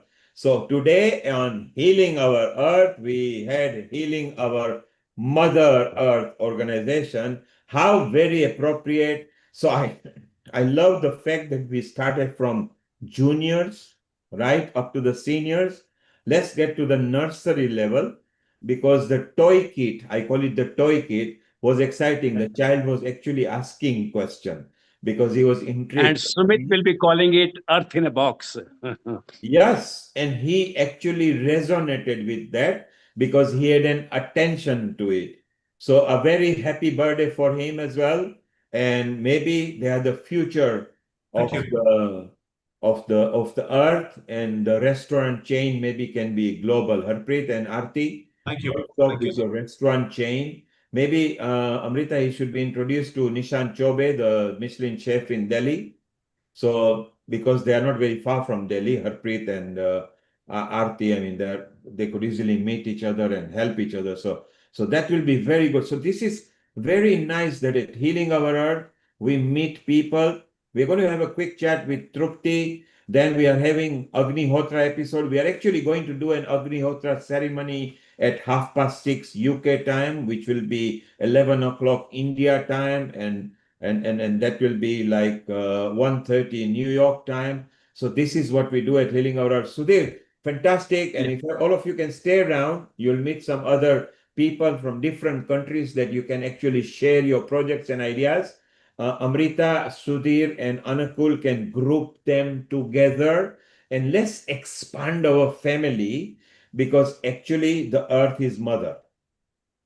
So Thank your you. home title is beautiful, Sudhir. I love your toolkit because that should really go right up to nursery level and the children. And for the adults, we can do bigger boxes for them where they can grow bigger. Can I say one thing, Neil? Yes. Next year, all the inputs will be produced by me and Harpreet at Dev Bhumi Rudrapur. We are already setting up. We'll be growing. All the inputs will be controlled by us. We are not depending on anybody corrupting the inputs. Seeds will be pure. Grow medium will be pure. Nutrients will be pure. So that Aarti can get the best results. Muhammad Aikan can get the best result. Bhuvana and Riddhi can get the best results. And Sumit is going to be my systems man, because I'm a lazy guy. I don't do much. Sumit is the brightest of my 1,000 students from BIT. By the way, we share a special bond. So we are using this Saath Hindustani to heal Mother Earth. Thank you for giving us this moment. We are very excited and we are very grateful to you. Thank you. I would There like will to be conclude more one thing, moments. Mr. We can bring on an episode where we bring all of them on the environment episode, and Anakul and Amrita and Sudhir, you, because you are also one of the conveners, you will bring them in the SATA part where they can meet other countries in Mauritius, East Africa, Spain, Germany, so they can meet each other. Talking about meeting each other, let's go to Trupti Patel. She has been part of Healing Our Earth as well, and she is currently the president of the Hindu Forum of Britain, which is one of the largest forum. So again, connected to different city. Global Namaste, Trupti, and how are you? Namaste, namaste to everyone, all my brothers and sisters. So lovely to be here. Thank you, Neil Ji, for giving the opportunity to discuss. And Trupti, you are, of course, you are a proud woman because you are the first woman president at Hindu Forum of Europe. So that's from the Hindu side. But from your professional side, you were the first Indian subcontinent woman who became the fellow of Chartered Institute of Highways and Transportation. Very unusual. Very few people on the earth of Indian origin in any country of destination are at that level. So Trupti, we are very proud of you. Over the next 5-7 minutes, tell us what Earth Day means to you. Then we'll bring Sharon and we'll bring Poland and we'll bring Agnihotra. Over to you, Trupti. Yeah, thank you very much. So being an engineer from early days, I did my studies in Sardar Patel University in Vallabh Vidyanagar, and totally and utterly the Charudar Vidya Mandir was totally organic, green, sustainable. And this is how sort of your foundation builds up. Now, in the UK, then I started working in the local government and I retired as associate director. Now, all the projects that we carried out, particularly, for example, like roads, car parks, there will be footbridges, there'll be roundabouts, anything that we did, you had to go through the project management and you had to go through the procedure of looking at it. Even in those days, can you imagine doing the environmental assessment? That theme of environmental assessment and then approving planning applications for big stores or say like at Lowry at the Salford Keys, whatever you looked at it as an engineer for the local authority, you would think about it that what am I going to improve? The infrastructure, the facilities for people, facilities for disabled people, all sorts of things that comes to your mind and you train that way. So how do we then utilize for our organizations? Now, Hindu Forum of Britain being the largest umbrella body, we have mandirs and we have Samaj buildings across the UK. And you have heard Dr. Sonapal, Dr. Kailash Parikh, and Dr. Richa Soni earlier on. We created a Hindu environmental task force. And what we did was utilize our own training, our own thinking, how we can train all our temples and all our organization in sustainable maintenance of the mandirs. And one thing that came to me, many a times, 90% of the people I talk to of like between 40 and 50, they have no idea about our Sanatan Dharmic traditions, how our traditions are so steeped in the history and they're so sustainable. It's just unbelievable. So from the womb of the Mother Earth, came Agni. It met with the skies, came the water, and there it became us. If you look at it, all our Panch Mahabhut, how we got that. So today, when Dr. Amrita asked me, I said, what shall you talk about? I said, I will talk about these sustainable activities and make people understand, like what I remember from my young days when we used to go to my grandma's house and we used to go to a medium-sized town and how we used to go to temple and what we used to do. Because construction, geometry, Vastu Shastra, material used actually for buildings is a topic on its own. It's a huge topic, and some other day, with my passion for ancient engineering, we can discuss that. And it all falls in part of the sustainability. But if we look at today, like I'm going to Mandir today, and I'm going to what Dr. Hassan just mentioned. I'm going to Tiruvarampuram Mandir. Now that Mandir is nearly 5,000-year-old. We all know that. It's got record of the Kali Yuga and many other temples in Kerala. All across Bharat, when you go, temples are based on rivers, lakes, talab, as we call it, or at the sea, like Somnath and Jagannath Puri or Rameshwaram. So what do? We go to Mandir, we start our journey. We may start barefoot, or we may start with the chappals on or shoes on or whatever. And there is the whole holistic science of health and well-being incorporated into our mandirs, the whole environment. So in old days, what did we used to do? We used to go with cotton bags, didn't we? Or jute bag. Never ever took leather to the mandir for the reason, yeah, those cotton bags. Now I know some people say that cotton is less environmentally friendly. I'm sorry, cotton is a lot more environmentally friendlier than the polyester. So we either use cotton, jute, we can make it from the hemp, whatever that we want to make out of those materials. So we go, right, okay. So what did devotees do? They wash their hands and feet in the lake or the river, and they enter the mandir in the outer courtyard.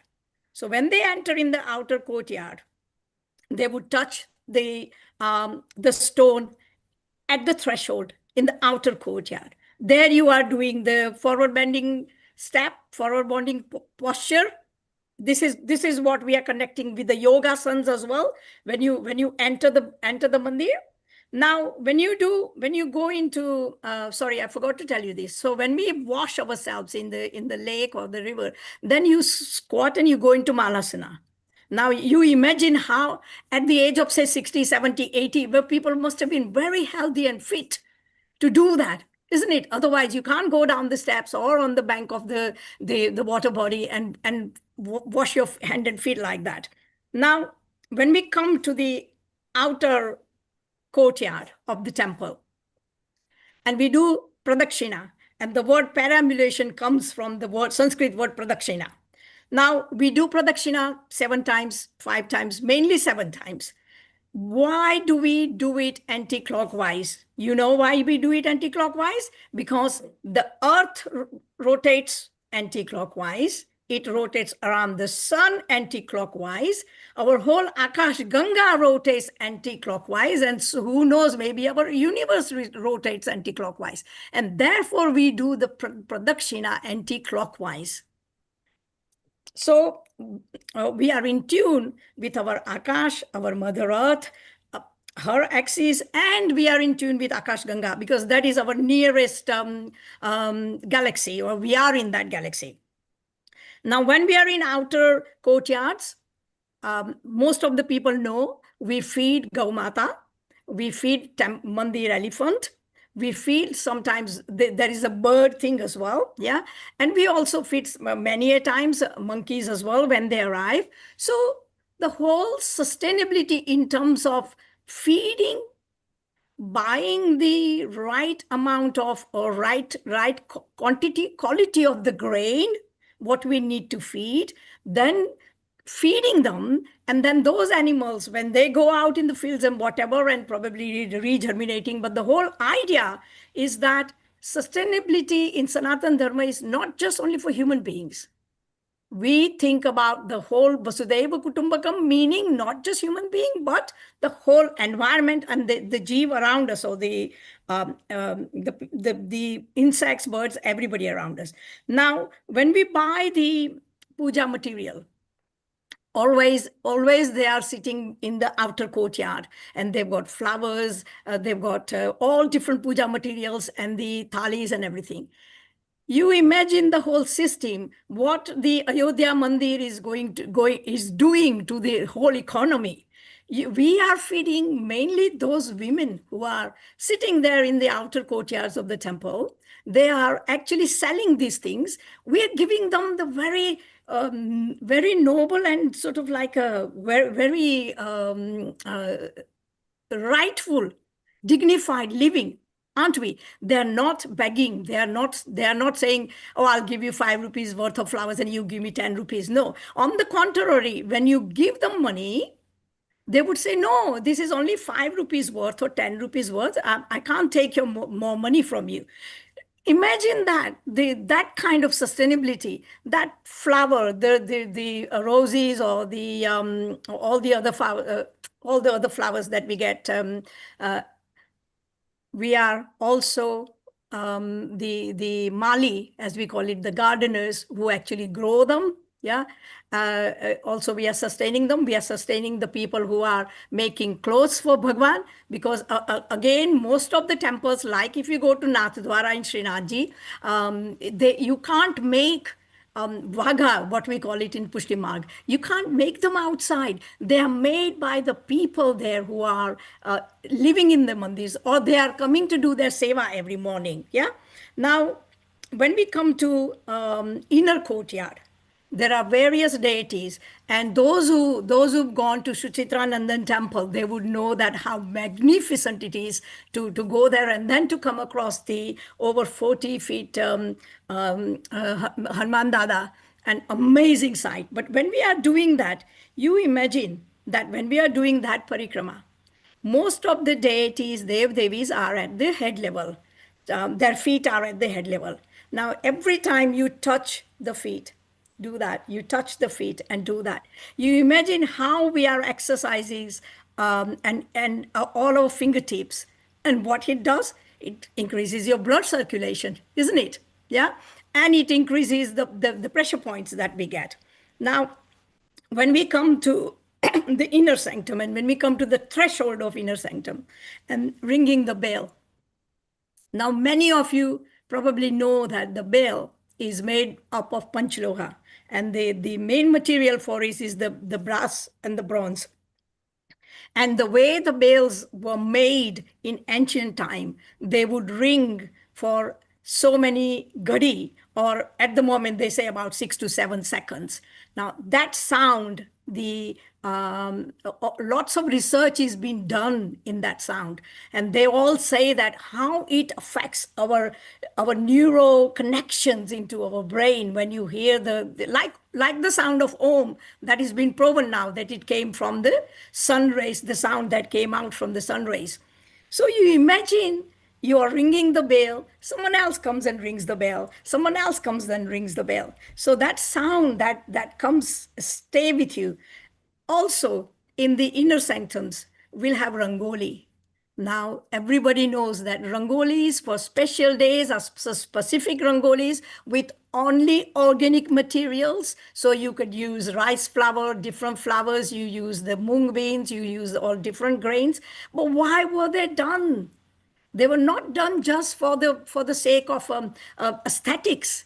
They were done because these rangolis and the materials are used for feeding the insects and the birds and everything else. So someone says to you, oh, but you waste so much because you are doing these rangolis in mandirs, and why don't you feed the poor person? Well, excuse me, but we do feed poor person in doing the prasadams. But why we have like sevas for chopping, cutting vegetables, making clothes, doing rangolis? That is, if you look at it, running a temple is a huge, huge demand than sort of probably like a big corporation. Look at the asset management that you need to do for running a mandir. And you look at all the activities, health and safety. Even health and safety plays a major role in running the mandir. And the roundabout way, it's all doing the environmentally friendly. All acts are green and environmentally friendly. Now, when we do bhakti, when we do puja, so Mansi Puja, Sangeet Puja, Dhyan Puja, Nritya Puja, mandirs have all kind of puja. And apart from doing the physical puja, and I'll give you one example.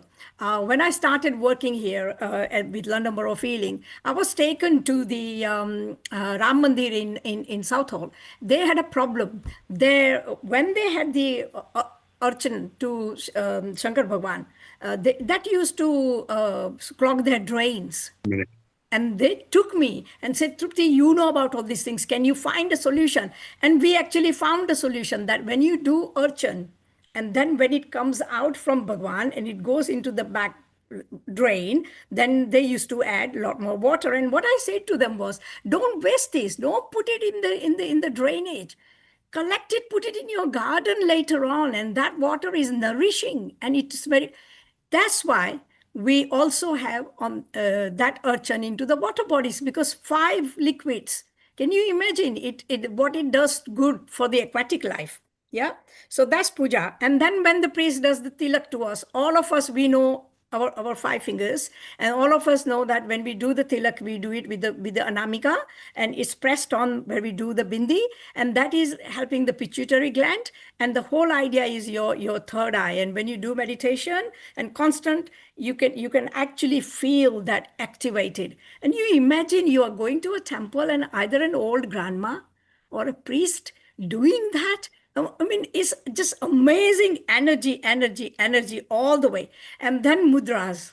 So it leads me into sort of various kind of mudras, and me being a Bharatanatyam dancer and a guru and a teacher as well. So when we do that, so when we do prana mudra, so we do prana mudra, and it goes like that, yeah, prana mudra. But all the mudra, and another day, Neil bhai, we will talk about various mudra being used in both Bharatanatyam and also in sort of like meditation and other, like we always do that. Yeah.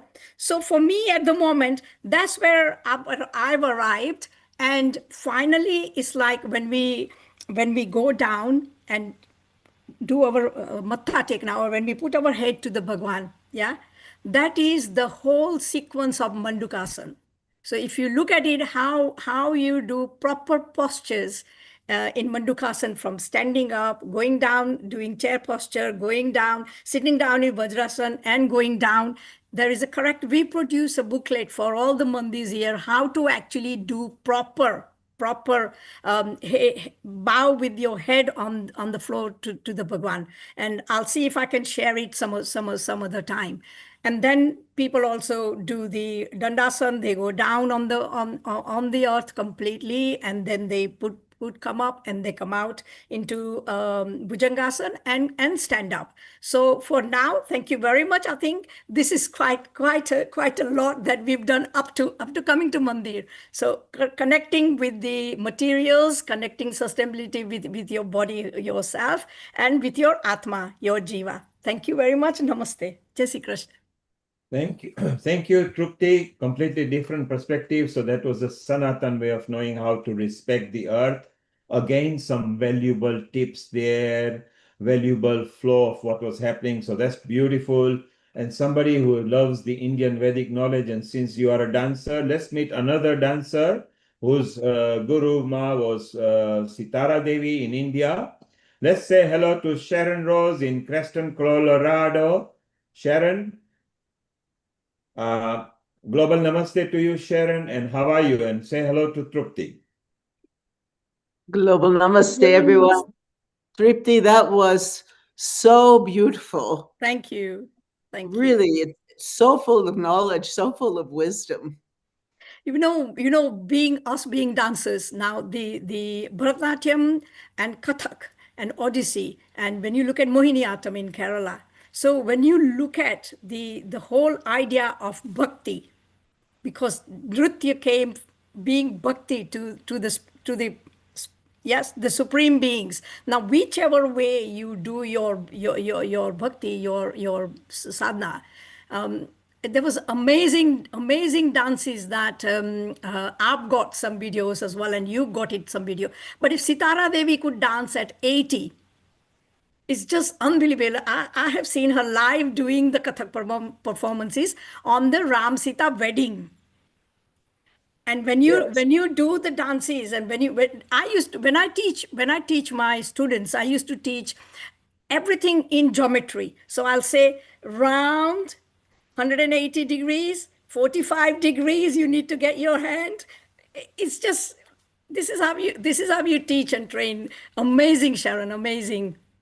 So Sharon, if you come to UK, you will meet Trupti. Sharon, what we are going to do now, Trupti, we are going to go to the Agnihotra troop, who from Australia, we got a video. Then we are going to do a fire ceremony, and then after a while, we are going to see a video that Sharon has prepared for us, which will be very beautiful as well. So Sharon, stay around. Let's bring the Agnihotra team. And first, Rory, before we do anything, let's go to Australia and see the video, what they have prepared for us, which is a beautiful one. And we share that. Can you hear the sound? Hi, everyone. My name is Lee Ringma, and my partner, Fritz Ringma, and myself, we run a homotherapy centre in the Hunter Valley, New South Wales, Australia. And it is also a home organic farm.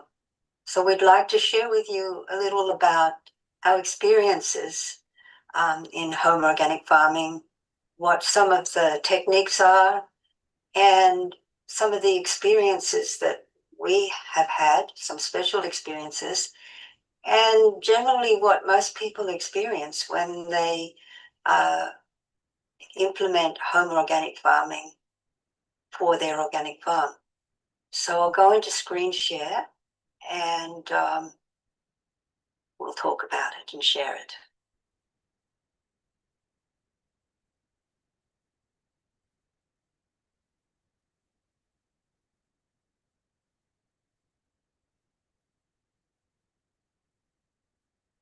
Okay, so the name of our homotherapy center is Om Shri Dham.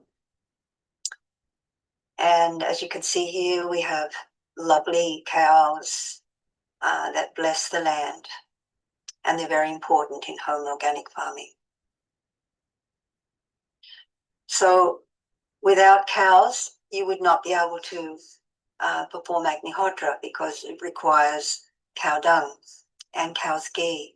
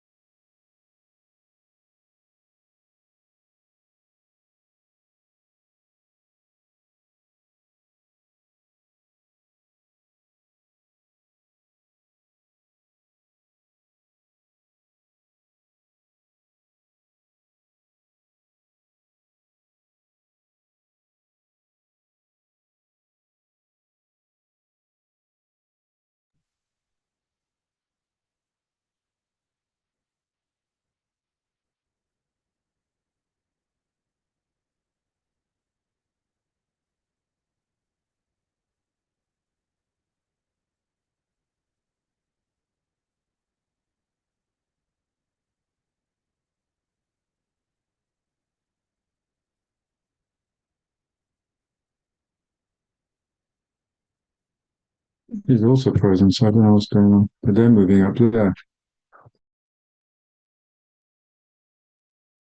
I think the video is paused.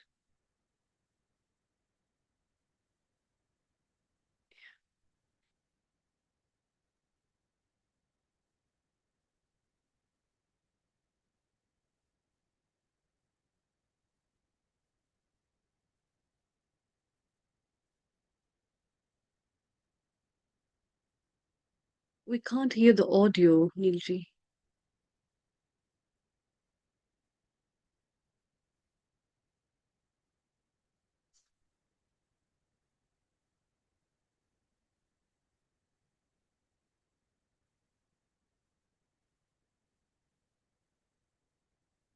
I think the video is good enough, and we're really happy to see this every time when we have the Agnihotra episode.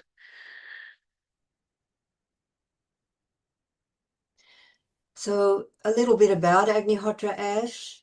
So it has many, many minerals, and so it is a fertilizer. It vitalizes. It's filled with prana at the ash is imbued with prana at the time of sunrise and sunset. So it vitalizes, and it balances the pH of the soil. So if the soil is too acidic or too alkaline, either way, the presence of the Agnihotra ash will bring it into a neutral pH, which is perfect for growing food.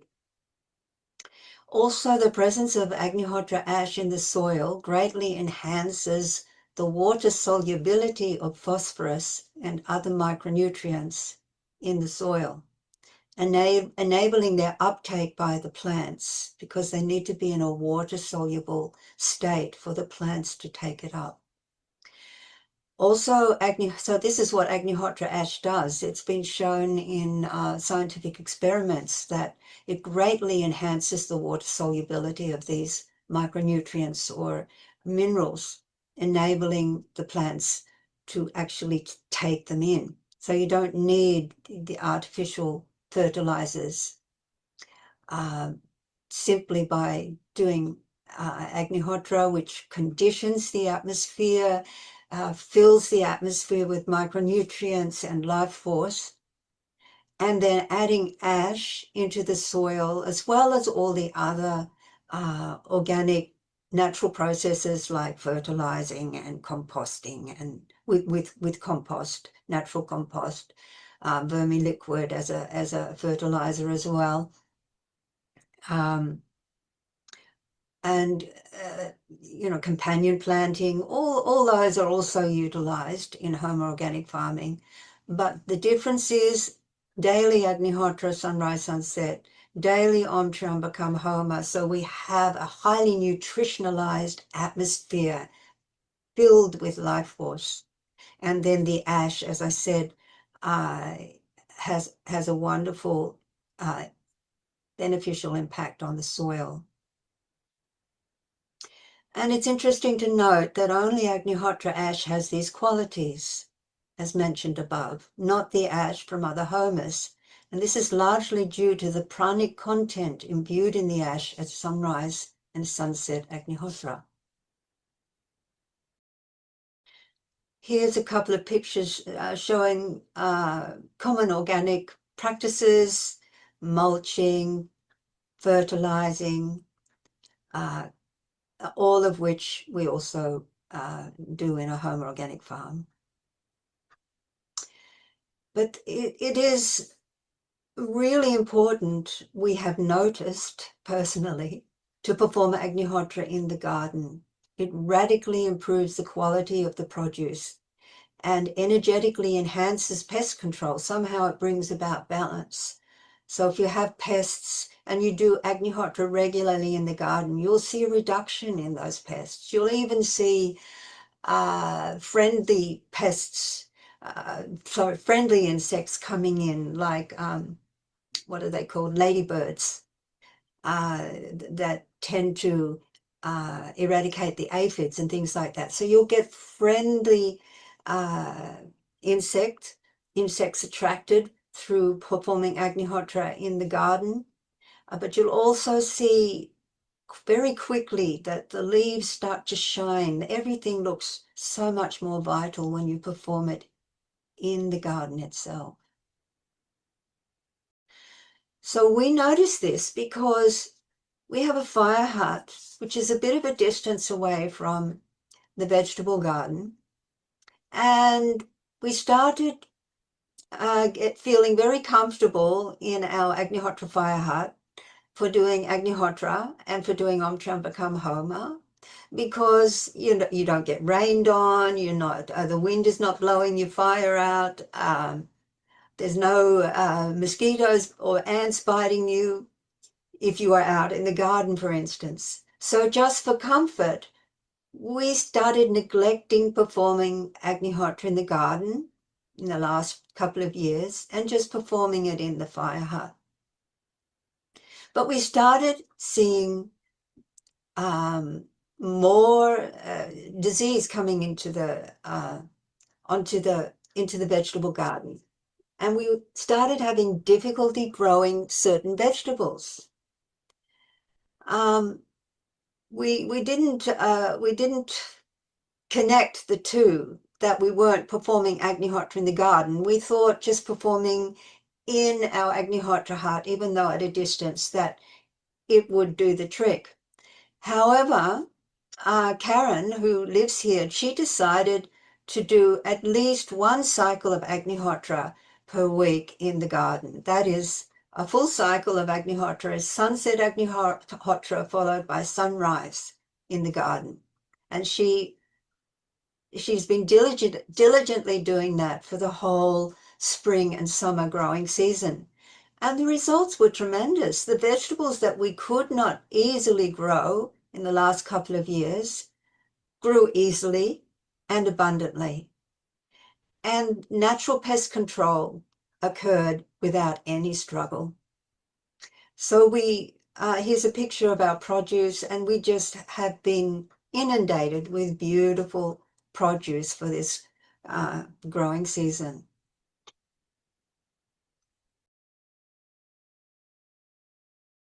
And that produce, as you can see, is vital and nutritious. And there's a big difference when you eat even organic food from an organic grocery store, and then you eat Homo organic food.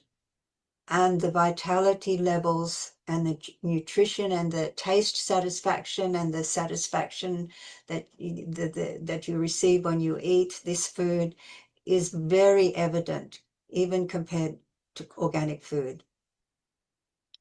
And performing Agnihotra in the garden, the leaves just stand up and announce their happiness. I can't describe it in a better way.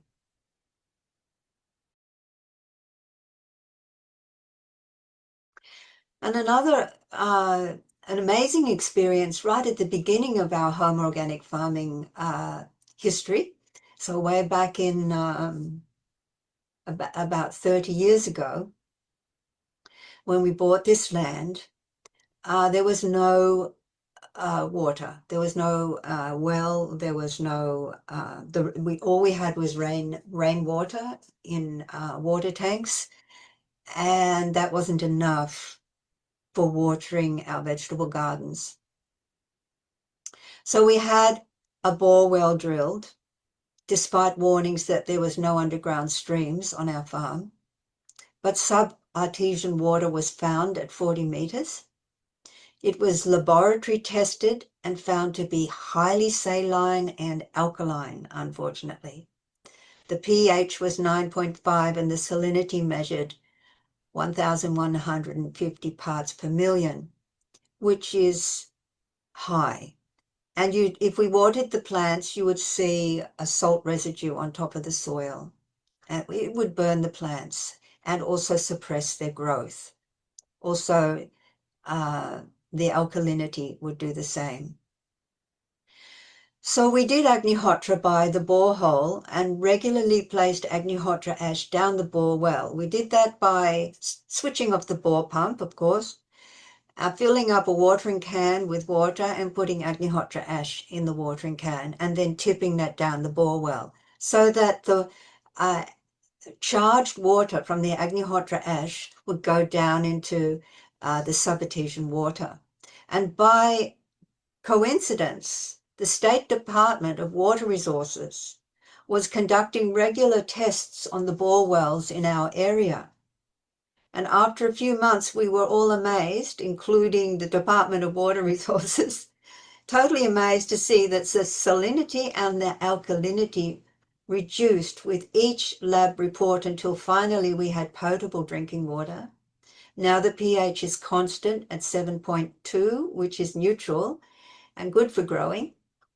And the salinity is 720 parts per million, which is within the standards laid down by the World Health Organization for potable water. Now that's about 30 years ago. And every now and then we put Agnihotra ash down the borehole and our water remains potable and very, very, very healthy and conducive to growing organic food. So here's a graph to show you what happened. First analysis, 9.5 pH, which is highly alkaline. After 6 months, 7.2, perfect for growing food. First analysis, the salinity was high. After 6 months, it was much less, almost half.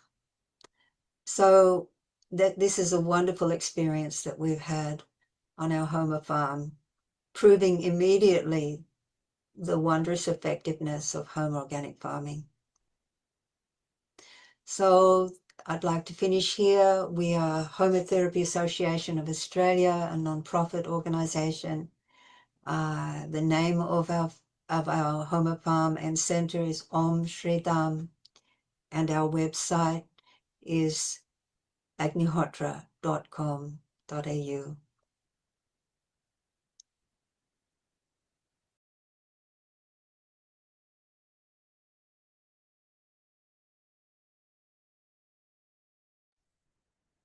Beautiful video.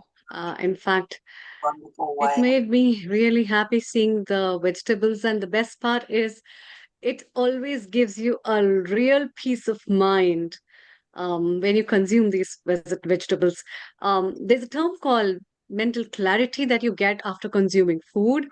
And I think always your organic homegrown veggies and fruits, when you bring them to the plate and you consume them, they give you the real prana, and that comes up as a mental clarity. So it's always wonderful, in fact. And Sharon, I can see your smile as well, and I'm always happy to jump on from one country to Creston to see what's in your kitchen garden as well. But then before that, let's have Rory and our guests who have joined from Poland, and I can see Swindy as well somewhere. So Global Namaste, a very warm welcome to you.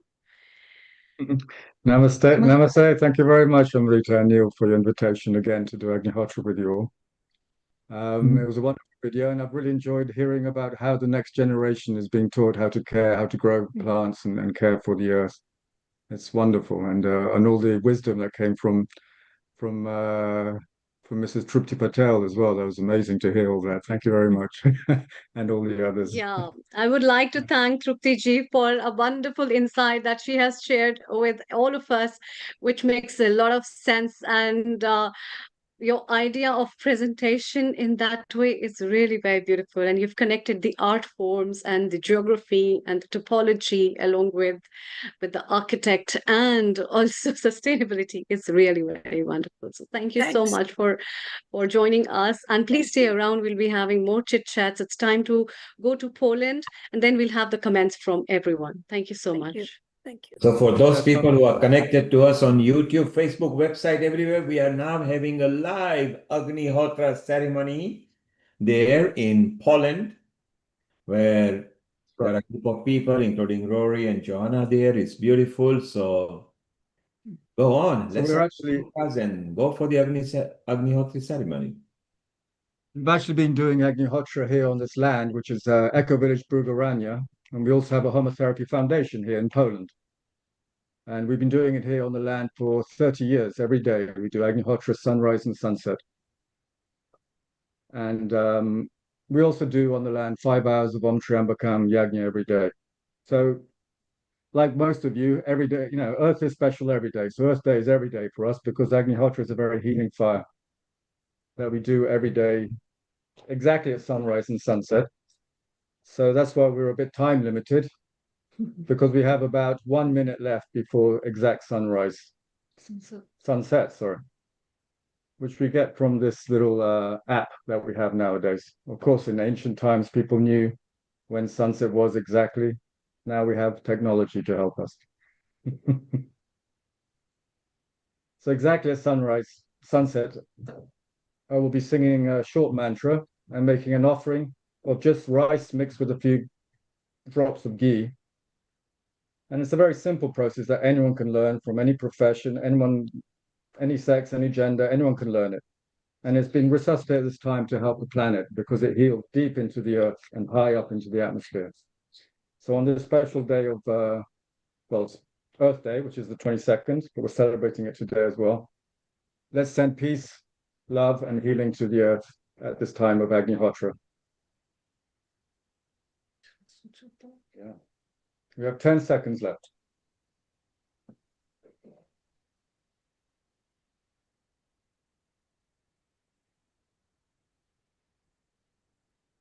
Agnaye Swaha, Agnaye Idam Namama, Prajapataye Swaha, Prajapataye Idam Namama.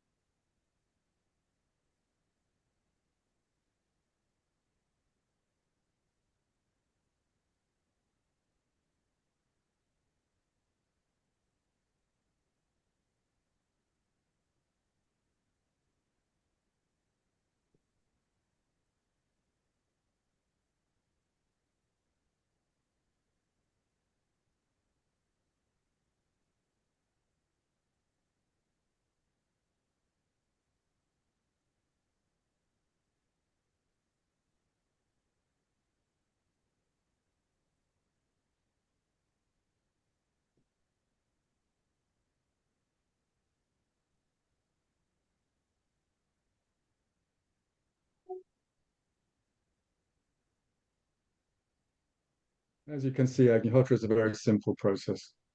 And we have children that can learn this process as well. Of course, with adult supervision, they can do Agnihotra every day at sunrise and sunset. And also learn how to care for the planet and grow up to be stewards. Beautiful. So we had a live Agnihotra ceremony there as well. We did the purification through the ancient Veda knowledge translated from the land of India, where Poland people, Roy and Joanna, have got the affinity together with other members of the Polish group. They actually practice there with a center. You have a center there, haven't you, Roy? That's right. We have it's actually an eco village with many families living here, living like we all do Agnihotra and homotherapy together.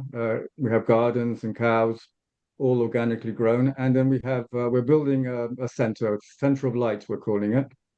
It's in the building stage at the moment. We have a foundation that teaches Agnihotra for free to many people in Poland and in Europe. We teach it. Most people at the moment learn it for their own health and that of their family. But we also use it here for farming and gardening, just like Lee was explaining how they do in Australia. And we So have beautiful. And you're not very far from UK, so Trupti, in case you want to take a trip there or a retreat there, you can connect through Kailash or myself or Amrita.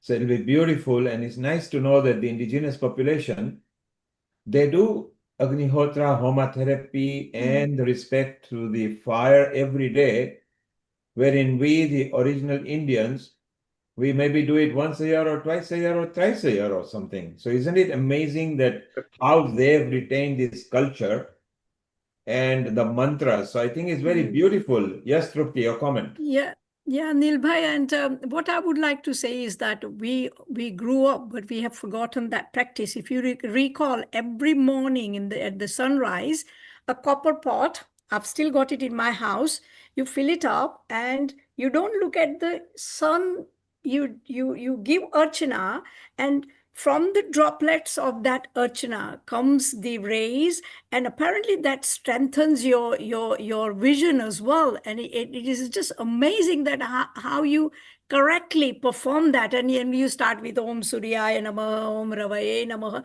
and that was the practice in all households. So we must get that started again in people who are not doing it. Obviously, in this country, it's not possible. But sometimes when we wake up, because sun now rises at about 6 o'clock, and you can do it from the bedroom window. So we will ask everyone. I think we should start helping our local mandis, our local samajis, and doing these various practices. And why we do Gau Mata. And in old days, in the organic farming, my grandma used to have the belgadi and they used to use them instead of tractors in the fields. And I put a note here before I finish. Cuba is going through a huge problem at the moment. And I thought about it when I saw it. Why don't we help them to actually bring them back our ancient traditions and say how to grow vegetables and how to mend clothes? And I think it needs it, because I could not see them, poor people. It was just heartbreaking what I saw yesterday and day before on the news. Thank you. Thank you, everyone.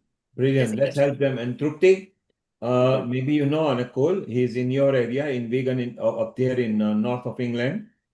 So you can connect with him and he will update you about the Agnihotra chapter, which is part of Science and Tradition Association, where Rory, Joanna were a part of a group where Dr. Ulrich, who is actually leading the Agnihotra part of the Sata. They will all come together from different parts of the world, and we want to bring the Agnihotra as a separate entity within the science and tradition, and to see how scientifically it helps mind, peace, and purification. So it's wonderful that Healing Our Earth, we group up. Anakul, say hello to Trupti in case if you don't know her. Absolutely. Namaste, Trupti. Yes. Namaste, Anukulji. I think you just told everything about the Vaisheshika system and the concept of temple economics. And it is about how we are only part of the world and universe. And we are not the person to grab everything off. We are just to use and merge with everything. And that's exactly what it's all about. I'm in London. I always say, and it was an amazing to work with Dr.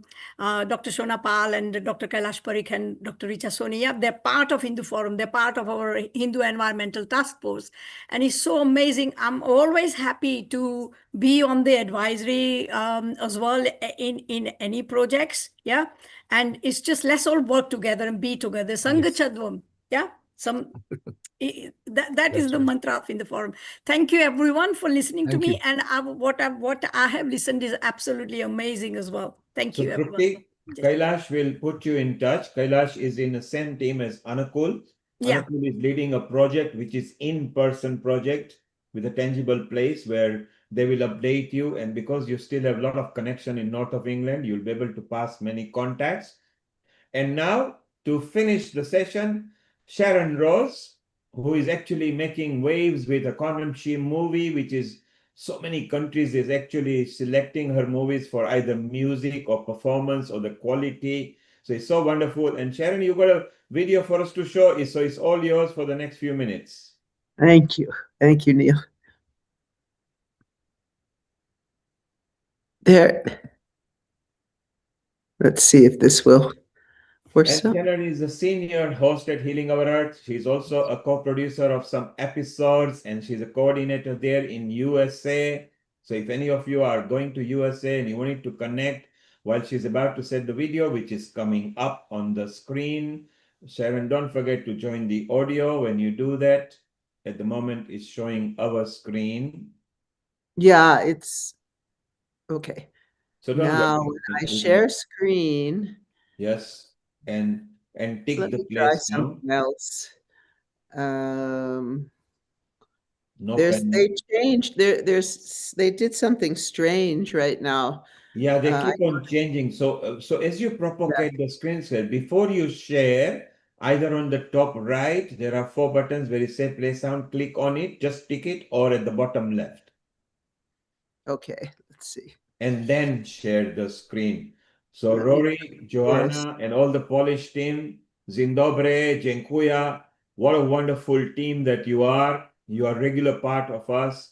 We really love the way you bring the energy, which is so beautiful. And Trupti, wonderful input. Anukul, keep in touch with Trupti. Kailash and Trupti know each other extremely well. So it will be very nice. Trupti can also loop you with other Hindu organizations and other non-Hindu organizations. He's also part of Unity as well. And when we plan the Spain outreach, maybe Trupti should also be part of it. Yes, Sharon, join the sound and let's play it. We got sitar player also who has been part of Healing Our Earth. So yes, you can click the play button. Have you joined the sound? Yes. Yes, Sharon is beautiful.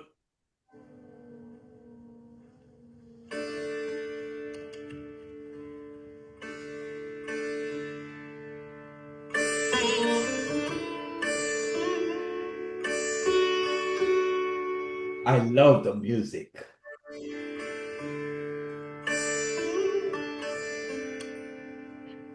There you are. Havan again.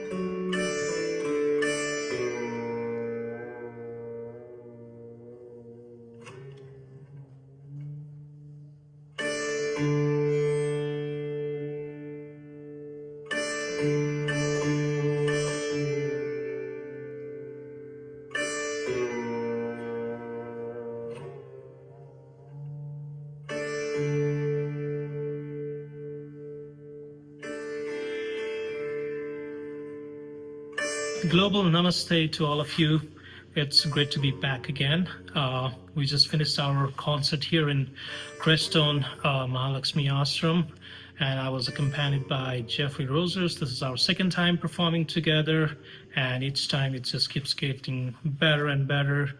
I performed Rag Charukesi, Dil Alap, and a little bit of Vilambit, and then Matilai Drut Tental. It was amazing, really amazing to see great support from the community. A lot of people showed up. I hope everybody enjoyed it. I enjoyed it. Jeffrey enjoyed it. Yeah, it was wonderful. Ready? Hello, I'm Jeffrey Rogers, tabla player for today's concert.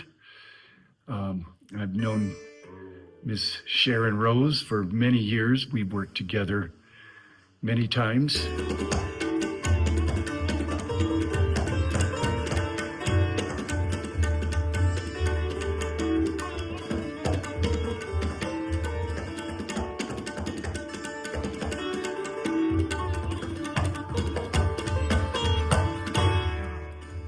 What's special to me about our planet?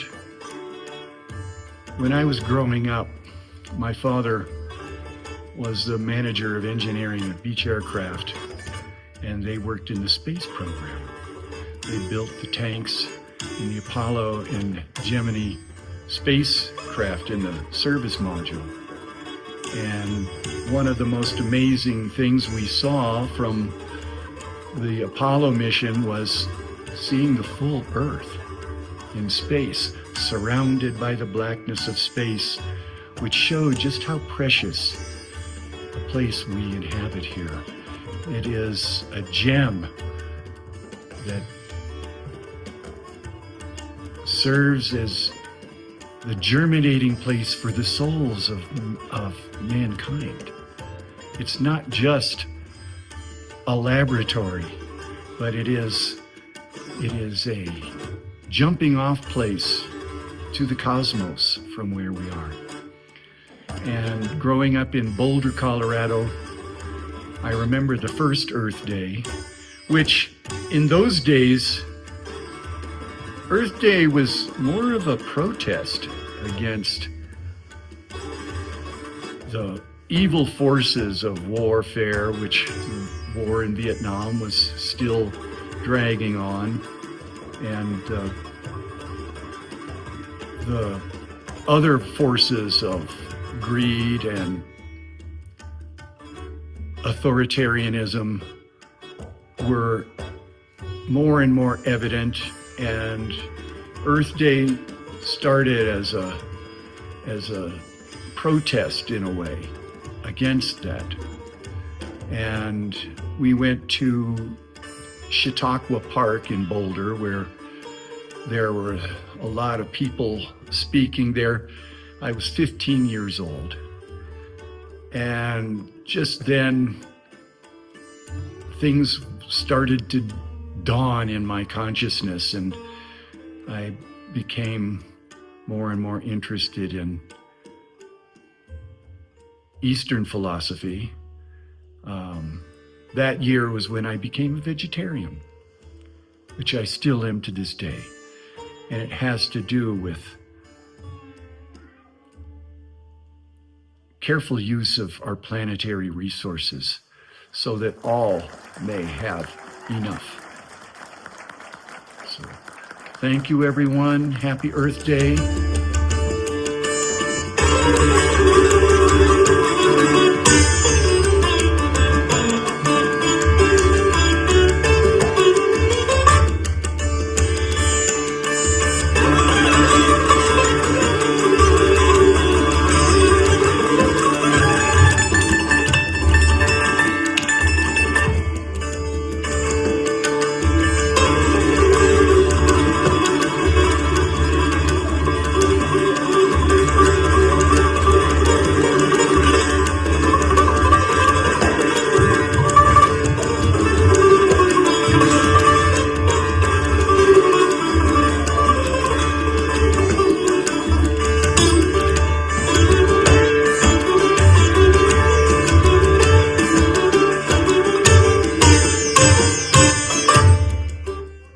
My tabla lineage came from Ustad Alaraka, who was the accompanist with Ravi Shankar for 25 years, the longest running duo in any musical tradition, East or West, 25 years running together, playing.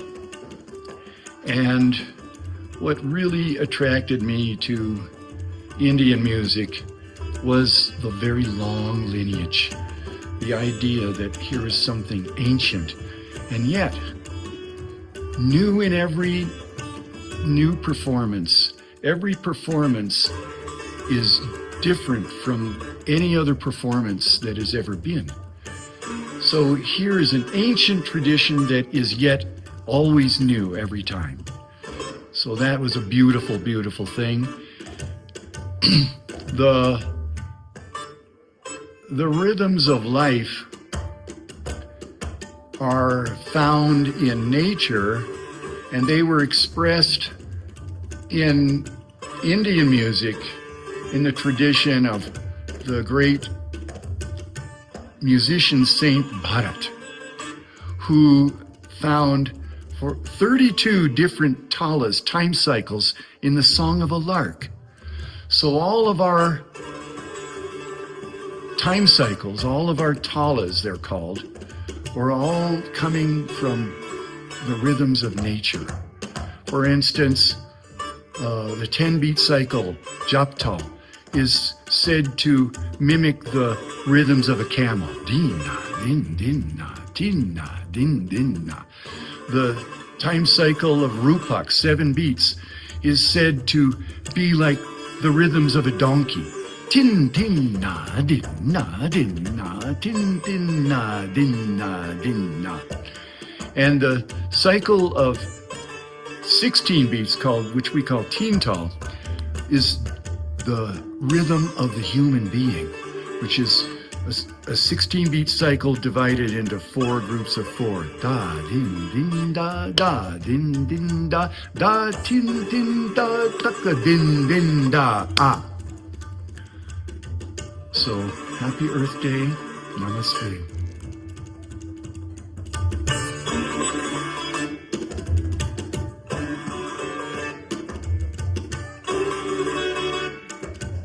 Hi, happy Earth Day. As a musician, I get inspired from this planet, be it like the rhythm, the stillness, the energy. I get inspired by it all. For me, how I feel it is the planet composes, and then I just follow through it. And whatever we can do a little much through music, be it like healing through the sound or like bringing the community together, everything that we can do to make this planet be a better place to live and be a better place for the future generation. So happy Earth Day.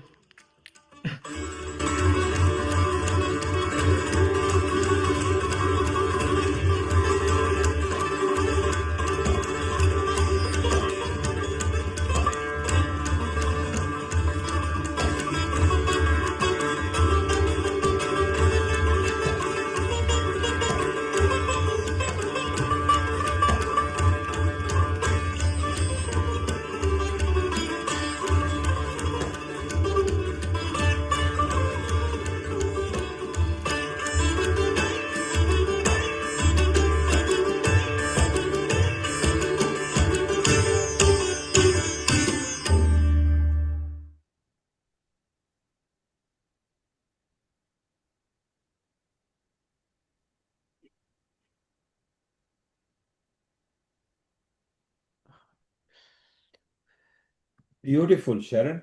I love the message with music, the style that they came in, the sereneness, the calmness, which was very beautiful. Wonderful, Sharon, and lovely recording. As usual, you always bring good recording. So if you could thank them on our behalf, please. And next week is a big day because you are going to bring Quantum Chi News and all the, you need to send me the names of the people in your last 2 hours so I can start making flyers. Keith has done it. Let's celebrate. And of course, on Saturday, you are actually having the World Tai Chi and Qigong Day. And on Sunday, you can tell us about it and how Quantum Chi movie is progressing, because it is also linked with that, together with other dance facets, music style. So it would be wonderful to know. And last week, since you reported, 1 or 2 more people have entered it in their festivals, haven't they? Oh, yes, yes. One is in Berlin and one is was in LA Indies. So it keeps, now it's up to 30 selections. There's been, 11 awards. And that's for the film. The music video, which is in the film, has now had 18 recognitions and I think 6 or 7 awards. So, Isn't it yeah. amazing the way the momentum is gained? We are all looking forward to it. And let's just remind people the next 3-4 episodes, Sharon and Amrita, so they can connect to us. From now on, let's start booking contributors earlier because everybody wants to be on Healing Our Earth. So, Sharon, this is your episode next week. Tell us more about it. World Tai Chi and Qigong Day, Sunday, the 26th of April. We're going to be celebrating, actually the day is on Saturday, and there is a 12-hour live stream. And then there are people all over the world, like 100 countries, doing their Tai Chi and Qigong practices. It's really an amazing experience. We're going to have something going on here in Crestone. And this was created by Bill Douglas and his wife, Angela Wong Douglas. And it just really, what's fascinating about it is that they did some kind of study, I think it was at Princeton, about how that day, the planet, the energy of the planet, the emotional energy was calm. And this had to do with the fact that people were practicing this very meditative healing practice throughout the world. And so Keith Sharp will be bringing people. For my portion, I'm going to have a panel of people, and then we're going to be bringing aspects of different videos that I did with people in the film, discussing many of the elements that are in quantum, that are in both quantum Qi and Taoism and Qigong and Tai Chi. And so we will be commenting, should be showing these, we will be commenting on these, and much more. And we will also be giving insights into the day before, the World Tai Chi Day, and yeah, it should be really wonderful. So our friend Roger Yonka will be there, and Bill Douglas, and Amalia Wai-Ching, and Siobhan, and people you've met before. So it should be very a fascinating program. Brilliant. So those people who are listening on the website, social media, Facebook, YouTube, next weekend is fun because on Saturday, the World Tai Chi Day are celebrating in different countries, and then they're going to bring the news on Healing Our Earth the following day, which will run from 2 o'clock British summertime right through. I think we'll be overrunning as usual, like how we are lately. So that's fine. And Sharon will be bringing lots of news as well, together with Siobhan, CJ Rhodes, Bill Douglas, and all the people. Then Amrita, self-care and self-love. What do you mean? Yeah. So on 3rd of May 2026, we are having this beautiful episode of Self-Care and Self-Love, where we'll be talking about how self-care is very close to self-love and how you can care for yourself. Hair care, skin care, sleep care, sleep hygiene, meditation, and also some care for your heart as well. So we'll be broadcasting this to you live on 3rd of May 2026 from 2 p.m. British Summer Time onwards.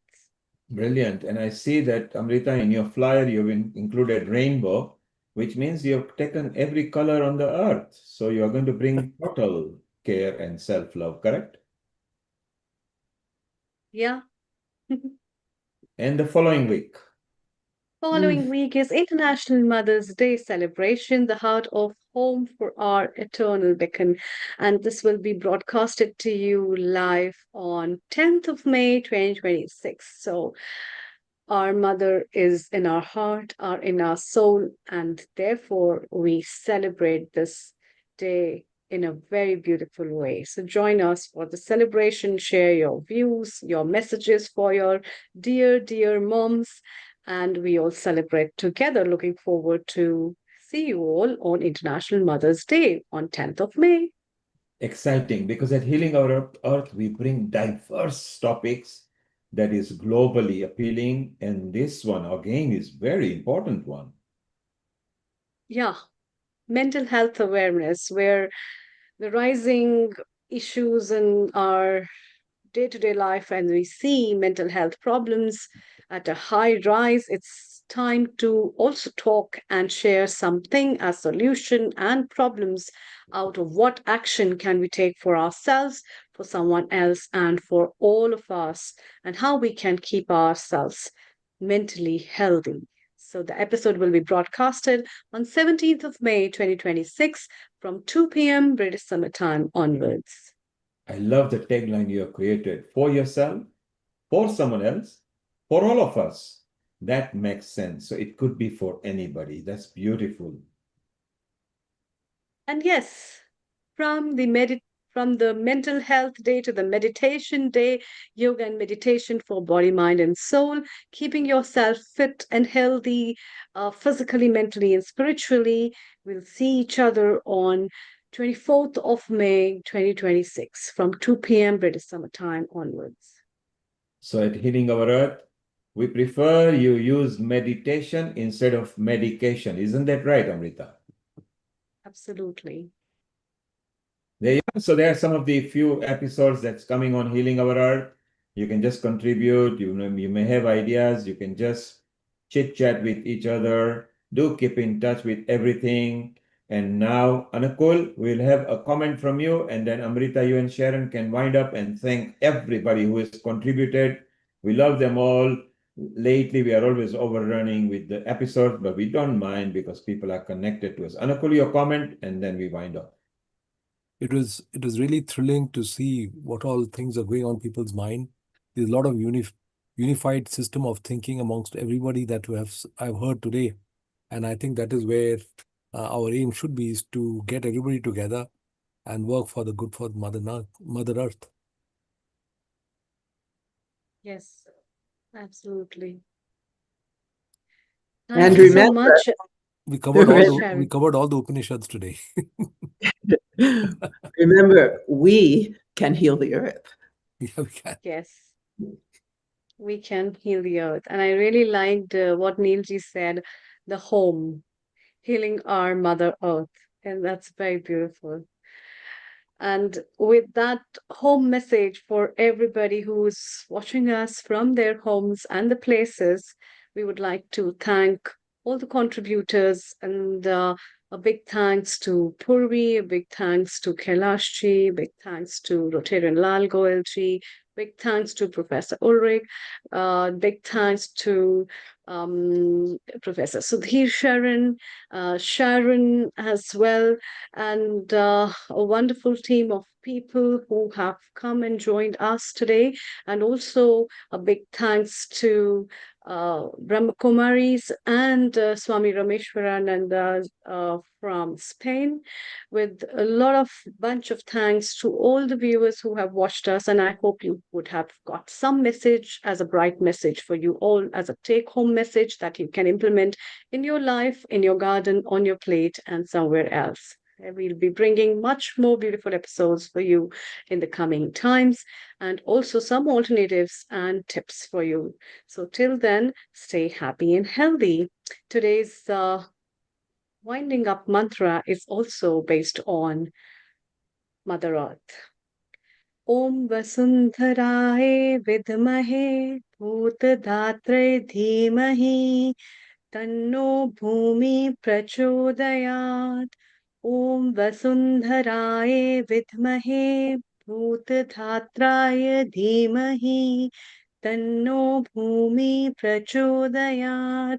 Om Vasundharaye Vidmahe Bhutadhatraye Dhimahi Tanno Bhumi Prachodayat. Om Shanti Shanti Shanti.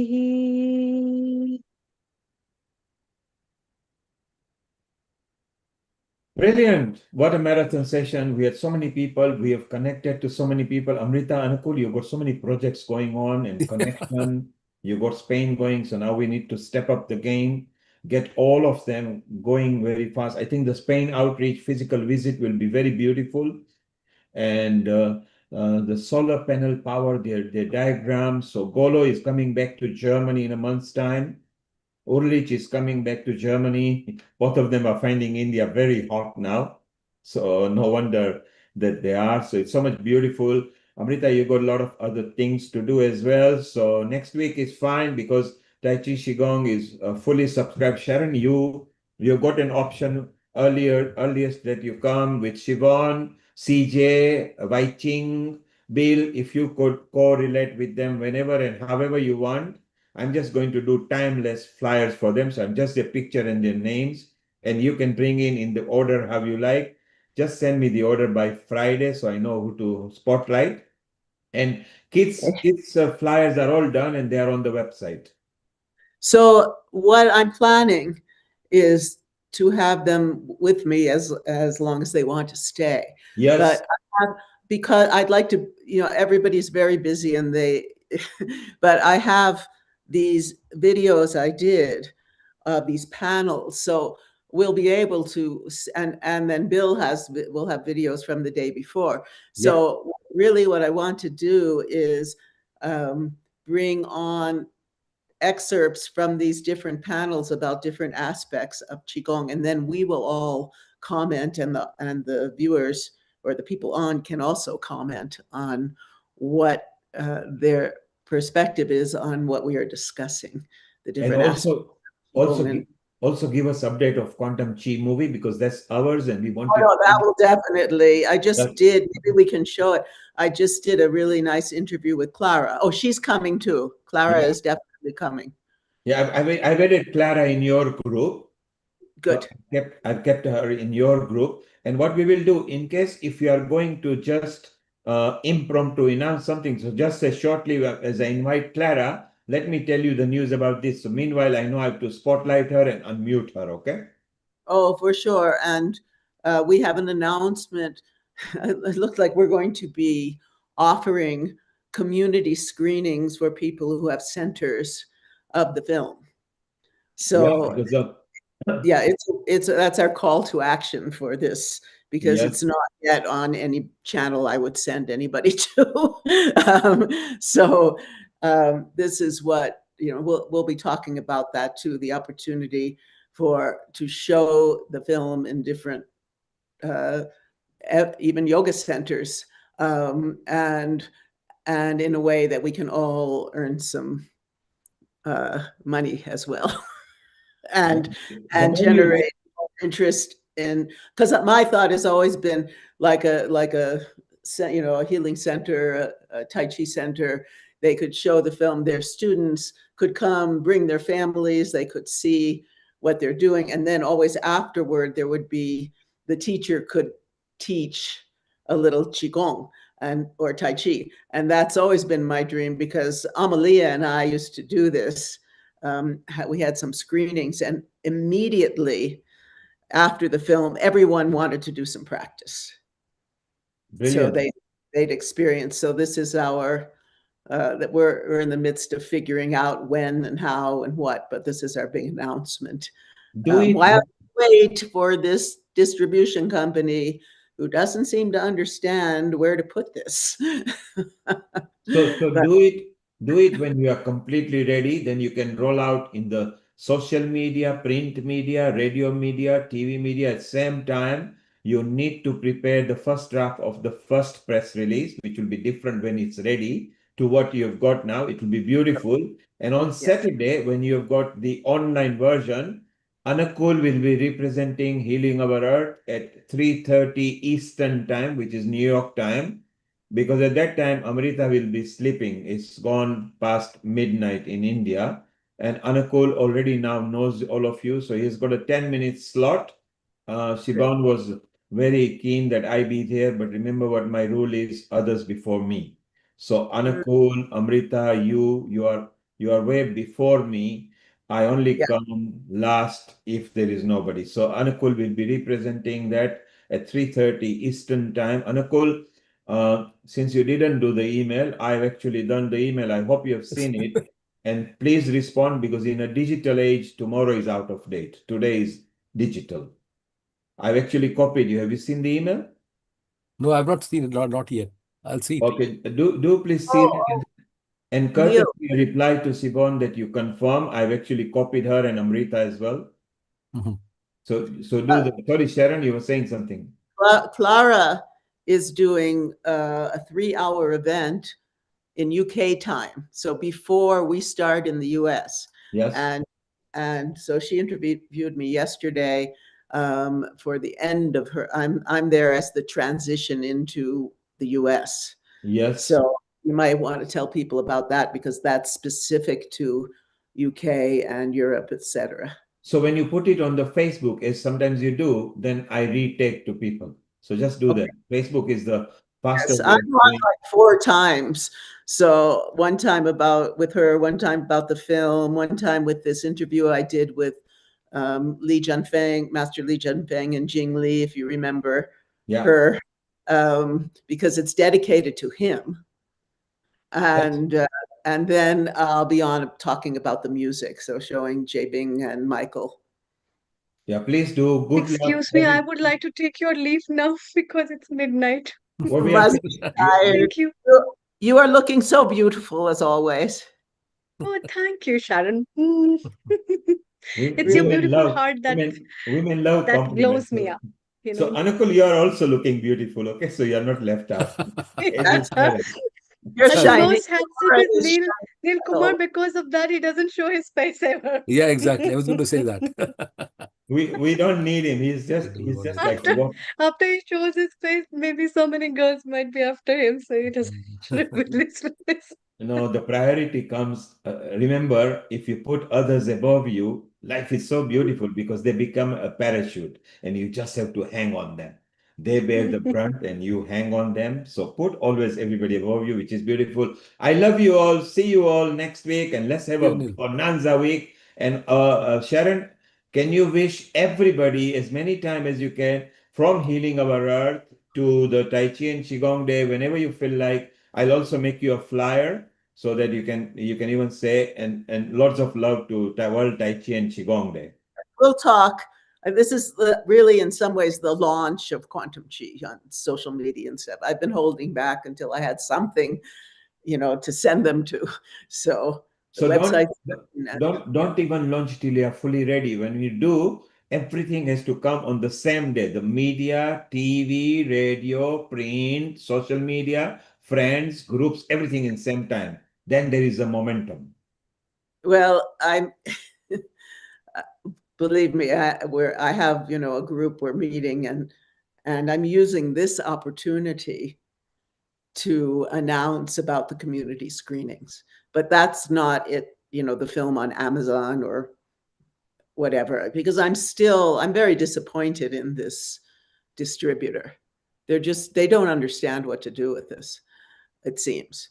And so I'm going to be reaching out to distributors throughout the world. I have really great contacts in China through Hannah and John, who send their love. Yeah, I have really good advisors. We meet every week with Bill. And so this is the way we're going to start the momentum, so I can even, bring in some money so that I'm not being drained anymore. It's a very good idea. Don't be scared to close the doors which are negative. Open new doors, and it will be here because you work very hard. So just keep on at it, okay? Yeah. All right. Love you guys, and see you next.